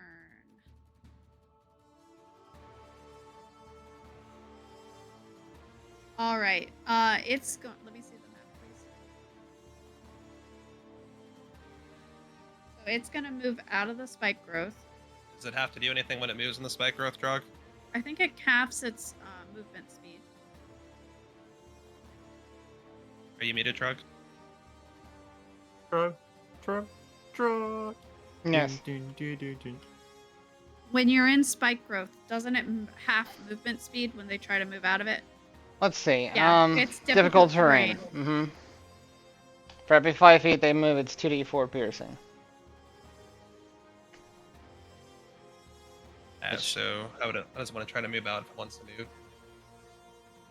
This, so that's 5 Yeah. feet. So that's 1, 2, and then is that still part of it, or is that out? That's out now. I think that's Okay, out, so yeah. So it does- 2d4. 44 total. As it rips and tears through the spiny, spiky overgrowth that was there. Alright, so that's 9. And then, let's see the sheet.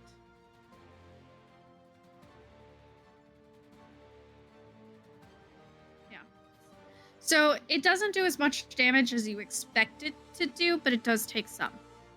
Okay. All right. And then I don't think it's in range to do anything.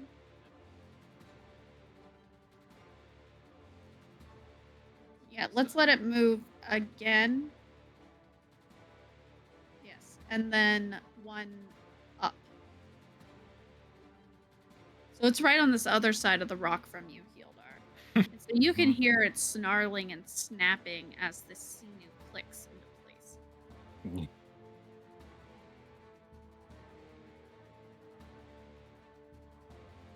All right, now it's Norion's turn.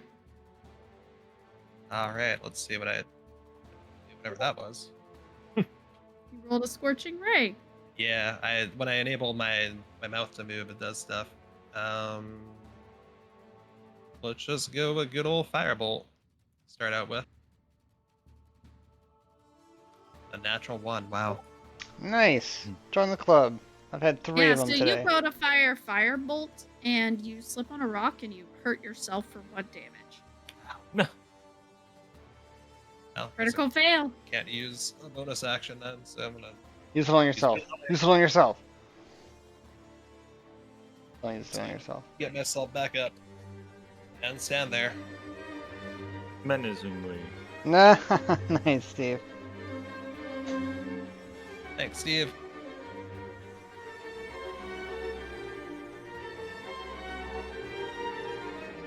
Right. Let's go on to the next turn. It is now Lilith's turn. Beep. I'm gonna drop spike growth first and foremost. Let's see.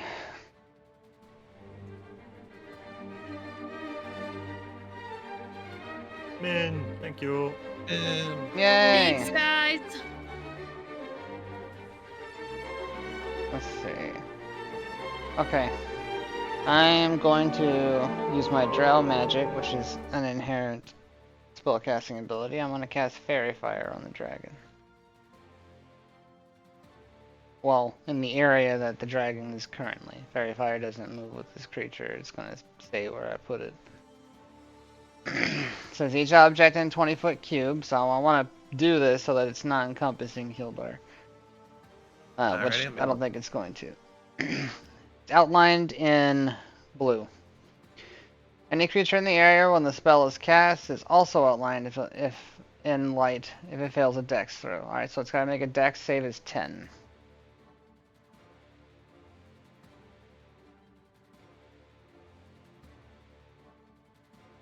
I really should get a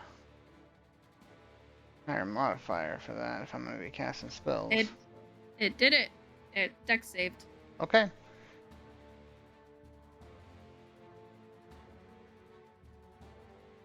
The duration, objects affected,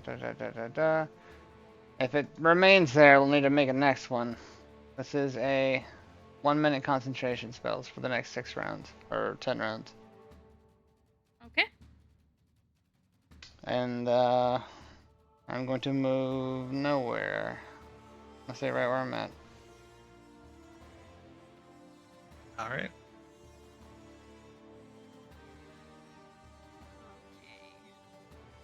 Vivri.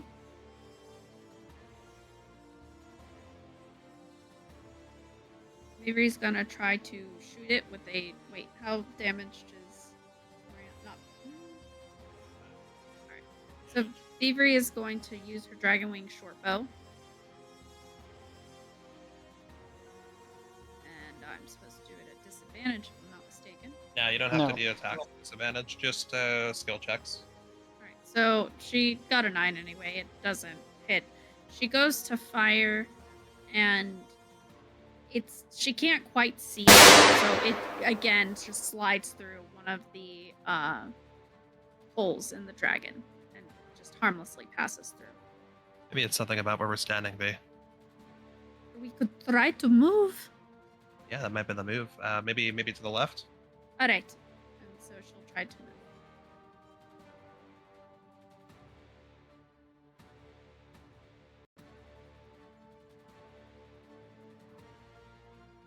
All right.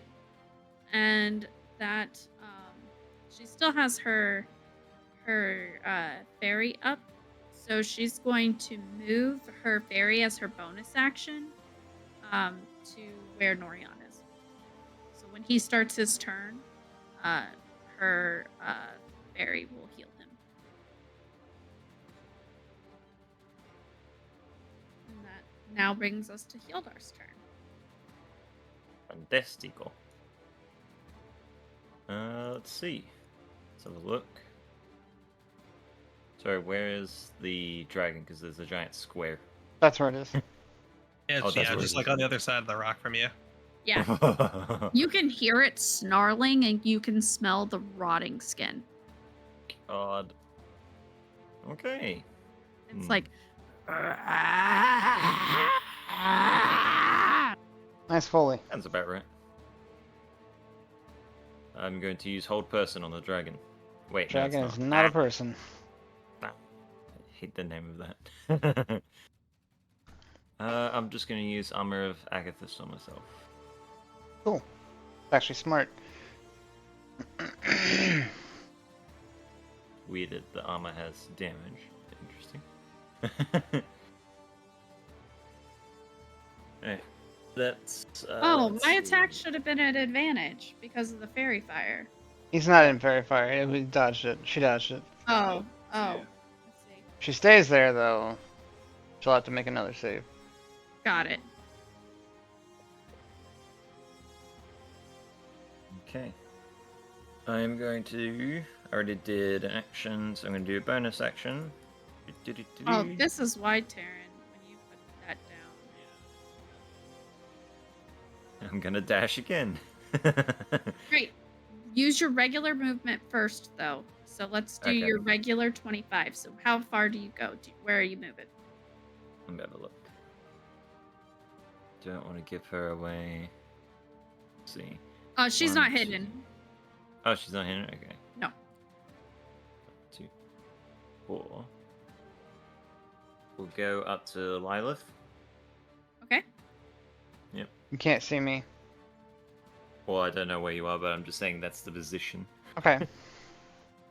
And then the dash. What's that movement for dash again? I think it's 25 again. It's double whatever. Yep. Yeah.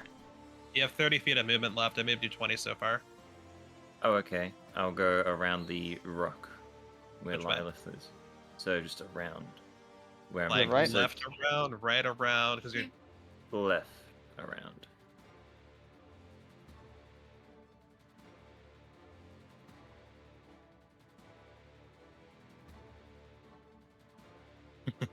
Toto goes backwards, goes forwards. Now, to be clear, you are fully covered here. But that means for you to attack, you're going to have to come out from behind the rock. So it's going to take some movement for you to make an attack. Yep. And that is my turn. All right, so now it is the dragon's turn.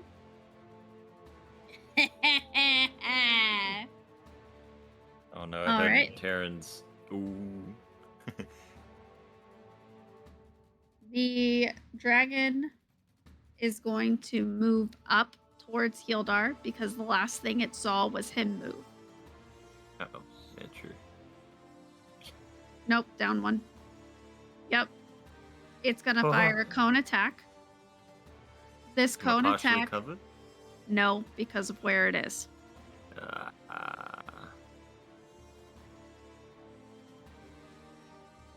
Bye, Lavender. Okay. Eat. Yep, it's gonna. The cone attack is gonna encompass both of you. Okay. But All right. So I need both of you to make a Constitution saving throw. reaction? Question mark? No, it's a Constitution saving throw. You can make no, a my- reaction if there's an effect. Well, let's find out first. I rolled a 6. It's not good. Nope. Can't save, was it? Yep. 14. You didn't make it. All right. And can he dodge? Whee! I don't know if Uncanny Dodge counts for this. no, it's not an attack roll, so uncanny dodge. Sorry, it's not a weapon attack, so uncanny dodge can't help. Even the other, you can try your other one. You have another one, Yalder, the Rebuke. Trog Hellish reference. Rebuke? Yeah, you could do that. You could just attack it if you want. There was another one that Trog reference. I don't think that would work here either, but you could bring it up and we could look at it if you want.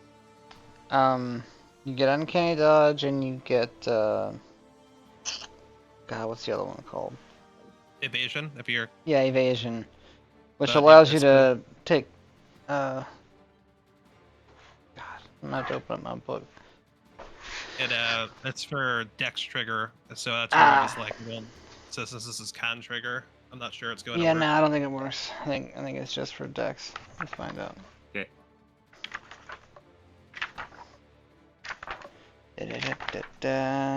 Whoop, went too far.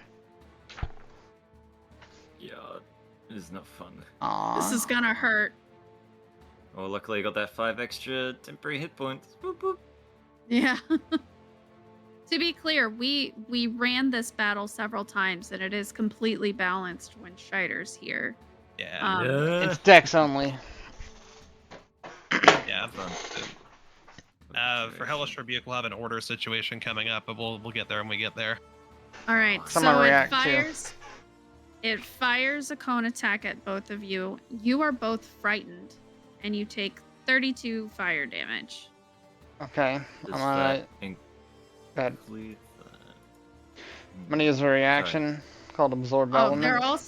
they're also apparently paralyzed. Oh, That is where reactions get very difficult, because the second this cone hits you, you are paralyzed, on top of being frightened. So if your reaction says you can do it before the cone hits you, you can do it. But otherwise, by default, reactions occur after the thing occurs. Do you have an example of a reaction where it says that before a thing happens, then I can react? Shield. Shield is the go-to spell that says it messes with reaction order, and it tells you in the spell that you can do it before you would otherwise be able to do it. Okay. For paralyzed, it says a paralyzed creature is incapacitated and can't move or speak. The creature automatically fails strength and dexterity saving throws. Attack rolls have advantage. Any attack that hits the creature is a critical hit if the attacker is within 5 feet of the creature. You are also frightened. So, you have disadvantage on ability checks and attack rolls while the source of fear is within sight, and you can't willingly move closer. Okay. And so, what was the damage for me again? It's 32 fire. But okay, so then I have the temporary hit points, which is 5. Yeah, so remove 5 from 32. Yep. Jesus, this is still bad. 27. I know. Trying 48. to see. Damn. And I'm paralyzed, so that's fun. I'll add that as a condition. Is it prone or stunned? Paralyzed. So in the condition list, it is.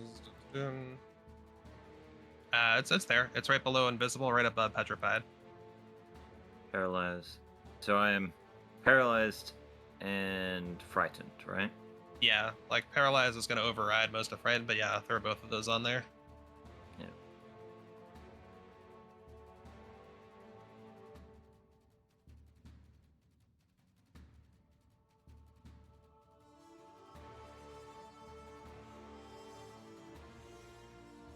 Lilac, did you apply your stuff for that as well? I don't know how to apply that. Help me out. Sure. So, There's underneath your hit point counter, there's conditions, and then you can turn on Oh, I see. whatever conditions. So I'm paralyzed, and what else? Frightened. frightened. All right. 32 fire damage lighter as well. Unless you have resistance to fire. Sure don't. Wait, was this for me as well? Yep. As If for- you have resistance to fire damage, you take half of it. Nope. No resistance to that. All right. That ends the dragon's turn. So how much damage did I need to take for the fire? It was you took it already. 31 minus the 5 temp hit points. If you've already taken that, then that's what you needed to take. Yeah. I Yeah. already taken it. Then you got it. You're good. You're Gucci. No. Good. Norion, you heal at the beginning of your turn from the healing spirit. That's a D8 plus 3, you said? It's 9. 9, okay, thank you.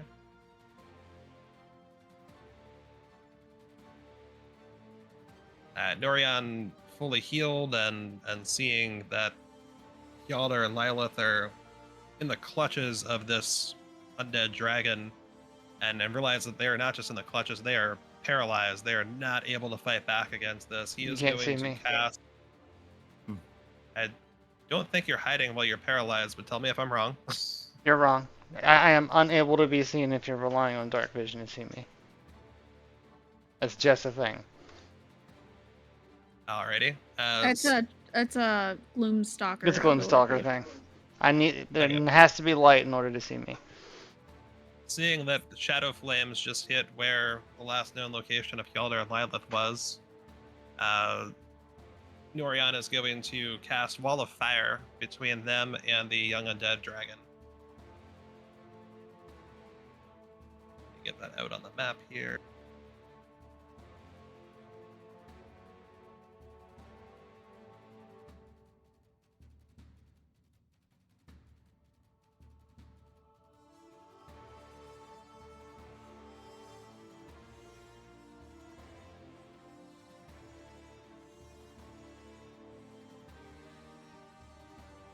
So Norion has essentially put a flaming wall. So Lilith is now visible because it's a flaming wall. Yep, I'll do it. You've revealed me to the monster. Thank you, sir. Not exactly. The monster can't see through the firewall either, so... And because the monster is within 10 feet of where this wall came up, it'll have to make a dex save.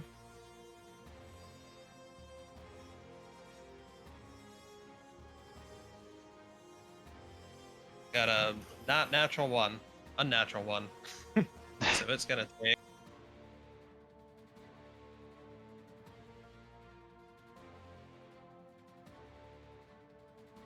22 fire damage. Nice. So you see this thing rear back and scream. And then I'm gonna quicken a spell as well. Yeah, while it's screaming, you get the smell of rotting corpses. What a lovely smell.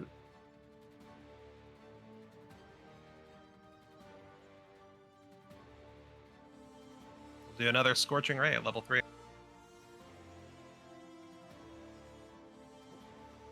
You hits? 12 damage on the first.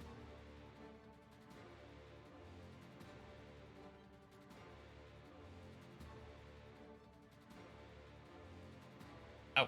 Second hits? That'll be a 14 fire.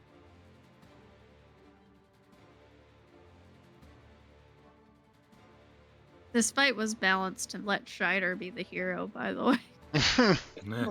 Next one is gonna just barely miss. It'll probably hit the rock or something. Oh, natural nat 20 to 20! hit! Damn. That is gonna be 20 out of that.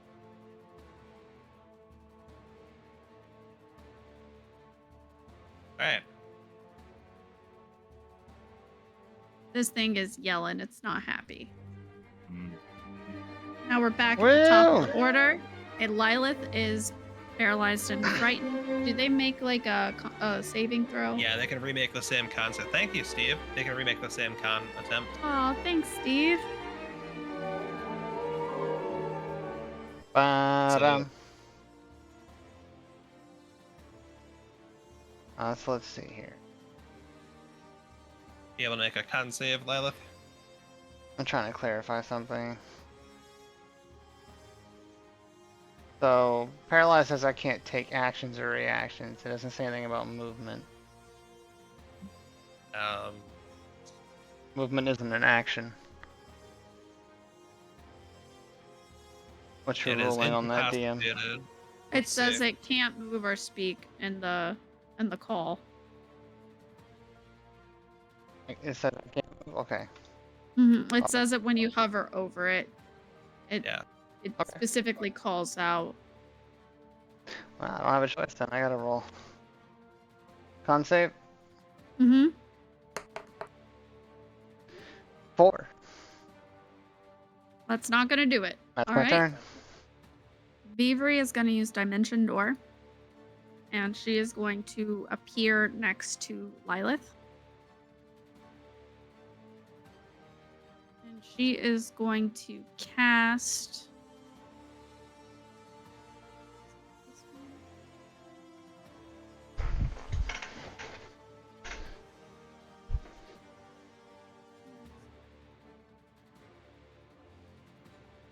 I have to find it. She's going to cast Lesser Restoration. So I touch a creature and end either one disease or one condition. The condition can be blinded, deafened, paralyzed, or poisoned. So I'm going to remove paralyzed from her. Right. So you're frightened. You have to move away from it, but you're no longer paralyzed.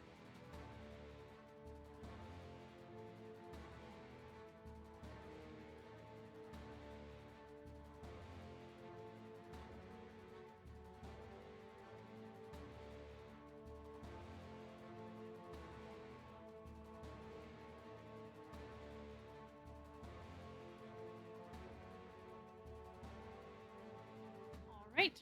Because she didn't cast a healing spell, she can't use her chalice, but she can move her little healing guy, but she can only move it 30 feet. So where is it?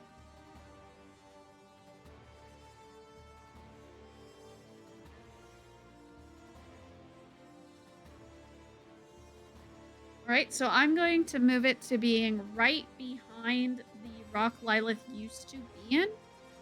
So if you can make it on your turn before the start of my turn to that rock, you could heal, theoretically. Okay. Because that's all I can do. And I end my turn. Wait, no. I won't do that. I'll leave that because I can use Healing Word as a bonus action. That's right. So to be clear, the token called Kara is not actually Kara, but it is just tracking Solar's ability. So, Healing Word, I'm going to cast at 3rd level. And I'm going to cast it on Hildar. So you're going to heal for 11, which triggers my chalice. So add a d8 plus 3. So do 11 and then roll a d8 and add 3.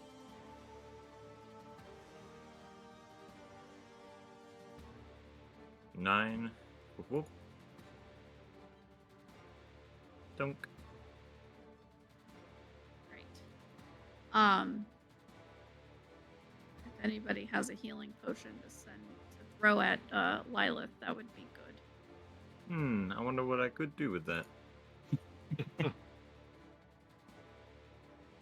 Do I know where Lilith is? I don't think so, though. Nope. Well, Um, I'm in the So- light of the fire, but you're on the other side of the rock.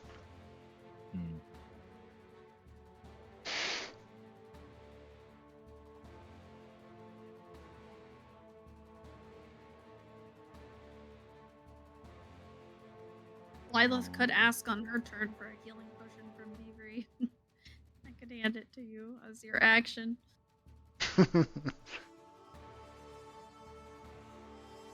Alright, Hildar, make a con save for me, sir.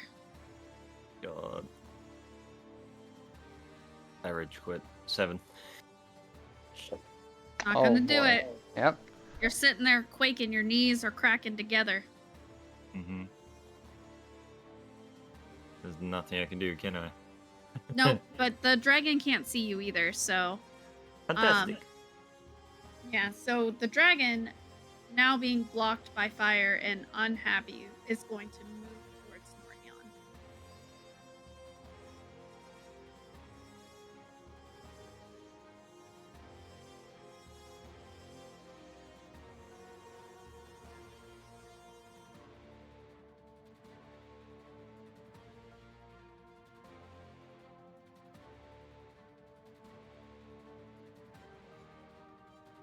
right, so it's gonna move and it's out of range, so it's just gonna rear back and scream at him.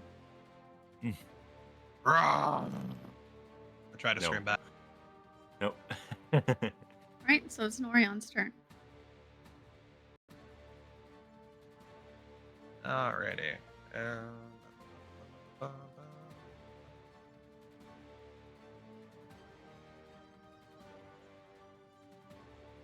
I'm going to use Tasha's Mind Whip on it.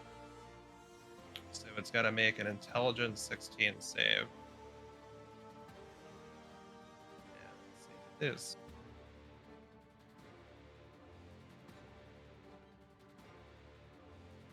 It does not. So on a failed save, it is going to take 3d6 psychic damage, and then it cannot take a reaction until the end of its next turn. And on its next turn, it must choose whether it gets to move, whether it gets a move, an action, or a bonus action. It only gets one of the three.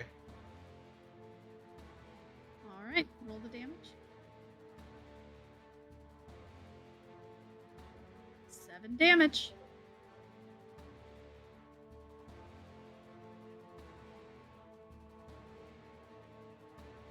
And I'm going to use what movement I can to. This dragon has blind sight, by the way. Yeah.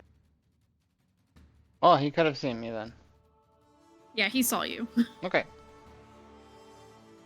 I just realized we did not mention that. We don't have to.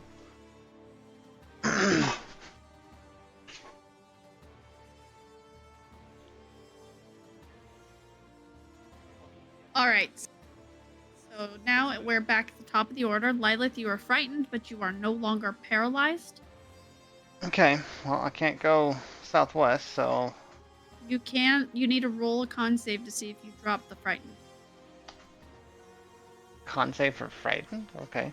Yeah. That's just how it wears off. 7. There's fluff in it. No, you don't save, but Yeah. you know. I'm gonna fire at him with disadvantage twice. Great.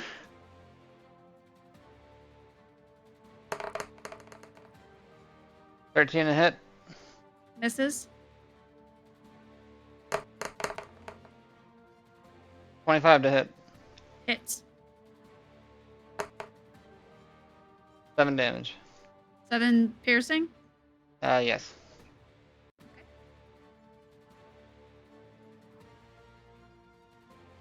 Is that in your turn? Yep. Alright. Thievery is going to use Cure Wounds on you. So you're going to heal first for 8. Okay. Then my Chalice is going to trigger. My Kara dropped. So my Chalice, we're going to do 1d8 plus 3. Let me roll it. Yep.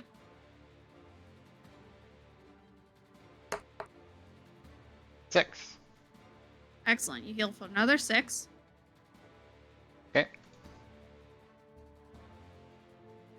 For a bonus action.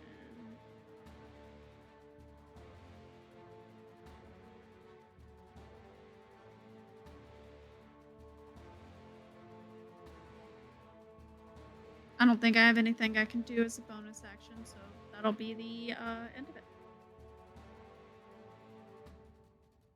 All right, Hildar, roll a con save for me, sir. Blood. Finally, 21. You save. You are no longer frightened and no longer paralyzed. Removing those conditions now. Fantastic. Let's see. So at the end, so this turn, you still can't do anything because your action is removing with the con save. Unless I will let you do a bonus action. Bonus action. So if you want to use a bonus action to like move, to attempt to hide, whatever it is. Going to attempt to. I got an idea. I'm gonna dash up, maximum that I can. Okay. So north. you want to go up the steps? Yes. Okay. Yep, that should be it. Oop, have you moved me? Yep. Oh, it looks You're like up my on the stream's stairs. frozen. You wanted to keep going, I thought. Alright, there we go. Yep, Let's go. Okay. I'll stay there. Oh, I'm so sorry, Kaiju. I hope it's just a glitch and you'll be able to get it. Yeah, that is rough. All right. That will be end of my turn. Egg salad. All right, the dragon, only having Norhion to focus on, is going to continue to try to move towards Norhion.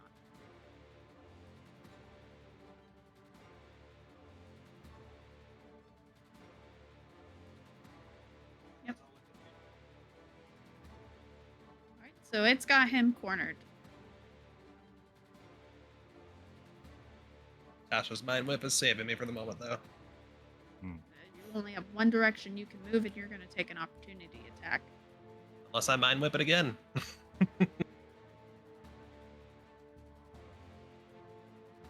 Which, let's try it.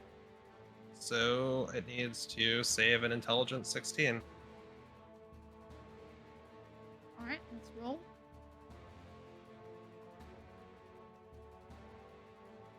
It saves. So it takes half psychic damage. That's it for that. 6 psychic.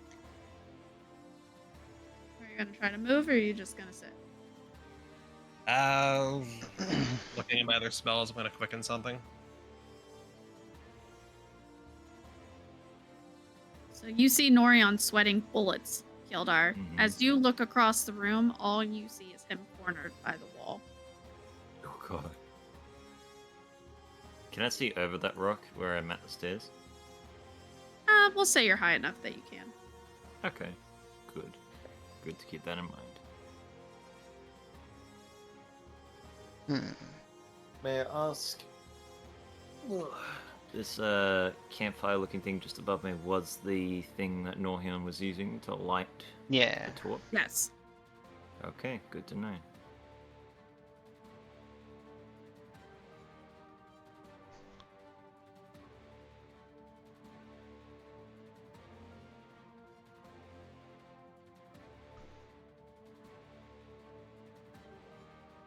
I'm going to drop the wall of fire that was up, and I'm going to cast a new wall of fire around myself with in a radial fashion, with it outwardly facing the young undead dragon.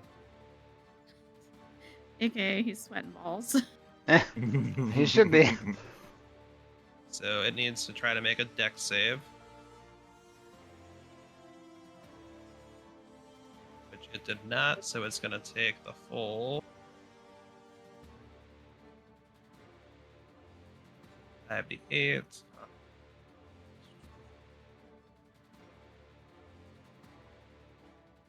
It's 33.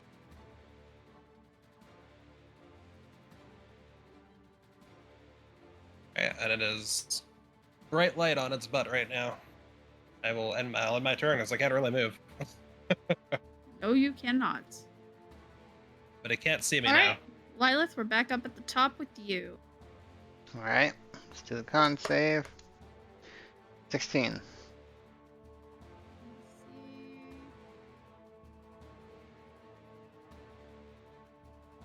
Yes. Defender technically should win, but I'll give it to you. Okay. I Gotta don't know shoot what it. the con save is.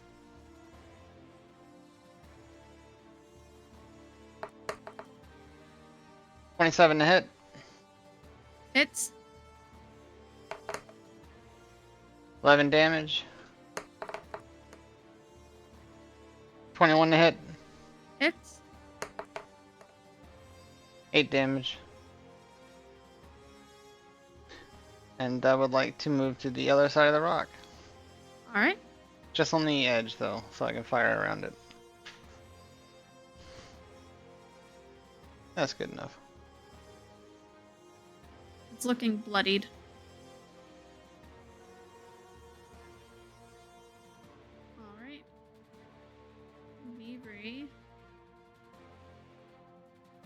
see everybody's health. Alright. So, not seeing anybody in particular danger, Vivi is going to try to hit it with a guiding bolt again. It's 11. That does not hit. After In sinking her 2 head. arrows, Lila looks at you like, come on. In Via's head, she'll hear, V, it can't see me. It probably can see you, though. I'd run.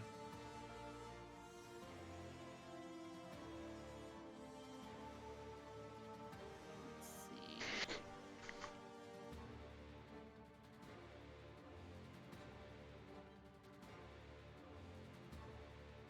Vivi is going to ignore him to cast Guardian of Nature as a bonus action. You see Vivi become like a glowing astral tree Ah. person. A glowing astral tree person. She gains 10 temporary hit points and she makes Constitution saving throws with advantage. The ground within 15 feet of me is difficult terrain for enemies.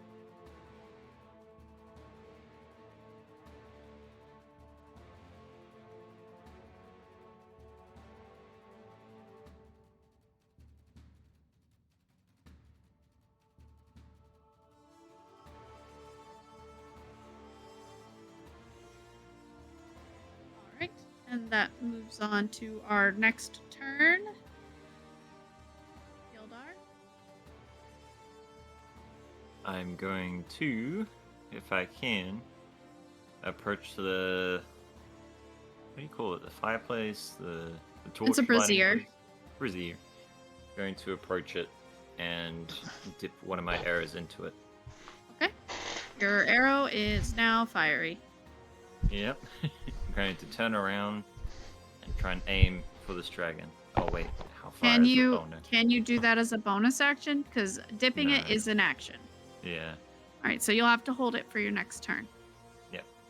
And I'll just, for my bonus action, I will hide. How? Go around the brazier. So this is probably a big ask. Let's have a look. Short Alright. bow. Roll for your hide. Dee-dee-dee-dee-dee. Wow, what a great hide. Nat 1. Yeah, you think you're hiding, but you're like, come on, hit him! Come on! What are you doing? You gotta hit him! How far is the dragon from me? Just want to check. Pretty far. It's isn't right it? behind you, run! Rah! It is pretty far. 85 feet. Damn, just. Alright.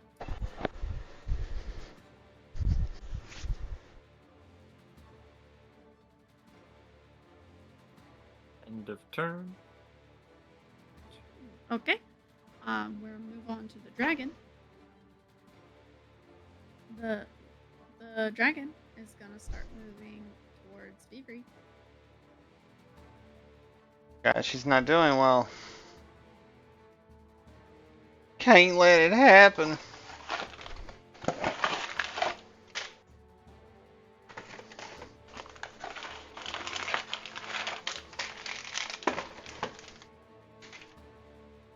Alright, and that's gonna end its turn.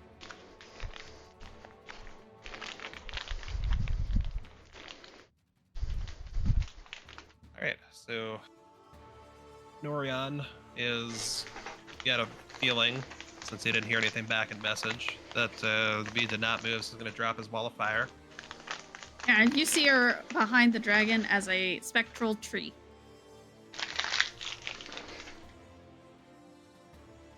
Boy, that's a tree. Ba-ba-ba-ba-ba.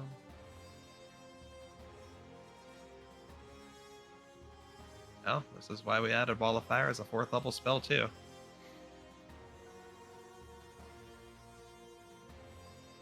So, Noriana is going to make this somewhat comical at this point.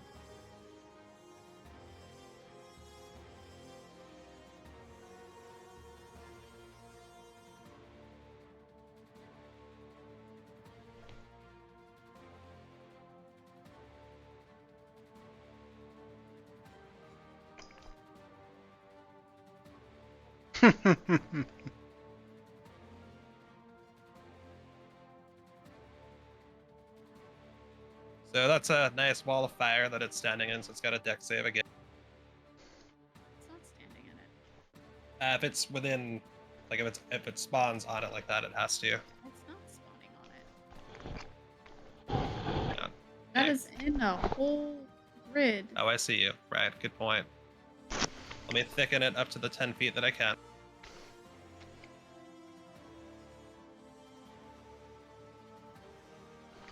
There we are.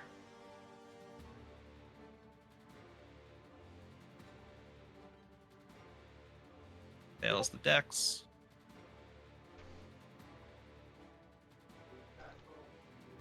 It's taking 30 fire.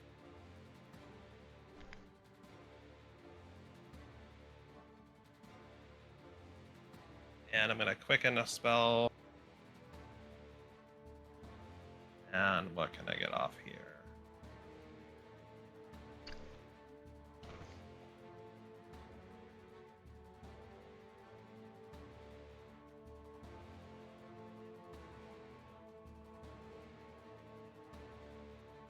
I guess that's time for more Scorching Ray.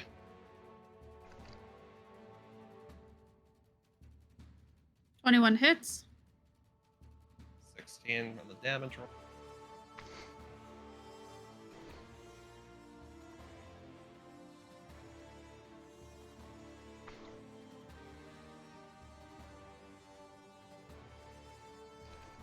Eleven misses.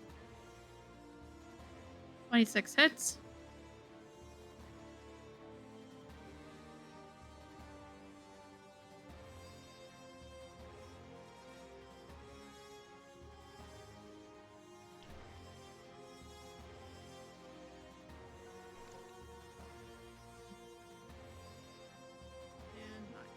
Okay. We're back at the top of the order. Oop. Can I see through the fire? Nope, it's a Yeah, solid wall. Solid wall. Cool. Well, and I can't do anything. Yeah, Norion's kind of being silly. Hmm.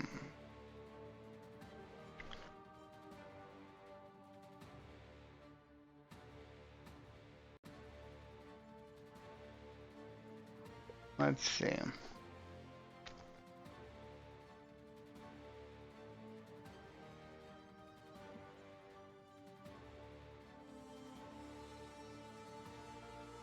Okay, this is what I'm gonna do. I can move into your sphere of influence, right, Vivri? Yes. Okay, so that's what I'm gonna do. I'm gonna run up next to Vivri. Alright. So you run up next to Vivri. I'm gonna cast Rope Trick. What does that do? Rope Trick is a touch spell. I touch rope, which I have. It's a cast time of one action, so instant. As you touch a length of rope that is up to 60 feet long, I'm not touching 60 feet of rope. It'll be like 5 feet. One end of the rope then rises into the air until the whole rope hangs perpendicular to the ground. At the upper end of the rope, an invisible entrance opens to an extra-dimensional space that lasts until the spell ends. The extra-dimensional space can be reached by climbing to the top of the rope. The space can hold as many as 8 medium or small creatures. The rope can then be pulled into the space, making the rope disappear from view for outside the space. Attacks and spells cannot cross through the entrance into or out of the extra-dimensional space, but those inside can see out of it as if through a 3 by 5 foot window centered at the rope. So I'm going to cast Rope Trick, kind of get your attention, and I'm going to climb up in that sucker. Okay. As if to beckon, I can't make you climb it, but I'm showing you. Look, get in here. Okay. That's my turn. Alright. Avery will attempt to climb this rope. with her Pull the turn. rope in with you. I will do that. As a tree. Hmm. I'm assuming that it takes my turn. It takes your movement speed, which is So now we're just above it. We're high in the air, right? why I made it 5 feet off the ground, so you can climb right up into it. Okay. If I'm not touching the ground, there's no more difficult terrain. Okay. Okay. Well, we can climb up inside of it, and you pull the rope up with you, we effectively vanish. This lasts for 1 hour, or until we end it.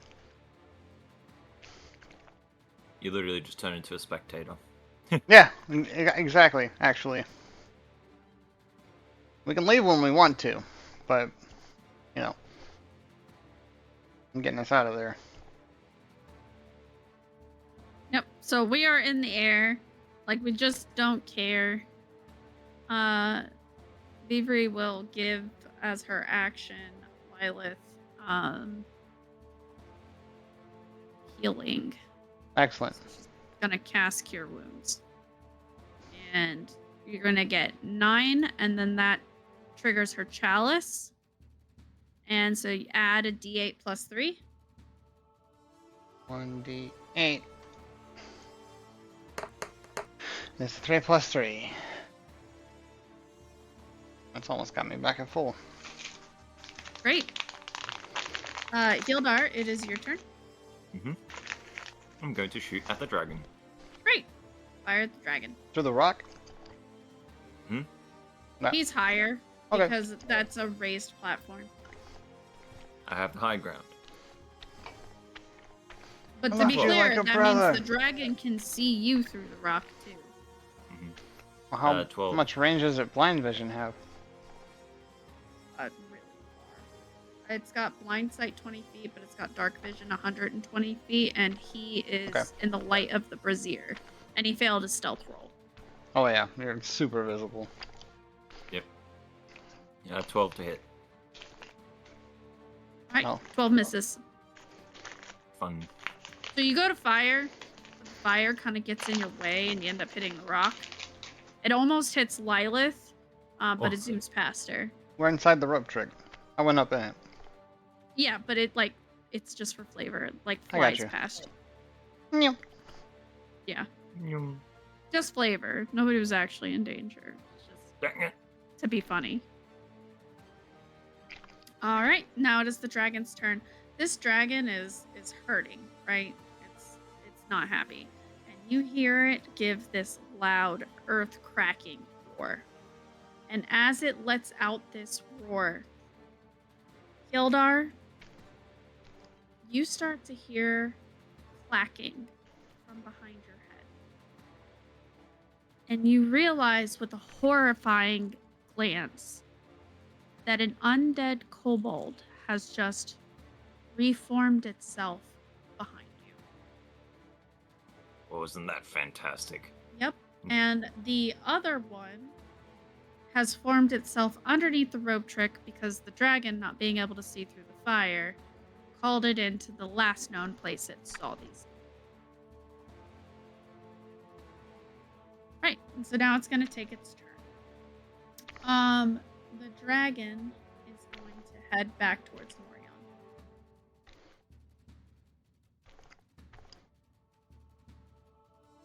Yep, and does it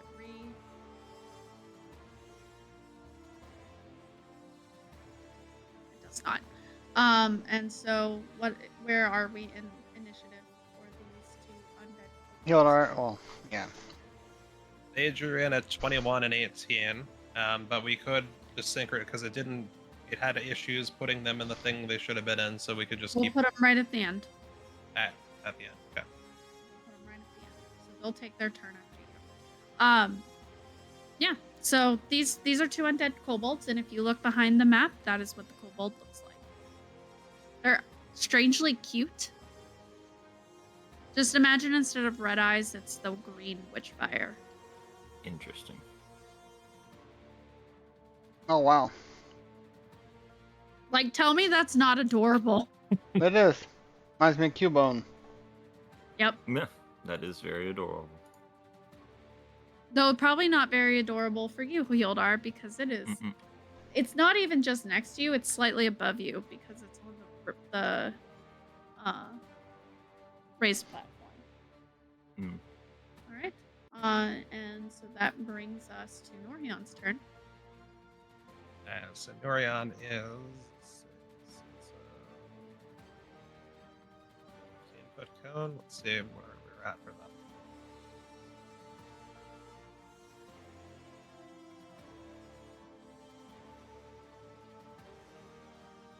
We'll do a second level Burning Hands, Dex 16 save. Okay.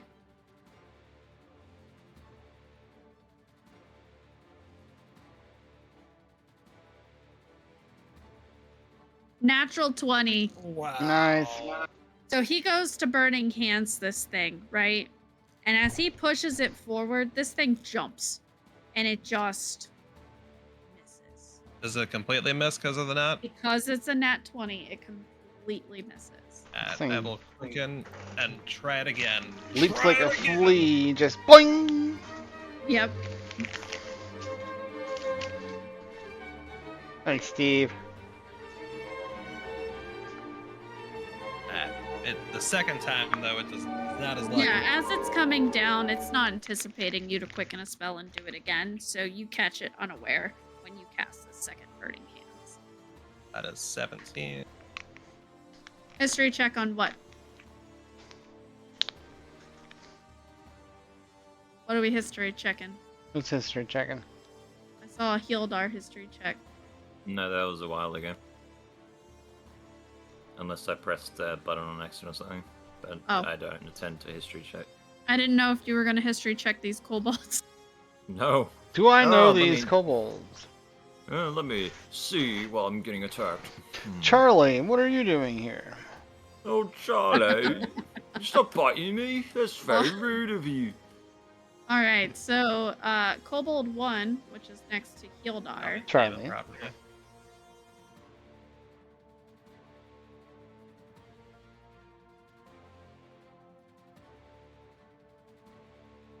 E. A. It's in the E. It's in the game.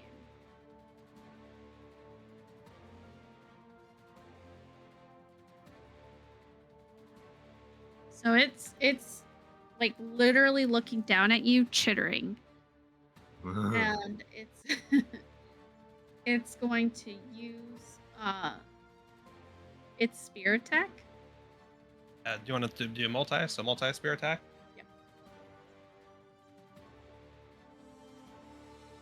First one is 11. Does it hit? Let me check. It does not. All right. Oh, next one's a 5. So you see this thing chittering, and you just start dancing around the spears. Like, you're sweating, right? Because you're like, oh, oh no! And you're just dodging these 2 attacks. Right? And Kobold B is trying to figure out where the heck we are. So let me see what it has.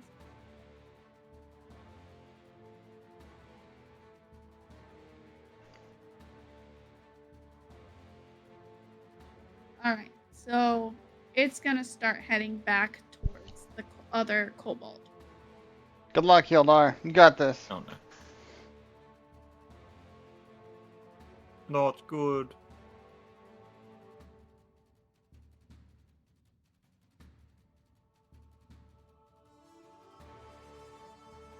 Alright, now we're back at the top of the order with Lilith.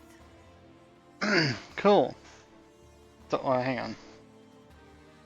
This is ridiculous. Okay.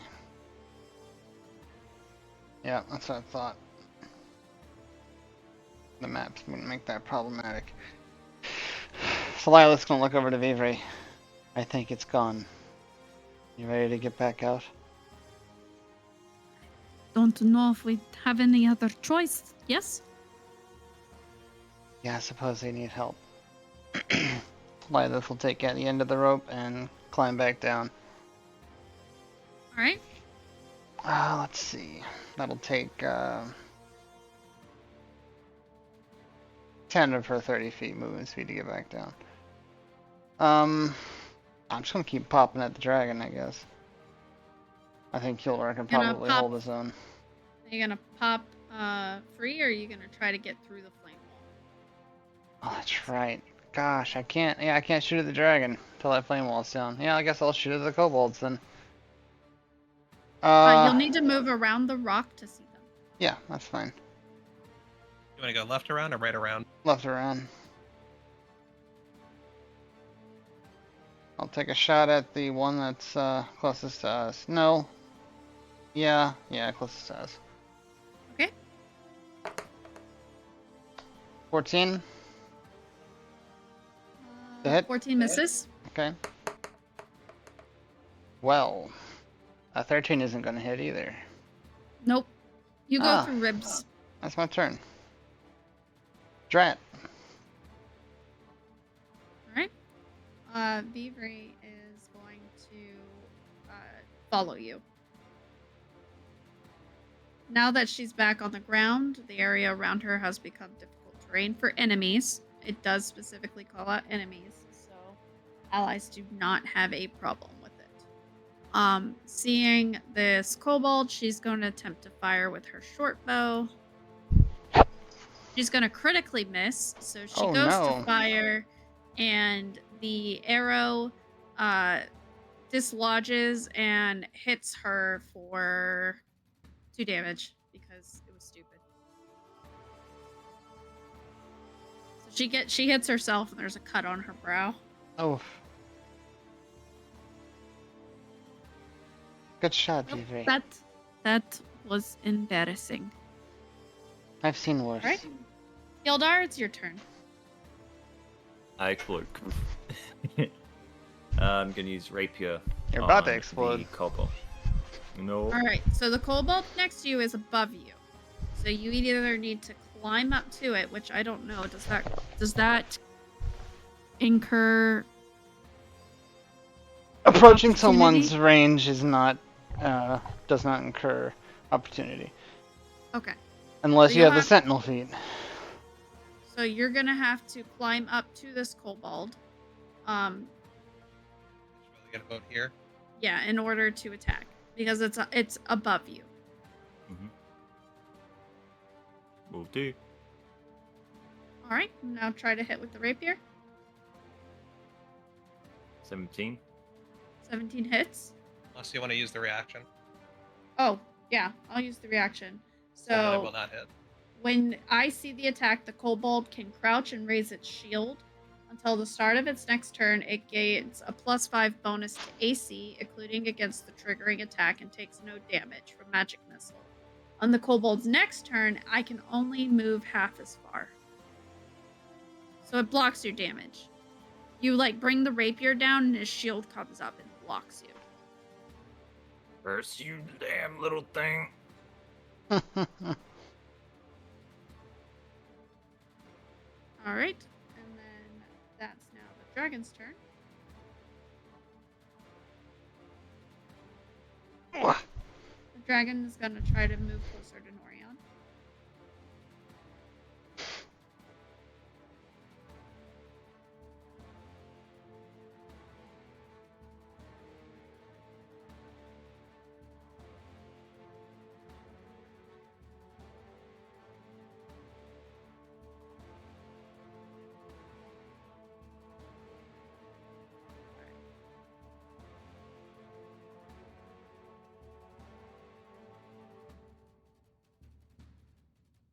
All right, the dragon just moves.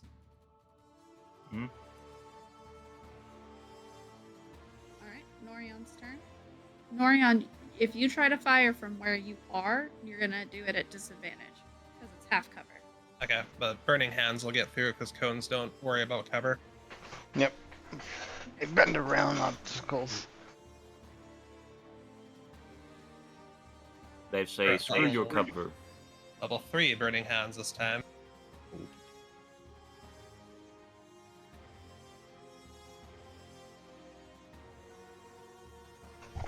Bitch. half damage. Yep, it saves.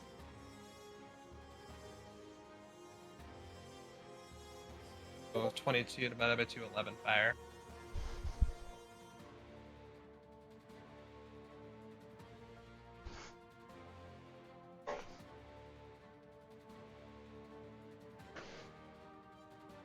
All right.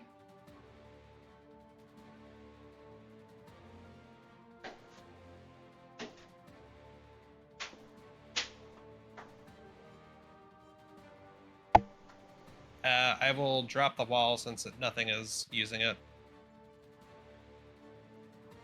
Yay! I can help again. And I will end my turn. All right. Kobolds. So now we're back up at at the kobolds.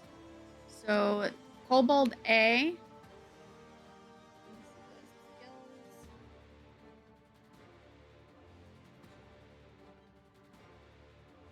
So it's gonna do multi-attack again. 15 to hit.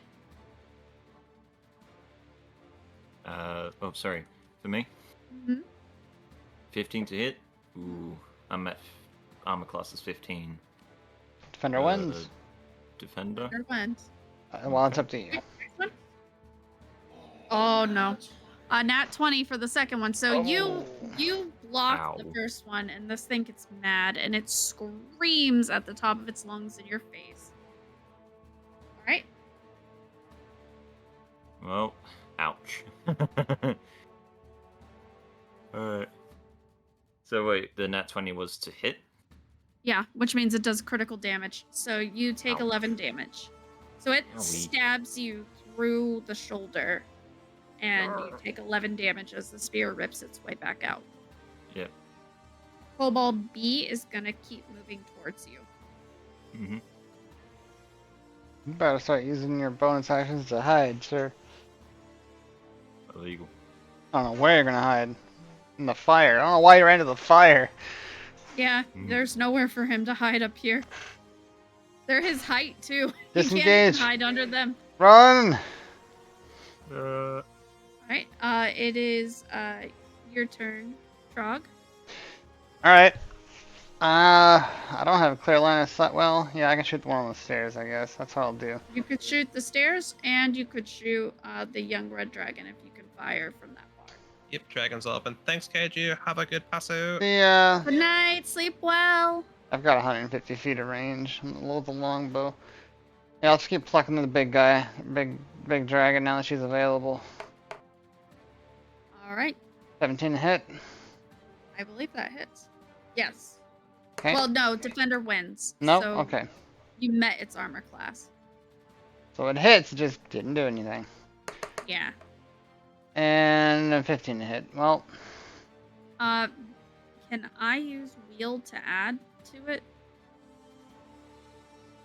I'm not sure how your wheel works. You have to tell me. When a creature is about to make an attack roll, a saving throw, and ability check, you can use your reaction to roll a d6 and add that number to the total. Okay. You want me to roll a d6? I've got it You already. got it. Alright. So I added a 3. To the 15 makes it an 18. Yep, so you can roll for damage. Okay. 10 damage. 5 damage. You know, Vivri's next to you. I feel like she would do that. Yeah. I'm doing frick all of this thing. I do not have magic weapons. I mean, you kept you and Vivri from getting slash and dashed. 'Cause that dragon was going to come through that wall. It was mad. All right, it is now Vivri's turn. Vivri is going to attempt to fire at the kobold with her short bow. She rolled an 11 to hit. Pff. Owie. I'm not fudging these rolls. Vivri We is are- just rolling horrible. I am This is rolling like- so bad tonight. It's just like, man, taking all the guiding bolts she hit in the first like 15 sessions, and it's like, time is now. The time is I think we now. had like 8 natural ones tonight. All right, she still has the Guardian of her up. So let me see.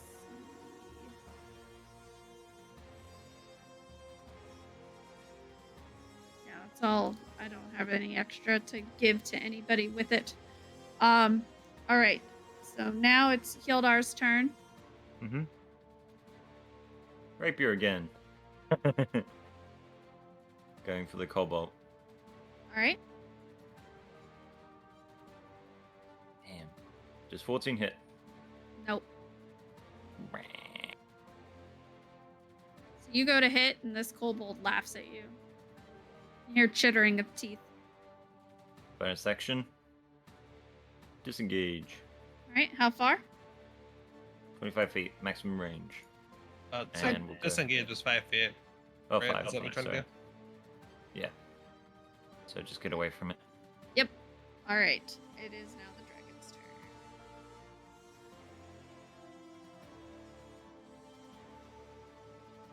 Dragon's gonna go north.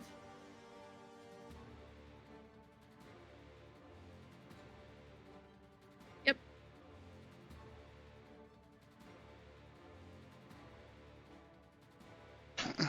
Roll for cone. As long as it's Y'all are all- getting so lucky too, because during the test fights, the cone recharged every battle. I have to roll a 6 for that cone attack to recharge. We've only had it recharge once so far, and there were sims I did where it recharged like 4 times back to back, and man, that was a very different battle. All right. All right, well, I guess Nori's up then. So seeing this, let's see how far away we are. We're gonna do all reliable here, hopefully. Let's check if who can firebolt at. And hits, and it does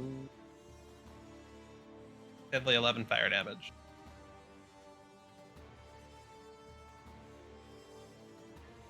All And right. that's my turn. Now we're back at the kobolds. So Kobold A is going to move closer to Hildar, and it's going to use multi-attack. Great.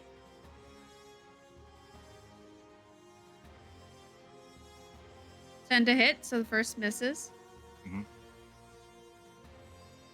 11 to hit, does that miss? Yes. Excellent. All right, and now Kobold B is going to keep moving closer. It's going to flank the other side of Hildar. Yep, so now we have pack tactics. Oh boy. So I have advantage on attack rolls.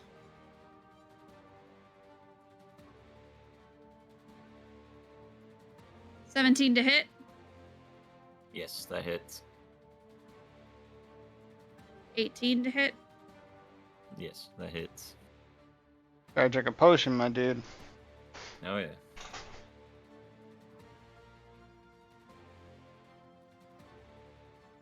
so 9 piercing for one, and 6 for the second. Jeez. 15. So one goes through the same shoulder that got hit, and then one goes just across your waist. Ow! That's not a shish kebab.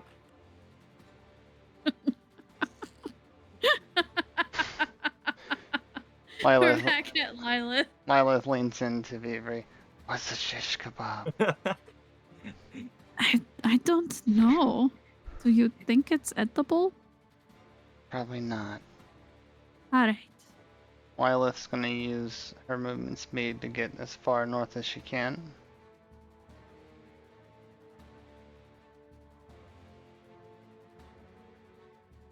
Is that good spot? I don't want to be near the fire. Is the fire elevated? Yes. Yeah. Yeah, So put if me you're there. down, yeah. And I'm just gonna keep shooting at the dragon. Alright. You know what? Pop and lock it. Let's do this instead. Let's do spike growth. Just right in the center of the dragon. So that Vivri is just on the cusp outside of it. Okay. And that's my final second level spell slot. It's 20 feet, right? You said. Yeah, 20 feet.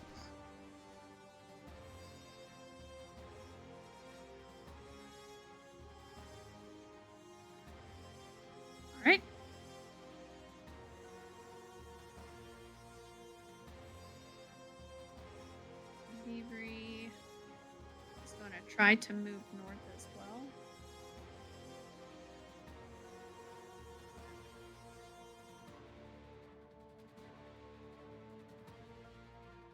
Well, you'll block Lilith there. Yeah, that way I'm not blocking Lilith's shot. Alright. And she's going to attempt to hit one of the kobolds. 15. Oh, defender wins. Wah, wah. Alright, so she fires, and it just glances off the shield, and you can hear it chittering as it laughs. Ooh. Alright, Kildar, it's your turn. You are surrounded, sir. Okay. This is fine. This is fine. Fine. Wait. I don't think you can disengage. Peke can correct me if I'm wrong, but because you're flanked and the only way out is to climb down, I'm not sure you can get out without triggering the opportunity attack of at least one of them. I don't think there's a limitation. I mean, given the circumstances, I think that's your call. Can you disengage off a cliff? Let me Google that. You can always jump off a cliff. 5-foot cube. Okay. How tall is Kildar again? Is he 5 feet. 5 foot? 5 feet? Okay, I got an idea. Hopefully this works. I love creative. I'm going to do a... Hold up, one sec, I need to check its parameters. Does it say I can do this? You say I can't do it? Make a minor illusion of Hildar in its place, where Hildar is right now. Okay, so you double yourself, right? I'm doubling myself, and then I'm going to use bonus action to dash. Okay, I am dash will trying. absolutely impose opportunity attack. I believe that minor illusion comes with a wisdom save. That's what Baldur's Gate does. It doesn't actually come with anything in regular D&D. You have to use a skill with it, you want to deceive them or something like that, and then they have to roll insight or something against it, depending on how you justify what your minor illusion is supposed to do. So I don't think you could do that until your next turn. You leave the minor illusion where you are right now, and then you could stay in that position, and then on your next turn use your skill to try to deceive them to disengage. Or you can leave the minor illusion and disengage, or I'll do that. dash. But they'll know that it's a minor illusion. To be fair, they just watched you do it. Yeah, I know. So you can hold and try to do what you want to do on your next turn because it's created now, right? So if you wait until your next turn, you can attempt with your deception to deceive them and disengage. Yeah, I'll try that. All right. So for this round, you'll stay still. You don't have any other bonus actions you can do. Nope. Okay. So now it is the dragon's turn. It's going to start moving again towards Vivri. It's 1, 2. That's should be 3 2d4 piercing damage rolls for the stuff you put down, Trog. You went through 3 of them? Yeah, 3. So it's 11. Okay. Okay, 2d4 for every 5 feet, so 64. So it's got 10 more feet of movement speed. Yep, it'll keep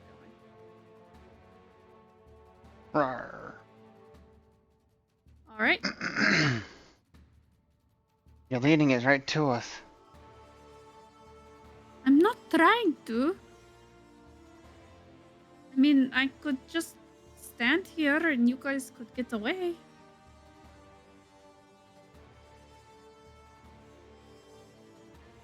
I won't leave you behind.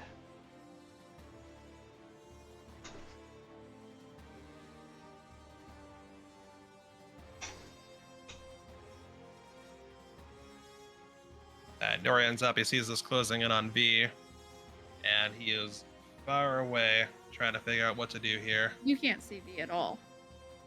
I can't see. No. The line of sight, he is blocking V entirely. Okay. Then, There's a rock and then there's him. You can't see her. okay. Then in that You can case- guess that it's. Okay. Well, if I can't see her, then the terror won't hit me quite as hard. I hope you two are holding up well over there. Let's send another firebolt. Which is going to just barely hit a scale that does not care about it. Yep. It just goes a little wide, harmlessly flicks off. We're back to the kobolds. Alright, we have pack tactics.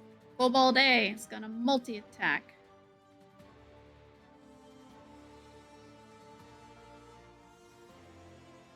First one misses. The second one lands. So we're gonna get three stabby stabs on Hildar. Owie. And now the next one is going to attack.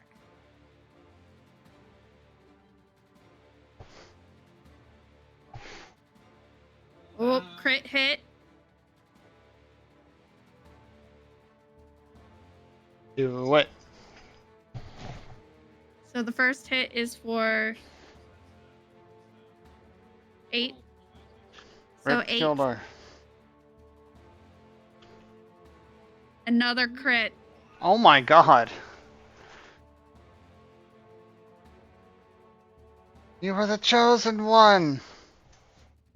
And then 11. So you take 8 and 11.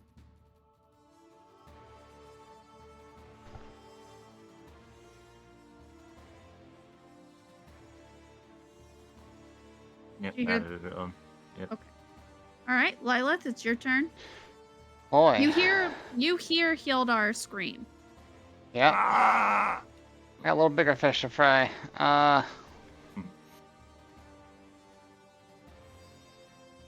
I'm going to try not to cry. I'm a big girl. I'm gonna go diagonally northwest as much as I can.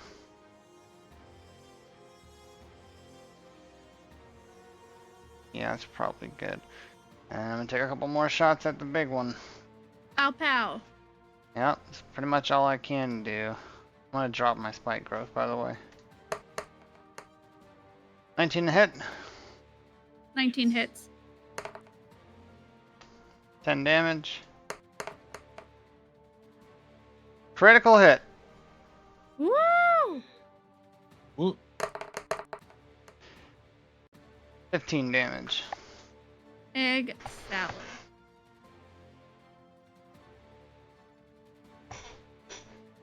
That pull out You hear this one arrow undead after the dragon other. is mad. It is so mad. Vivri, distracted by Hildar's screaming. I think my mouse almost died. Is going to cast a healing word. Just gonna do it at 3rd level.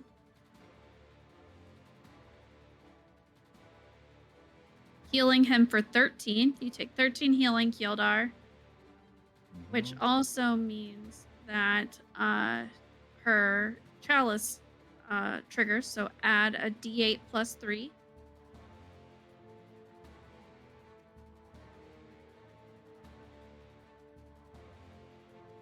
And since healing word 7. is excellent, so you had 13 and then you had 7.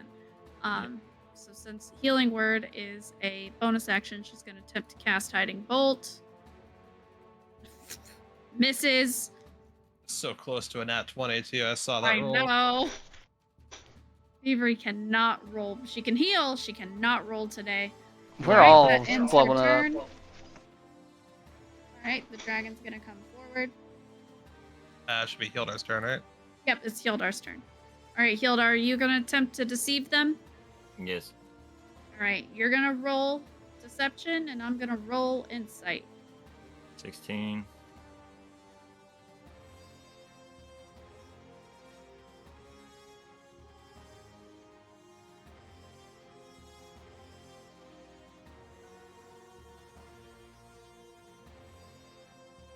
What did you roll? 16. 16. First one succeeds. What about the other one? Yep, they succeed.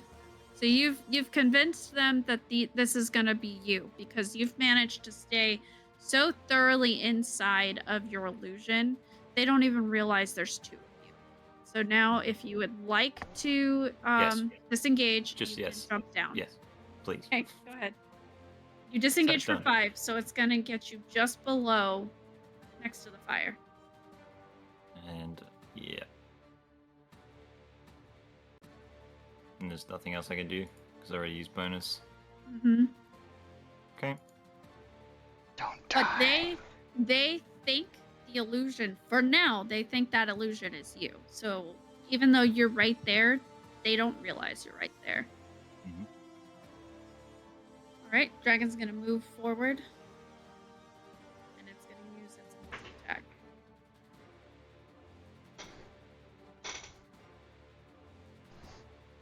And misses. All those years training in the circus pay off. Critical Ray. fail. So Oh, it goes. yeah.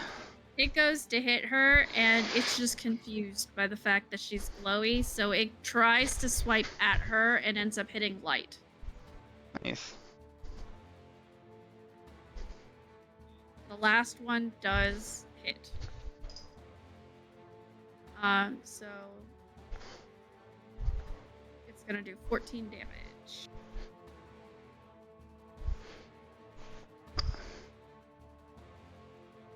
Alright, which will eat her temporary hit points.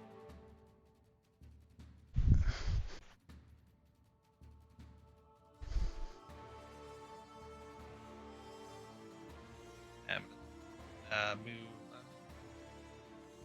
Gonna get a feeling that something's going on. So 5, 10, 30. And I will firebolt again.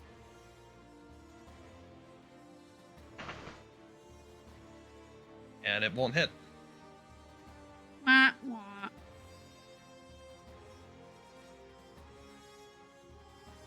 Alright, now we are at the 2 kobolds. The first kobold is going to try to attack the illusion, and it's going to obviously miss and realize that it's not an illusion, which is going to inspire Kobold B to start looking for Hildar. Hildar, roll stealth. You're going to have to roll high because you're in light. But if you can hide... 21.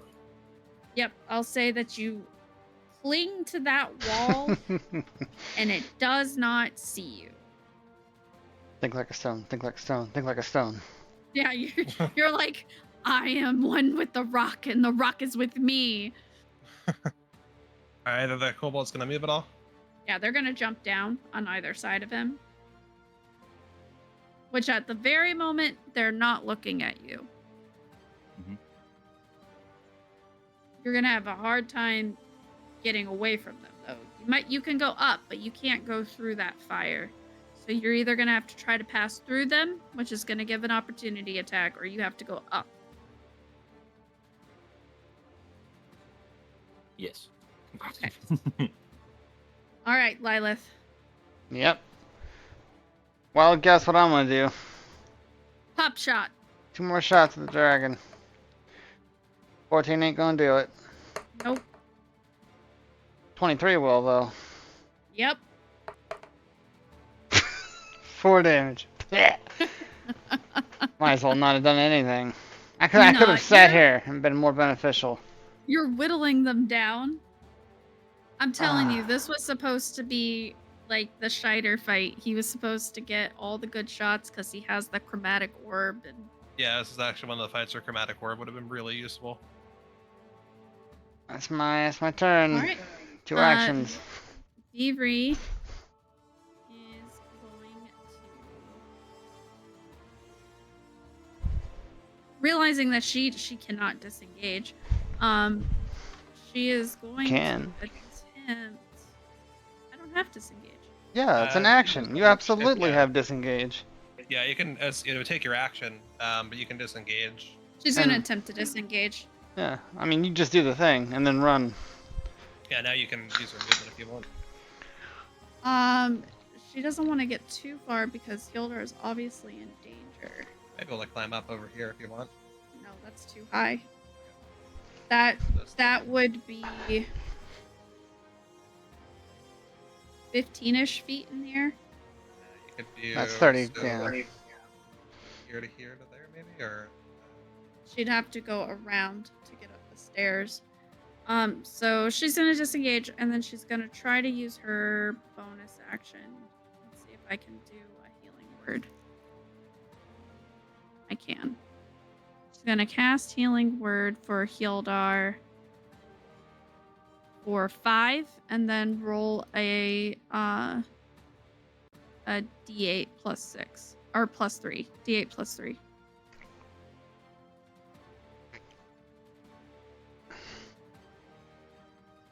You got your heals.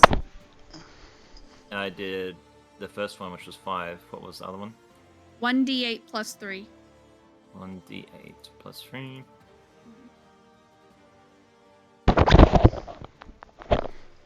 Keeping you healthy. 7. So there we go. Put that on. 55 at now. All right. It's your Go turn. to 12. My turn. Mhm. You can either disengage up, or you can try to run through their space, but you will take an opportunity attack. You can disengage. Oh, I see. Never mind. What if he action disengaged and then bonus action disengaged? disengage from 2. I guess that could work. It would still have to go up. You could Because the reason I'm making the call is because where the brazier is, he would have to go through their square to disengage. jump through the fire. No. You can roll high enough acrobatics. I'll let you do it.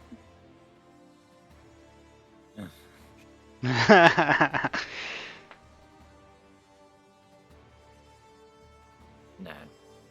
I'm gonna look at the cobalt. Ray of sickness. Okay. On A or B? At B. 10 to hit. 10 does not hit. Bonus action. Die. You can bonus action disengage up if you want to. I'm just gonna do that. Okay. Bonus action. Perish. Mm-hmm. Bonus action. Reroll another character. Mm-hmm. Alright, the dragon's gonna go for V again. Alright, it's gonna try to multi-attack. 15 doesn't hit. 19 does. 15.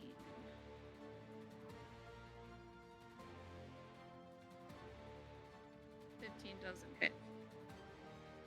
This is why Vivri's not moving. She's so hard to hit. She's like, if I try to tank it, then at least, you know, you guys could not be the ones being chased by the dragon. We're Why are you abusing taking poor anything, Vivre. B? Because I'm harder to hit than you. I can be harder to hit than you if I react properly. I'm coming.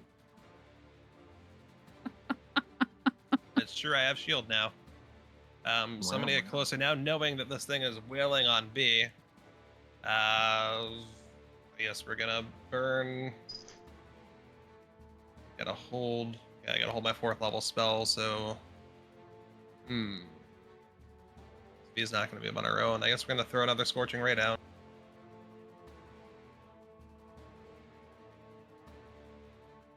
That was almost bad. Yeah. Well. Oh, you mean the roll? Okay. I watched that dice. It almost landed on the 2. Ooh.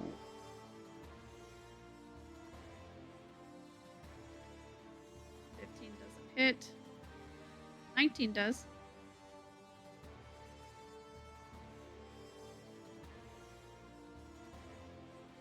This thing is hurting. And it's mad.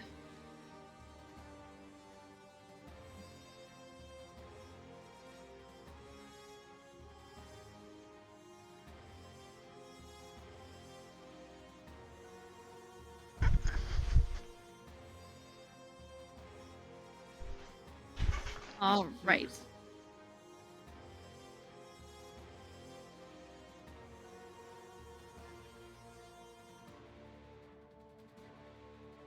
All right, kobold time. So the kobold's gonna follow Hildar up in a comical dance, and it is going to try to hit. Oh, right, because it's only, yeah, so let's see, is that pack tactics? So Well, it can hold its action and let the other one get up with it. that'd be smart, yep, do that. There you go. Yep. Now And you got so they're pack. going to use pack tactics. Now you're thinking like a pack. 12 misses. Oh, no, never mind. It has advantage. So first one's 18 to hit. Yep. That's 4 damage. Okay. Where is it? 4 to hit. Yep. Next one's 19 to hit. Yep. That does. Another 4 damage. Mm-hmm.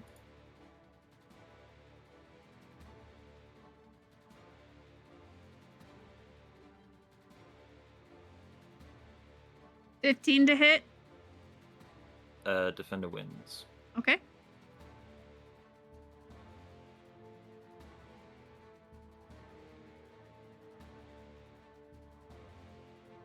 $21 to hit. Oh yeah, that hits. Nah, he's good. 7. No. Oh, it is that damage. 7 damage, sorry. Okay. Now Yep. we're back to Lilith. All right. Oh, let me. Yoldar has become a pincushion as Beavery's like, heal! And he's like, yay! And then they're like, exact same amount of damage. And he's like, no! I've forgotten about the unseen attacker thing, where if I'm not seen while I attack, I have advantage. All right, we're going to say that Lilith was panicking up till this point, and she's like, wait a minute. Just calm down. Just breathe. Okay, now steady the bow. I mean, it's only on one shot, but that could have been beneficial. So, let's see.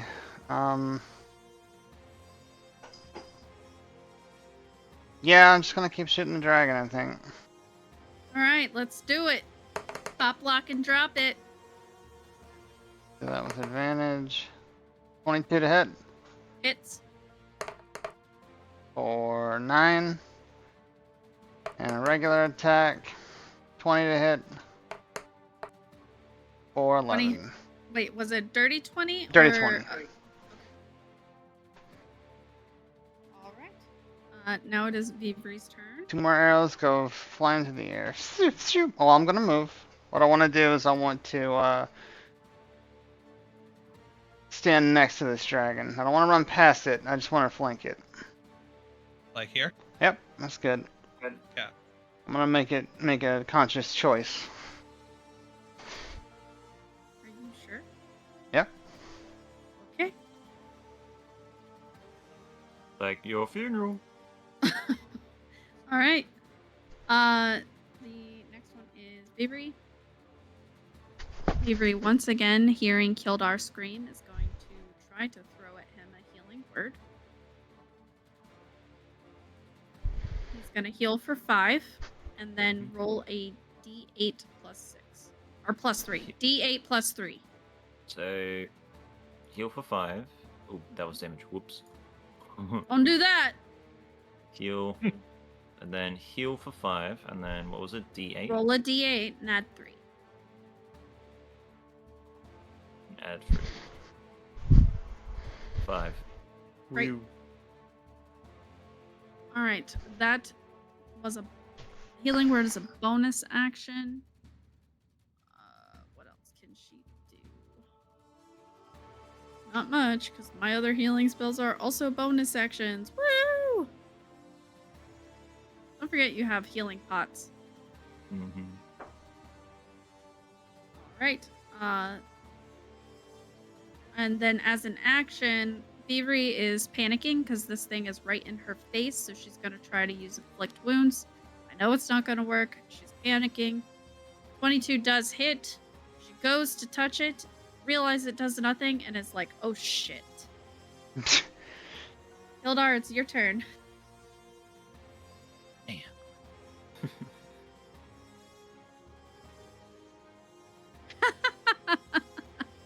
Bonus action. Beg DM. No, no, no, no. Wait. Could disengage and attempt to dash. Raise I sickness. don't. Okay, that works. 25. A or B. A or B. A. All right. Use Ray of Sickness on A. 25 hits. Mm-hmm. Is Damage. that critical? Oh, Was no, it a wasn't natural 20? Let's have a look in the logs. Not sure if it was. I don't think it was. No, it wasn't. Okay. So just regular. Yep. Raise sickness. So is on A? On A. Yep. 5 damage. All right. This thing yells at you. It's like, ah! I put up the middle finger. It smells like it needs a tic tac. Not one, not Alright. two, but a whole Now pack. it is.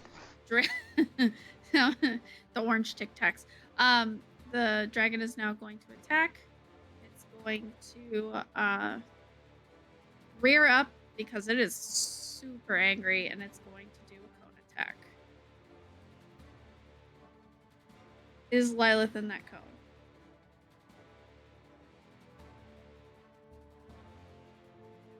Okay. So it barely misses Lilith. So it's going to do a direct cone attack at Thievery. A con save. I don't remember. Does she roll saves at disadvantage with level Yeah, 1? save she's okay with. 16. You're defending, so you win. You did it. So you're gonna take half this damage. So 14 fire.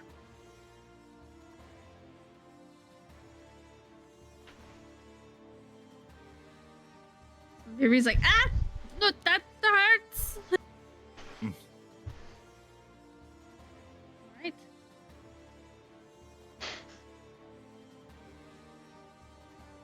Meanwhile, Norian, should have gotten her that ring. I had the chance. We're only shopping all day, Nori.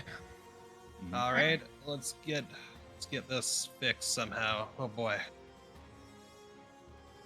Going to use Tasha's Mind Whip. So it's gonna do an int 16 save.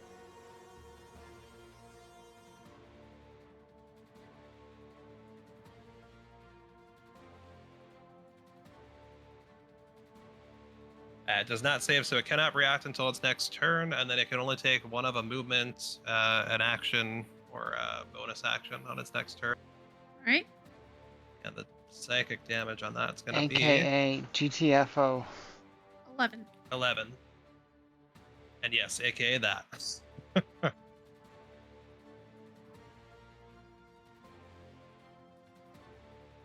And let's see if I can get closer to.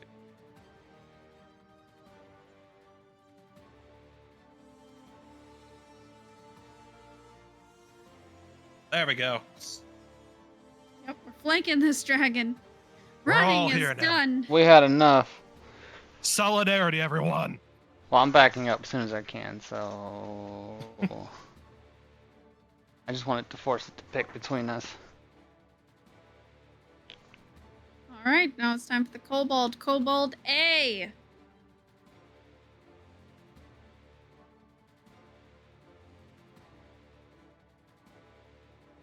$19 to hit.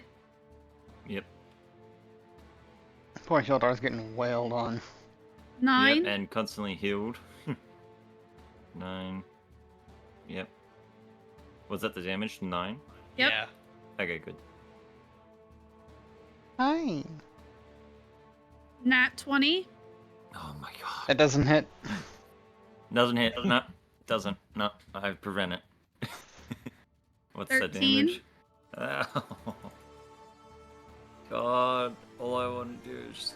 Oh no, Steve, that's a bad one to bit too. Don't forget, you have a healing pot. You have a good healing pot. You can uncanny dodge any one of these. You realize that? No. These are regular attack rolls from the kobolds. Yep. And now Kobold B. Oh, that's right. That was man. That was Right. one. Uh,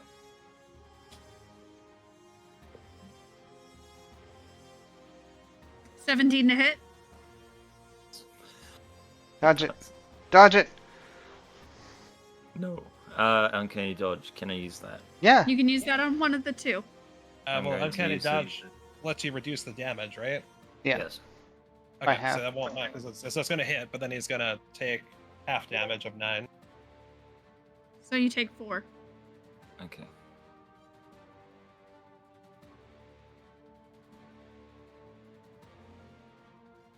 $19 to hit.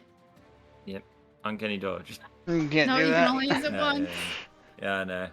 But the damage Uh. is 4, so you got lucky. Hmm. All right, we're back at the top of the order. Lilith. Oh boy. Alright, dragon.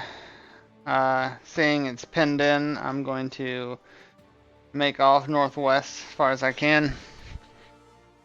30 feet.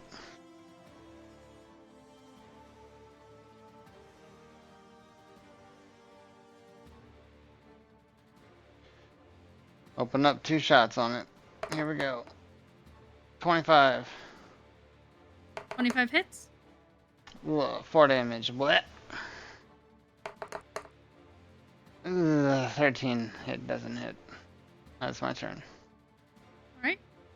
Thievery's going to try to cast Infestation. The dragon needs to do a con save of 14. It does not save. So 5 poison damage. So you see bees fly out from her hands and start trying to stem at it. It doesn't seem effective. But she finally got to use Infestation, which I'm very Yay! happy. Avery, are those bees? Bees! Not the bees. Oh, those are pretty nice. Oh, that one's got a nice stinger too. You should probably run at some point. If I run, it might try to hit one of you. Yes, please let it try to hit me. I'm right here. That's why I'm here. I walked up right to I it. am harder to hit than you. No, not when I shield myself. Right, she's gonna cast Healing Spirit. Wait, if I do this, my Guardian of Nature concentration will drop, but that's okay. That's okay. So she's gonna cast Healing Spirit and put it right on top of Hildar. Hildar, same thing. When you start your turn in the thing, you'll be able to heal for some. That is a bonus action, but that triggers the chalice, so you automatically heal for 1d8 plus 3. So, what was it again? So 1d8 Plus 3. plus 3. Better this time. So 9. Heal for 9. Yeah. And what was the other healing, or was it just that? That healing will trigger at the start of your next turn, so just let me know and I'll roll for it once you start your next turn. It'll be at the end of my turn. Okay. There's nothing else Vivri can do as far as that. And so she's going to hold fast, making sure that, being the one with the most shield, in her opinion, that it hits her and not chases them. So now Hildar starts your turn. You're going to automatically heal for a grand total of 1 because this is not high. So at least you're 1 hit point higher. But as long as you're in the square for the next 3 rounds, so 2 more rounds after this, you will be able to heal at least a little bit. So now you can start your turn. Ray sickness. On A or B? A. 21 to hit. Hits. 7 damage. Egg salad. You are doing some pain onto A. Do you want to use your bonus action? Let me have a look. Let's see. Can he use a health pot as a bonus action? No, it's No, an that's action. an action. It's an action to use on item. An action Yeah, to for equip this- a weapon, technically. Disengage. I will Alright. use. So you'll go down. Mm-hmm. Remember, Doing the you will dance. not heal at the start of your turn. Okay. They're gonna just come down with you, so I don't know. I mean, it's up to you. You do what you want to do.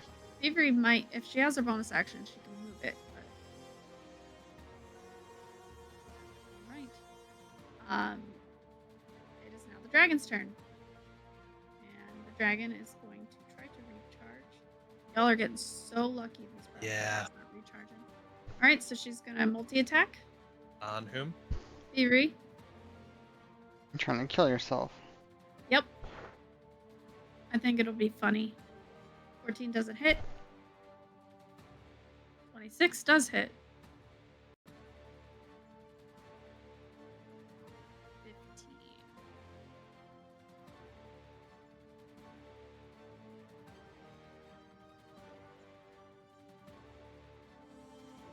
Yep.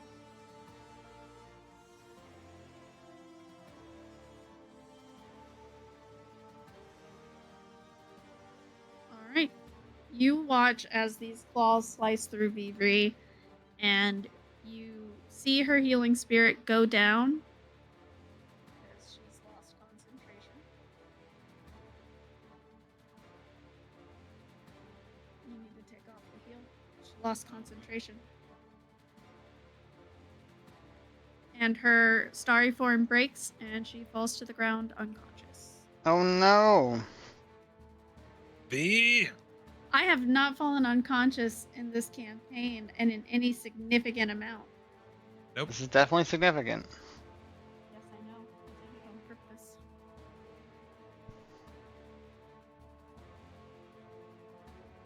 Because I wanted to see how much it would take for her to go down. And apparently it takes a very angry undead dragon.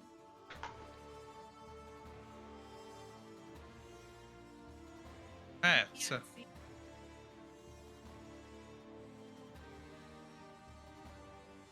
She still attacks, but you don't know she's down yet because you cannot see through the large creature. Flank around if you... I'm gonna move around to try to get a better look at B because I see this thing has just been wailing, and I can see. You probably I heard get her. about here.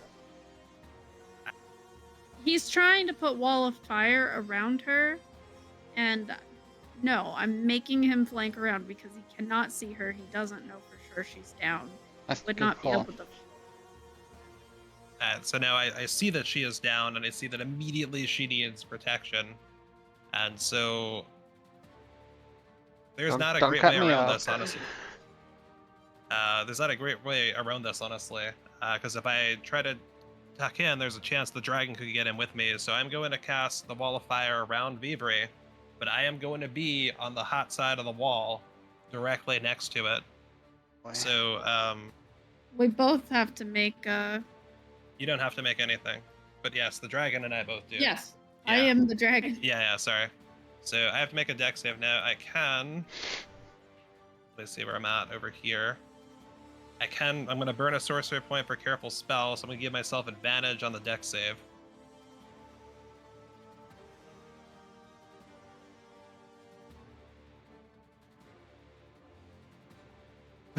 Which It does rolls two nothing. fours, oh my gosh. So I'm going to Perfect, take the full brunt of this. Let's see what the dragon You have does. full health. You're fine. Yeah, it should be fine. Dragon does not have advantage on its dex. And it is also taking the full brunt of this. So I am going to take. This is my last level 4 slot. I'm going to take half of 33, so that'll be 16 for me. It's going to be 33 for the dragon, though.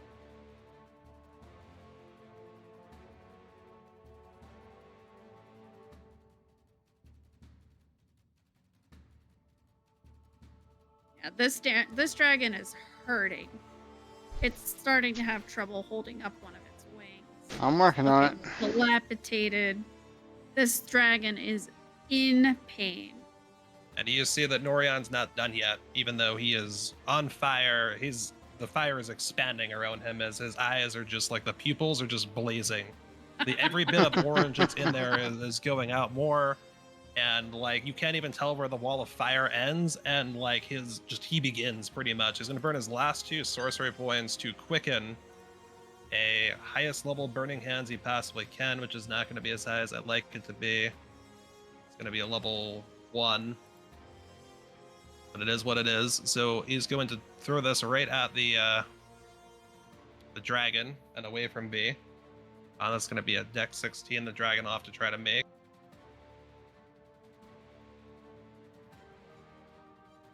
What the hell, dragon? What happened? This dragon got a nat 20 dex check. Oh no! Oh, and it would have gotten a nat 1 if I'd rolled next. Wow, that's crazy. So I guess the dragon just dodges that. Yeah, the dragon just kind of falls backwards. It didn't try to dodge it. It just kind of stumbled, and your spell just missed. Hildar, you see this. You watch his spell just miss for no reason other than the dragon just stumbled.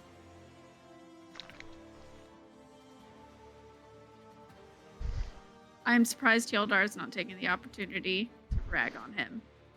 Well, I forgot I was on mute, so that's why. Oh, yeah. Hilda just kind of drops to his jaw, seeing the dragon just dodge. Yep, he's just like, boop.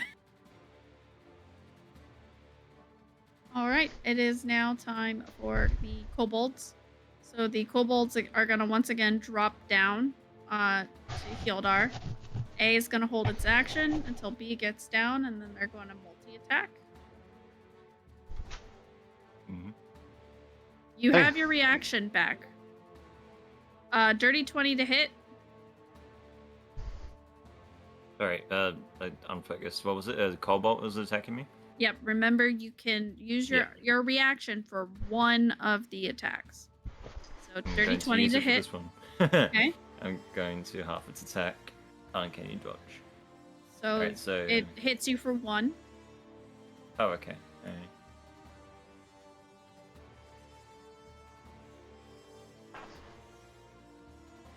$17 to hit. Yes. All right. 8 damage. Okay.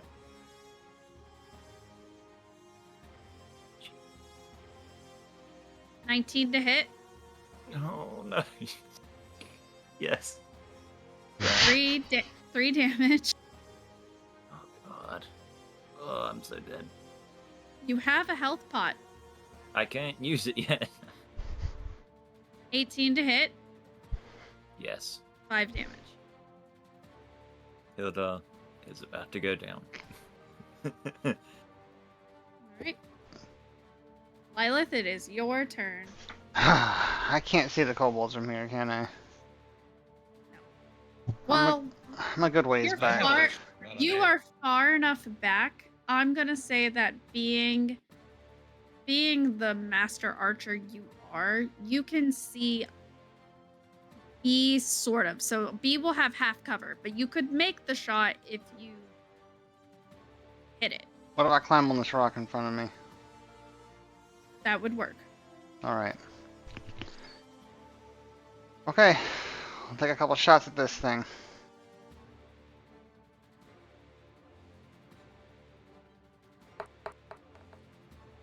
$20 to hit.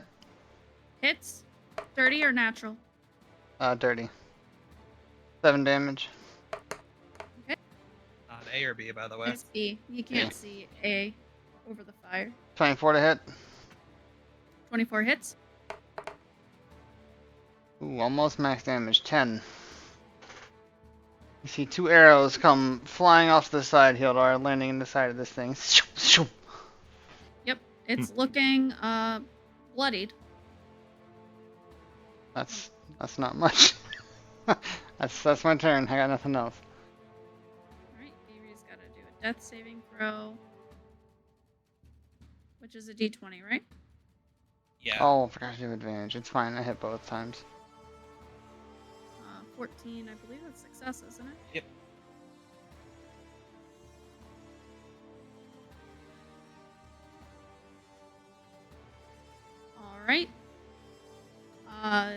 Hildar, it's your turn.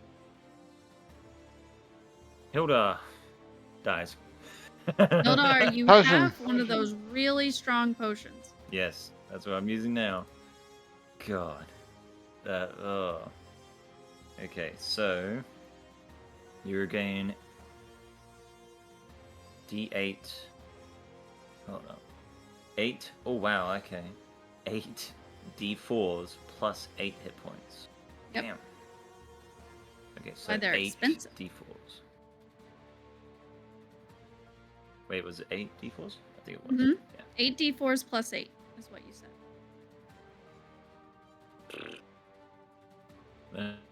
And plus 8. 29. Ooh. Great. So you slurp this potion down, and stars appear in your eyes. You go, "Hwah!" and you feel like you're ready to fight again. Come on, get it. Come on, try me again. Turn me into a shish kebab again. I dare you. I double dare you. So do you want to disengage up, or do you want to stay? I get away from these bloody kobolds.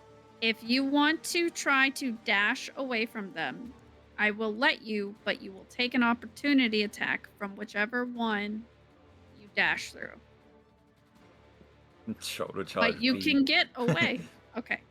So shoulder charge speed. That's what you want to do, right?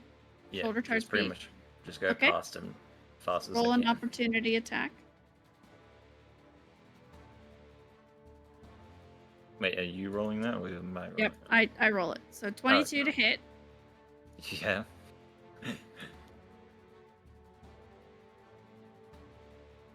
You take 7 damage. Yeah. Okay, and now you can keep running. Yep. How far can I go? Just maximum distance. Whatever South. your dash is. Yeah, so you do 25. So you did I think like 10 to get here. But yeah, because you already used your main action, so they'll get you about here. Far enough away, they can't use pack tactics immediately on you. Yeah. Mhm. They're gonna have to come after you now. Now I'm sitting next to the dragon. Woohoo. Dragon's hurting. Yeah. The dragon is going to attempt to hit Norhion. Let's see if it gets its cone. Nope. You are so lucky. 19 to hit. I'm gonna cast Shield, which is going to make that equal my AC. So I will defend barely. Defend defense. Do you have a spell slot to cast? Yeah, you do. Shield's great. It is. I was just waiting to have enough spell slots to be able to use it. Roll it. That one will 22. hit though. 13.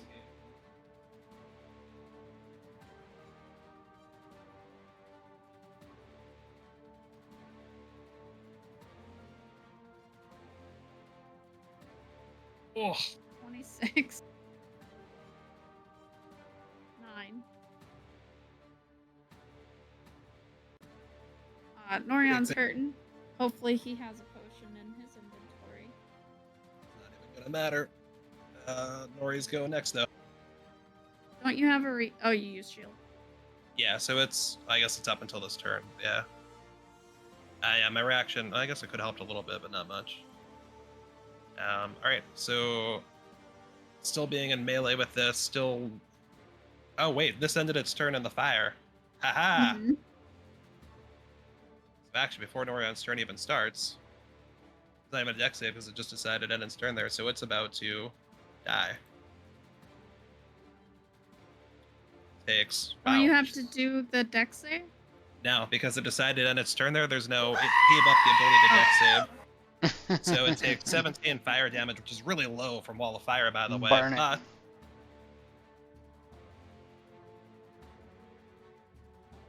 So this dragon ends up going up into flame, and you watch as the embers of the green witch fire dissipate into the ceiling. And as it's dissipating, you get a strong sense of relief, like this dragon is being released from a perpetual hell. Mm-hmm. rest well.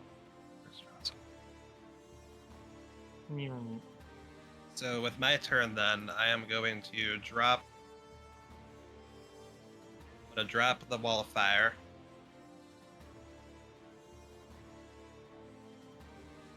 And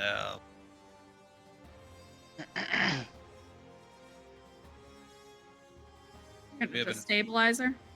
nope, I'm going to. Well, can I do? Yeah, I guess I can heal her. So I'm gonna give her a. I'm gonna pour a large potion of healing supreme into her mouth forcibly, and that is 10d4 plus 20 hit points. All right.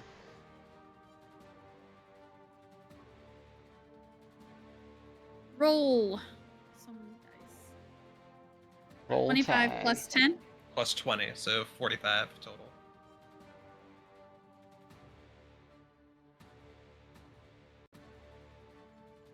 All right. So you see Beavery painfully get up. She's definitely really sore. Oh, that hurt. Yeah, I feel you. I'm glad you're up, though. The doctor's gonna kill me, though. We gotta get you further away from these kobolds, though. We should be able to pick them off from range or something. I'm working on it. All right. That ends Nori's turn. Now the kobolds are in. And they're going after Hildar, so they're going to try to run after him.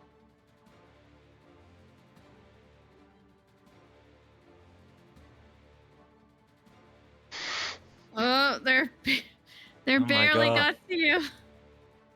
I'm sick of these damn kobolds in this They're damn gonna mother cave. They're going to try to multi-attack. They don't even have that much health. I know. They are hardy, though. They've got some nice shields. Man. Alright, let's do the pack tactics. 16 to hit. Does it hit? Yes. All right.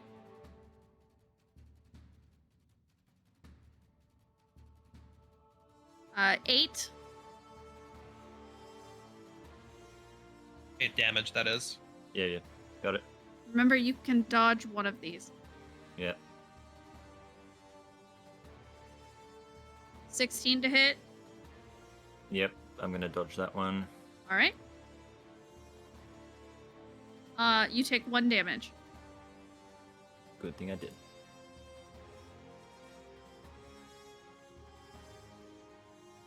$18 to hit. Yep, that hits. 4 damage. Yep. 15 to hit. Defender wins. Now Lila's turn. Let's you do it. can see A from where you are because you're still on that rock. Uh-huh. But to get to B, it would have to shoot through Hildar. I'm gonna shoot Hildar then. Okay. No, I'm gonna shoot A. I'm gonna do a little something different. I'm gonna shoot it. Oh, that's not good. 14 to hit. Do you get advantage because I can't see you from where it is? Yeah, I unless thought you you're did. really Can it visible. see me? No, you're in the shadows. Okay, let's do advantage then. And it's worse. It's a 12. So, and that's a nat 1. Oh no. Oh no. You Oh, it was slip a on a 7. rock. God, I'm sorry. That was a 7. Okay. Not a 1. That's a 17 to hit. I still slip on the rock, That but 17 hits. cool. That's 6 damage, but I have a bonus action. And it's a spell I didn't want to use yet. I cast Ensnaring Strike, which I probably should have done beforehand, but that's okay. Next time I hit a creature with a weapon attack, a writhing mass of thorny vines appears at the point of impact, and the target must succeed strength saving throw or be restrained. We'll worry about that next round. Okay. If I hit. That's it. I'm gonna stay Right. up there on the rock, and I'm gonna yell at Hildar, "Run, you fool!" Fly, you fools! Right. Vivri is going to attempt to hit it with her short bow. 17. She finally can hit something. Yay. Yeah. All right. Shoot it where I shot it. She does 1d6 of regular piercing damage. And then I do 1d6 of fire damage, so 3.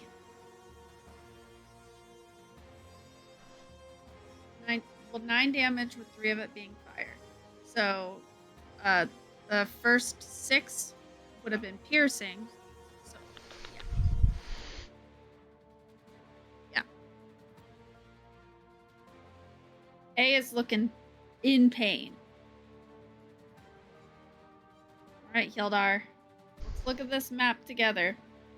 You can Okay. absolutely disengage off these stairs. I will. Okay. By a sec. And I would highly suggest using dash. Bonus action, disengage. Main action, dash. Alright. Where do you want to dash to? To you, Northerra. I would dash further. Keep dashing. Use your whole movement. Lilith. Come to me. Come That's- to me, that's where you clumsy get dwarf. it. Mm-hmm. You have so many holes in your clothes. Yeah. That's my turn, Dave. You have at least one testicle hanging out. Oh god. I'll be right back, real quick. Okay.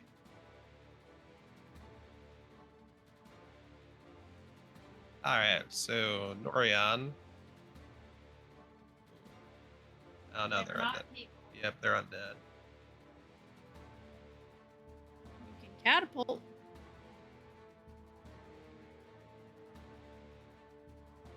You can firebolt.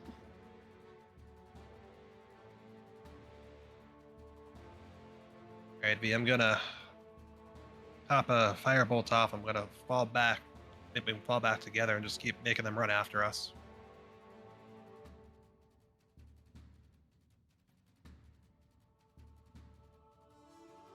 So go towards A, nat 20. Roll that critical damage. 20 fire damage. How Oh, hello. do you want to do this?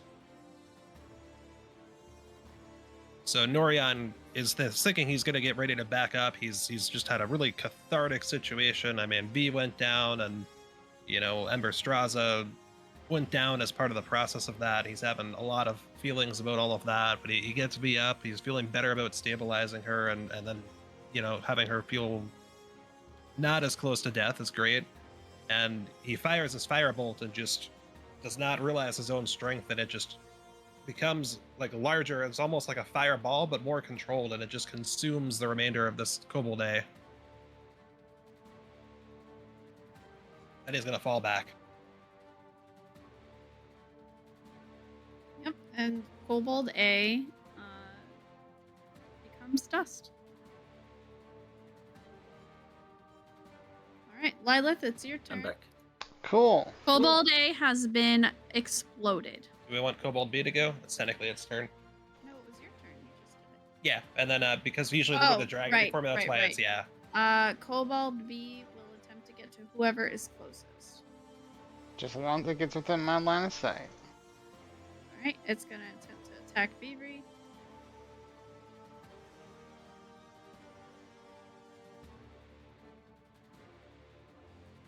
Ten misses. 17 defender wins. All right, and now we are at Lilith. Shooting it. Shoot it. 25 a hit. 25 hits. 9 damage. 14 a hit. 14 misses. 14 misses. Boo. Okay. Did you have that thing that you talked about last round? Yeah, roll it. Oh, I Okay. see. Hang on. Yeah, my bonus action. Since the first one hit, ensnaring strike. Next time you hit a creature with a weapon attack before the spell ends, which is up to 1 minute, The point of impact, the target must succeed a strength saving throw or be restrained by magical vines until the spell ends. The strength save on that is 13. It got a 14. Oh, okay. A little global that could, dang. Vines sprout out and try to wrap around this thing, but there's just slimy, yucky, gross bones that aren't slimy, yucky, or gross or dry. Yeah, since this thing is in melee with Thievery, she's gonna pull out her dagger. She's gonna 25 to hit. She's gonna sniffle, rub her back She of her hand has, against her mouth, remove the blood, and say, "What you 6 got? piercing. What you got? You wanna go?"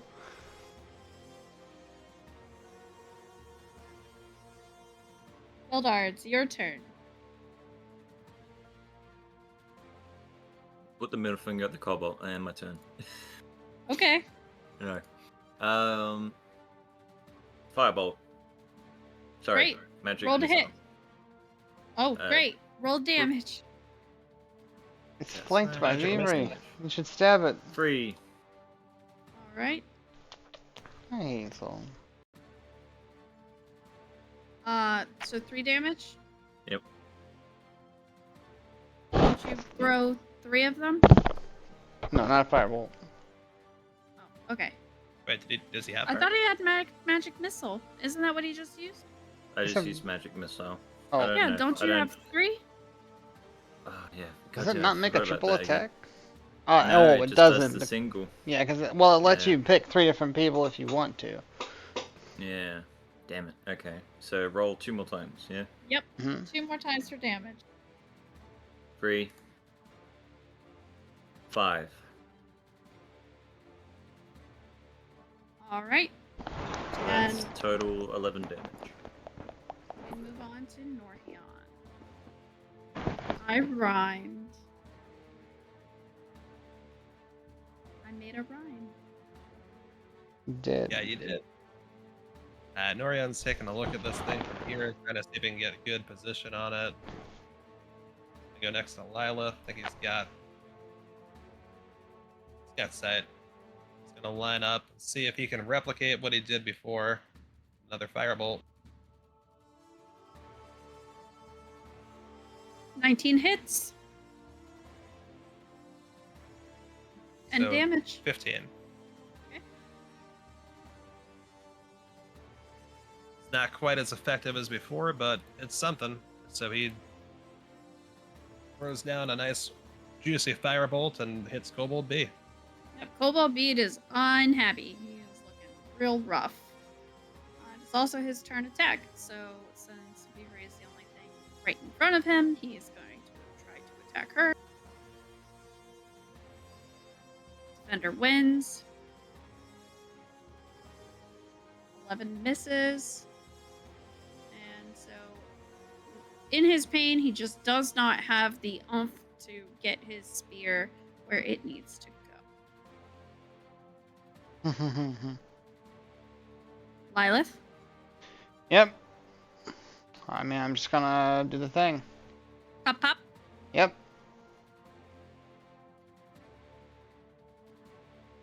Rolling. 23 to hit. 23 hits. 5 damage. 25 hit. 25 hits. 8 damage. How do you want to do this? Gosh, I've been pelting so many things. I've just been drawing arrow after arrow after arrow after arrow. And I'm sinking arrows into this thing, just completely fed up with how it's still standing. And the final arrow that leaves the bowstring just catches it through the eye socket, and it just falls over flat. Nice shot. Excellent. I'm going to sit down on the cave floor and do nothing.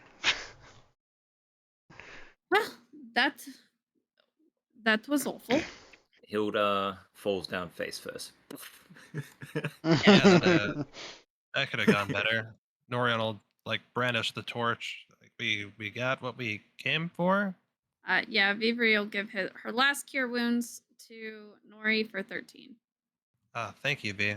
We should take care of you first, but I appreciate it. That thing We even still still have lit? to. Yeah, surprisingly, yes. The torch is laying on the ground where Norian left it, and it is still burning. Mm. All right. Do we start to head out? We do. Track 9, by the way. Track 9 coming up. All right. Okay.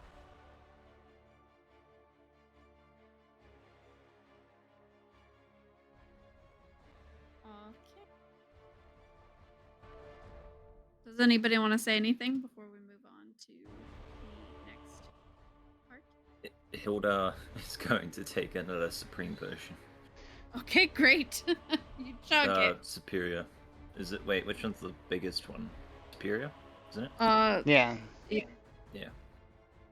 Okay, there we go. Reduce that. So 8 d4s.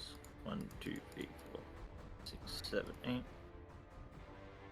Carrying your torch, shadows cling like cobwebs as you resurface from the depths of Thestretson.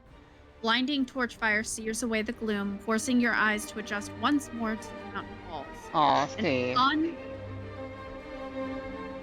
You. Oh, wow, thanks, Steve. That's Thanks, so Steve. sweet. Merry Christmas to you too. Happy Uldren Lar to you, Steve. You the man, Steve. An uncanny stillness weighs where once travelers hurried in endless streams. Only the echo of your footsteps rebounds across the now empty carved pathways. A trio of guards await around a station adorned with the donkey and hammer insignia, their obsidian armor swallowing the light in muted sheens. They turn as the one from your flame-wreathed party, recognition dawning as they drop to nailed knees before Norhian. Fists strike the armored chest and echoing salutes. Well met, your grace, intones the one center. The path has been cleared. We are ready for the run. Thank you all. Everyone, are you prepared to run? Even So, stepping out from the yawning maw of the obsidian underpass, you emerge blinking into a spectacle of dancing brilliance. And we're going to switch backgrounds. Okay. I Which believe one? it's the right music. Do we have the right music up? 3. So we'll go to track 10 and background number 3. Okay. The sky is awash in ruddy shades of orange and crimson, which appear to lick hungrily at the towering obsidian walls looming directly ahead, setting the slick black stone aglow. Behind you, the jagged peaks of the snow-dusted mountaintops are kindled with otherworldly gold, as if some heavenly forge blazes just out of sight. This is a soul-stirring panorama, the sheer rock faces on all sides framed by the fire of the firmament. The very air itself seems to vibrate with the crackle. This sundown burns more vividly than even the brightest, most beautiful Northerran sunset you have seen since being here. Is there anything you'd like to say to each other now that you've emerged from the cave and to see this sunset? I can finally see the sun. And Hilda tilts his head back, trying to not fall back. It is beautiful. I can't wait for this thing to go down. Seems as if the dragons are thanking us for freeing them of the thrall of Nibble. Onyx Road unfolds, stretched taut with anticipation, flanked by exuberant throngs of spectators awaiting the imminent moment that will unite all present in shared celebration. Kobolds line the barricades in front more than the others. Their scales and skin of many colors shimmer as hundreds jostle for unobstructed views. The tumultuous roar of the crowd resonates within your very bones. Impatient cries mingled with enthusiastic whistles and foot-stomping rattles loose gravel. A living ocean of eager faces are washed with waves of profound delight at the sight of this torch. As you gaze down the long route ahead of you, you glimpse banners, archways, and hovering globules of fairy light. Every building front gleams, scrubbed free of grime and age, and Sinus shines with their freshly gilded glory. Doors are adorned with feathered wreaths. Windows have boots hanging from decorative cords in the windows. All the festive decorations of the Festival of Stars seems to sing in chorus with this crowd. As you wait, stealing nerves against the pounding, relentless cheers, this is more than just fealty shown to a subject to a prince. Here is a desperate hope kindled, a prayer woven of countless minds that echo through even the hardest mountain of stone. You notice Lord General Mustakrakish standing to the side. Let our unselfish unity be the sparks to light your way from shadows at long last. Blazing in his onyx gilded glory, the general draws up to his full 4'11" height, which is unnoticeable due to the formidable presence that he exudes. His crimson scales glint blood bright against the polished obsidian plate etched in writhing gold, garnet points capturing any stray light across pauldrons and breastpiece. Hammer and shield both gleam ceremonial gold embossed with Northerra steel. At his flanks stand 3 elite guards resplendent in their own dark raiment, ruby standards undulating with crisp movements. Their synchronized salute resounds through the air, 3 hammers striking 3 shields in echoing unity. Bong! Bong! Bong! Your Grace. All 4 take a knee, dipping their heads before Norhion before standing. The run is ready. Thank you, Lord General and everyone. Norion turns to look behind him, waits. And here is a picture of Lord General. Oh my. And here He's a is big the guy. honor guards. Yeah, he's a big guy. He's a large kobold.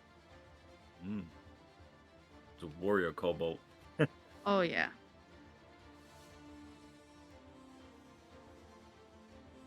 Are you all prepared to run with me as we take this celebration?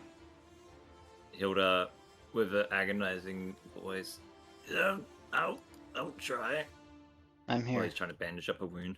Thank you, Lila. Thank you, Hildar.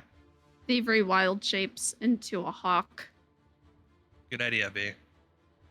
That's acceptable. All right, everyone. Let us run. Thank you, Lord General.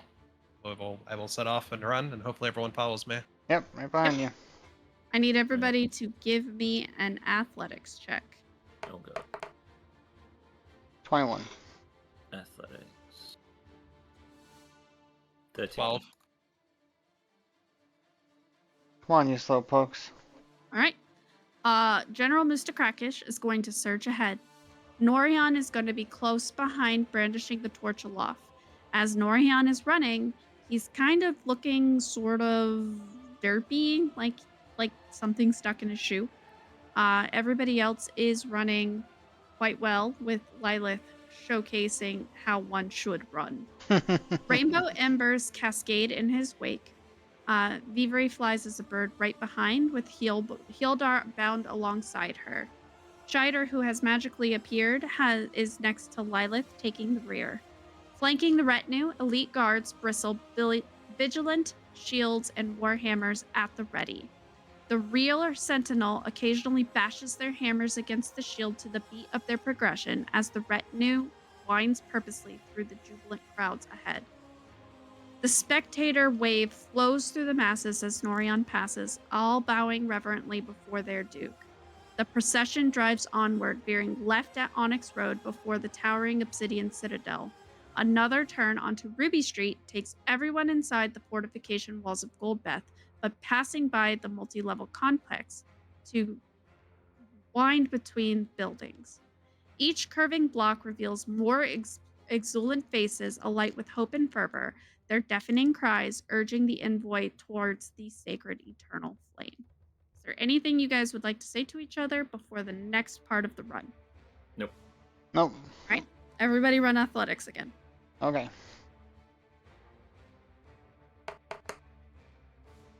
22. Athletics. Oh, it was almost nat 1. That would've been Well, so funny. it's 1. Unnatural one. All right. Hildar, you are getting really tired. So as you're running, You're like huffing. You're sort of starting to fall behind, but the guard is not really letting you. The one next to you lifts you up by your arm and forces you to keep running. Norion has kind of found his rhythm, and he's kind of making it a little bit smoother, but it's not that great. And of course, Lilith is showing everybody what it means to run. Finally, you slow as you approach a wide opening. Normally, this section of outdoor Golbeth is an open courtyard. In its center, an ornately carved stone brazier held a flickering rainbow flame. But right now, that brazier is sitting empty, and an elderly yet robust kobold sits behind it at the platform. He wears flowing robes black as night, glinting with embroidered golden and silver stars. A glyph pendant gleams around his neck as red as blood. He stands when he sees your group enter the courtyard. Though stooped with age, authority resonates in each step taken in hand-tooled boots, intricately patterned with feathers and dried grapefruit slices as he steps forward towards the brazier so that his waist is level at the top of the filigree.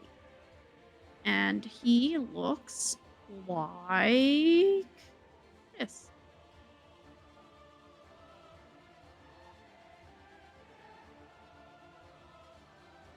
And here's the brazier.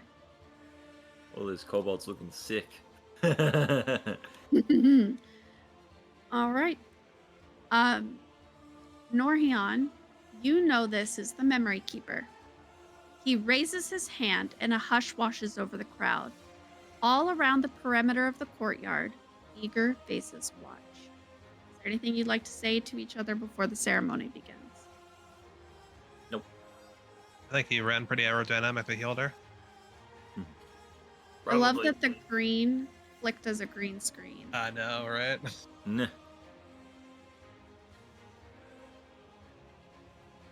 Right. Night at this point has fully fallen over Goldbeth. The Memory Keeper takes a deep breath, a serene smile spread across his face. Those of the North, hear me. We stand at the precipice between shadow and light this long night. The eternal flame before us, as undying as our resolve, marks the turn from darkness into hope renewed. For over 1,000 strong hands have worked so that we may assemble here, never faltering, while the stars wheeled overhead, counting idle seasons. We labored. Now arrives the scintillant hour, catalyzed by the flame's rousing return. Let its illumination permeate all strongholds, cleansing despair, residual pall. Again shall children sing freely, unburdened and unafraid, our beacons in blackest night. This, faithful friends, Providence in its mercy allows. Therefore come, he gestures to Norion. Track 11. Norion will move forward towards him. With the torch uplifted, you are going to relight the sacred fire. Okay? So you're going to come and dip it in. Norion comes and dips the torch in. With torch uplifted, relight the sacred flame, so daybreak's promise to be fulfilled. Then shall we together kindle the future's dawn.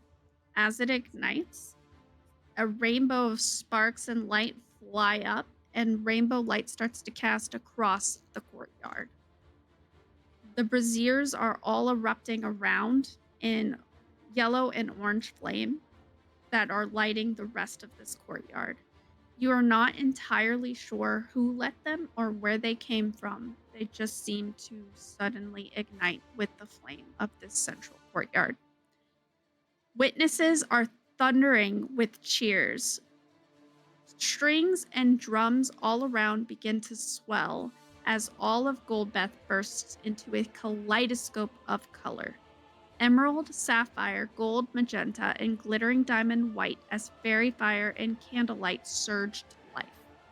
This spreads all across the air with the lights across Goldbeth. The last picture should go up now. In Number these 4. candles, and there is a central tree that is fully lit with rainbow light as well.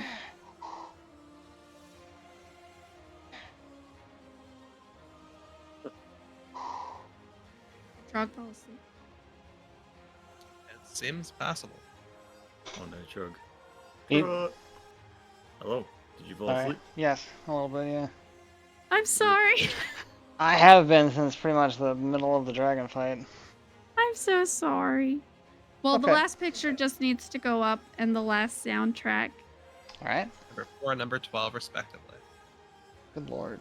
Jumping from 10 to 12. We mentioned for 11, but I think you were sleeping. Oh, yeah, probably. And then the celebration.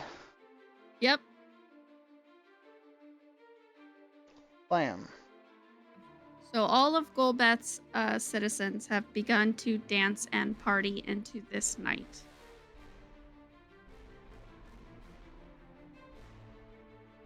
You know what? I'll leave that on top.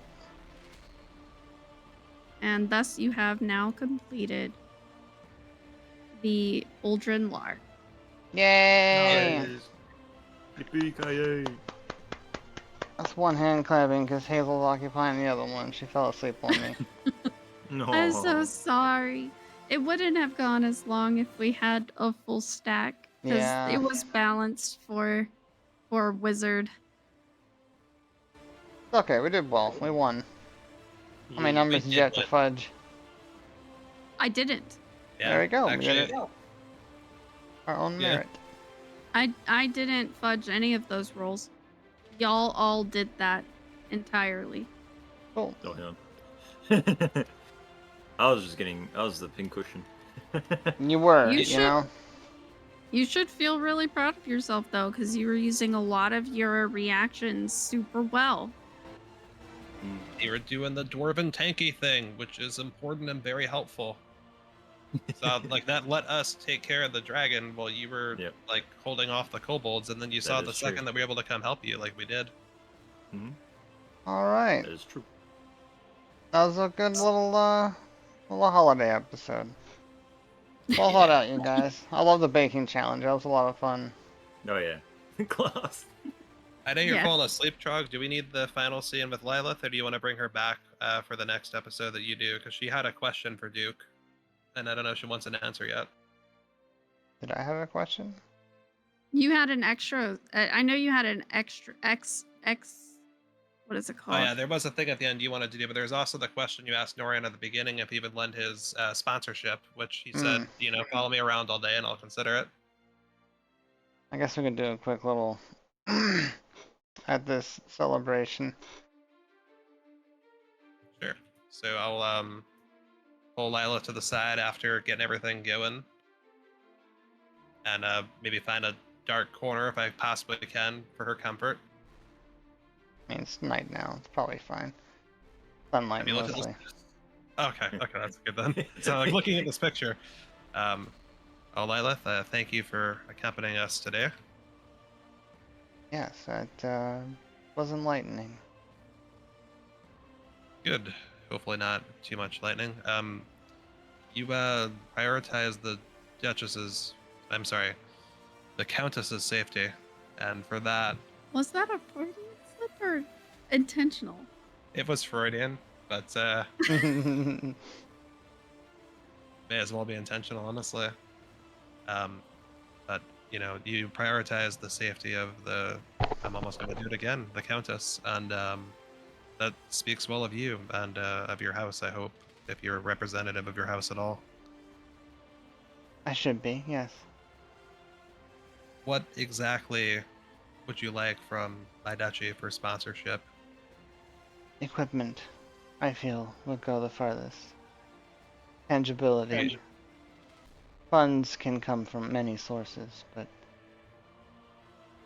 exotic armor, exotic equipment, the weapons, those will stand out the most, I think.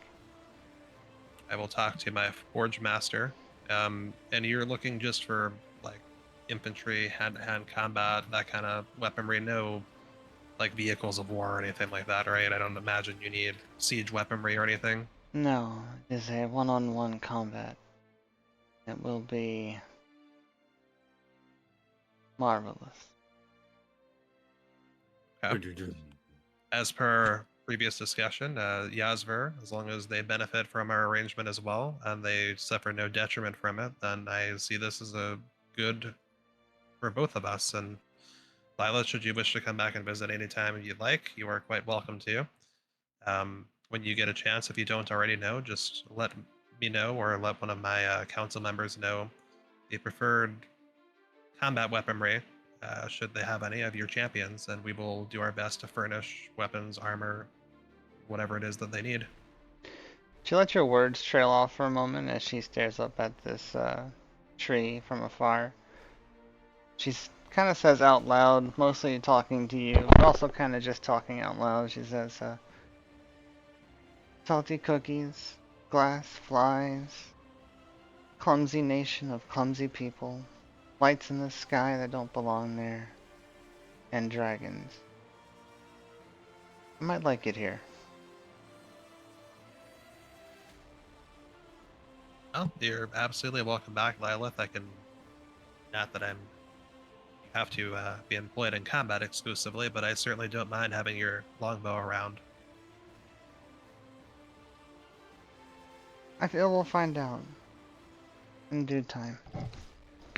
But for now, I should probably return with the good news. Sure. You're welcome to linger should you choose to. I'm sure the good news can wait another day if you'd like to partake of anything, now that it is night after all. I do feel I need approximately 8 hours of rest to recover from our ordeal. Yeah, you shall have it then. When we made that left turn to go through the gates, if you go back there when we were running, you see that large obsidian, well, the obsidian citadel we walked into earlier. Keep walking to the end of that red carpeted hallway, and you will see a bellhop and tell them that you are Lilith and you were here for a suite, and one will be provided for you. She blinks at you and she says, I can't taste the sweet. Oh, sorry. It's like a large room to sleep in, where you have everything you need to sleep and rest for the night. A sleep suite. Yes, I think they actually do offer. Yeah, they do offer suites if you want those as well. I think I shall consume sweets in the sweet sleep. Sleeps. Sweet. Sounds good. Well, I'm gonna go check on everyone else, but please have a good night, Lilith. And if I don't see you again tonight or tomorrow, then have a safe journey back to your house. Well then, until tomorrow. And then she bows real low again. Norian will bow back. Alright.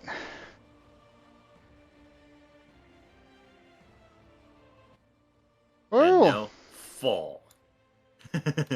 Yay! You did it! Yeah, I only made you fall asleep a little bit. Man, I had a real hard time about halfway through the fight. I felt like I kept good track of it. I had to get up and walk around a bunch. Hazel's asleep in my arms right now. But you didn't put me to sleep. It's 1 o'clock in the morning. Yeah. 2 o'clock in the morning. late. So I've been up for 24 hours. Yay! Merry no, Christmas! not really. Woo! Merry Christmas! Yeah. Thank you Man. for everybody who hung in with us. Yeah, that was a long one. It was a good one. It was fun. It was. You did a really good job. Yeah. Do you want to throw our credits up? I don't have them prepared, so no. No, I Oh, don't. well. Oh, I Pretend there are credits here. Thank you, everybody who joined in, donated, resubbed, especially Steve. You're the real one.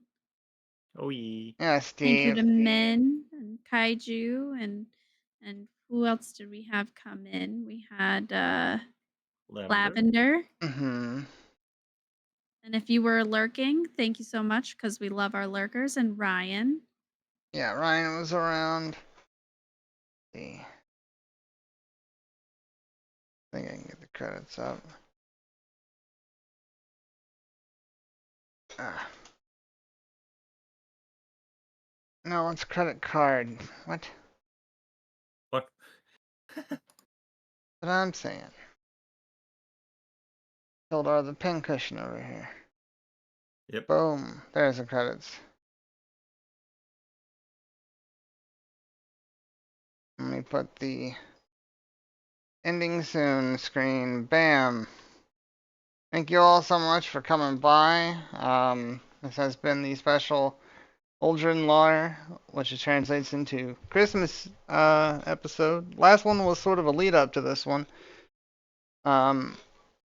Solar and I kind of had a back and forth about, doing a holiday one, and this was the result of that. Her and Taryn worked really hard on this, and it was a good run. It was a lot of fun. It's perfect. Whoop whoop. A lot of good songs, a lot of good pictures, and a whole lot of words. It's really good. Yes. Yes. And then the next holiday special, I'll DM again. It'll be Valentine's Day. Oh, you want to do a Valentine's Day one? That could be fun. Yeah, I'll see why not. Awesome sauce. I better start thinking of ideas now. I did have the Easter one, which I told you about. Yep. You never gave Vivre her flower. I have a plan for that. Okay. Oh, all right. So that's the show, everyone. Thanks for coming by. I'm Trogbane. We stream Saturdays. We do Dungeons and Dragons.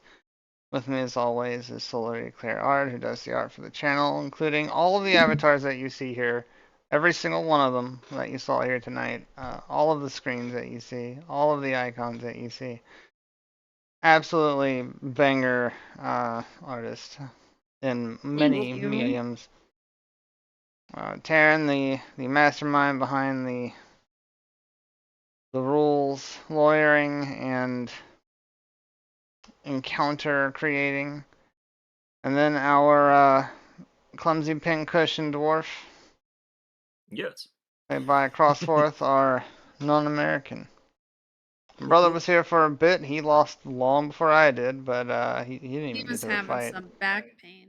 Yeah, his shoulder was killing him because he played VR today. Whoop whoop. But yeah, that was our show. Shouldn't be any problem having one more or another rather. This coming Saturday, be the last one of this year. It'll be the 29th. Yeah. Whoop whoop. Bring in 30th, the actually. new year, sort of, with Dungeons and Dragons. Yep, I think Yeah. it'll be probably we'll start my 2-week vacation plan for you guys, and probably finish up whatever's left of Uldren Lar. So I still have a few things I want to do with it. That being said, let's get the heck out of here. You all have a good night and have a very, very wonderful holiday. Very Merry Christmas. Hanukkah's already over, but hope you had a good one of those. Winter solstice, Yep. whatever. Thankmas, Whatever you can. candle nights, whatever you celebrate. We're going to sleep. Bye. Night.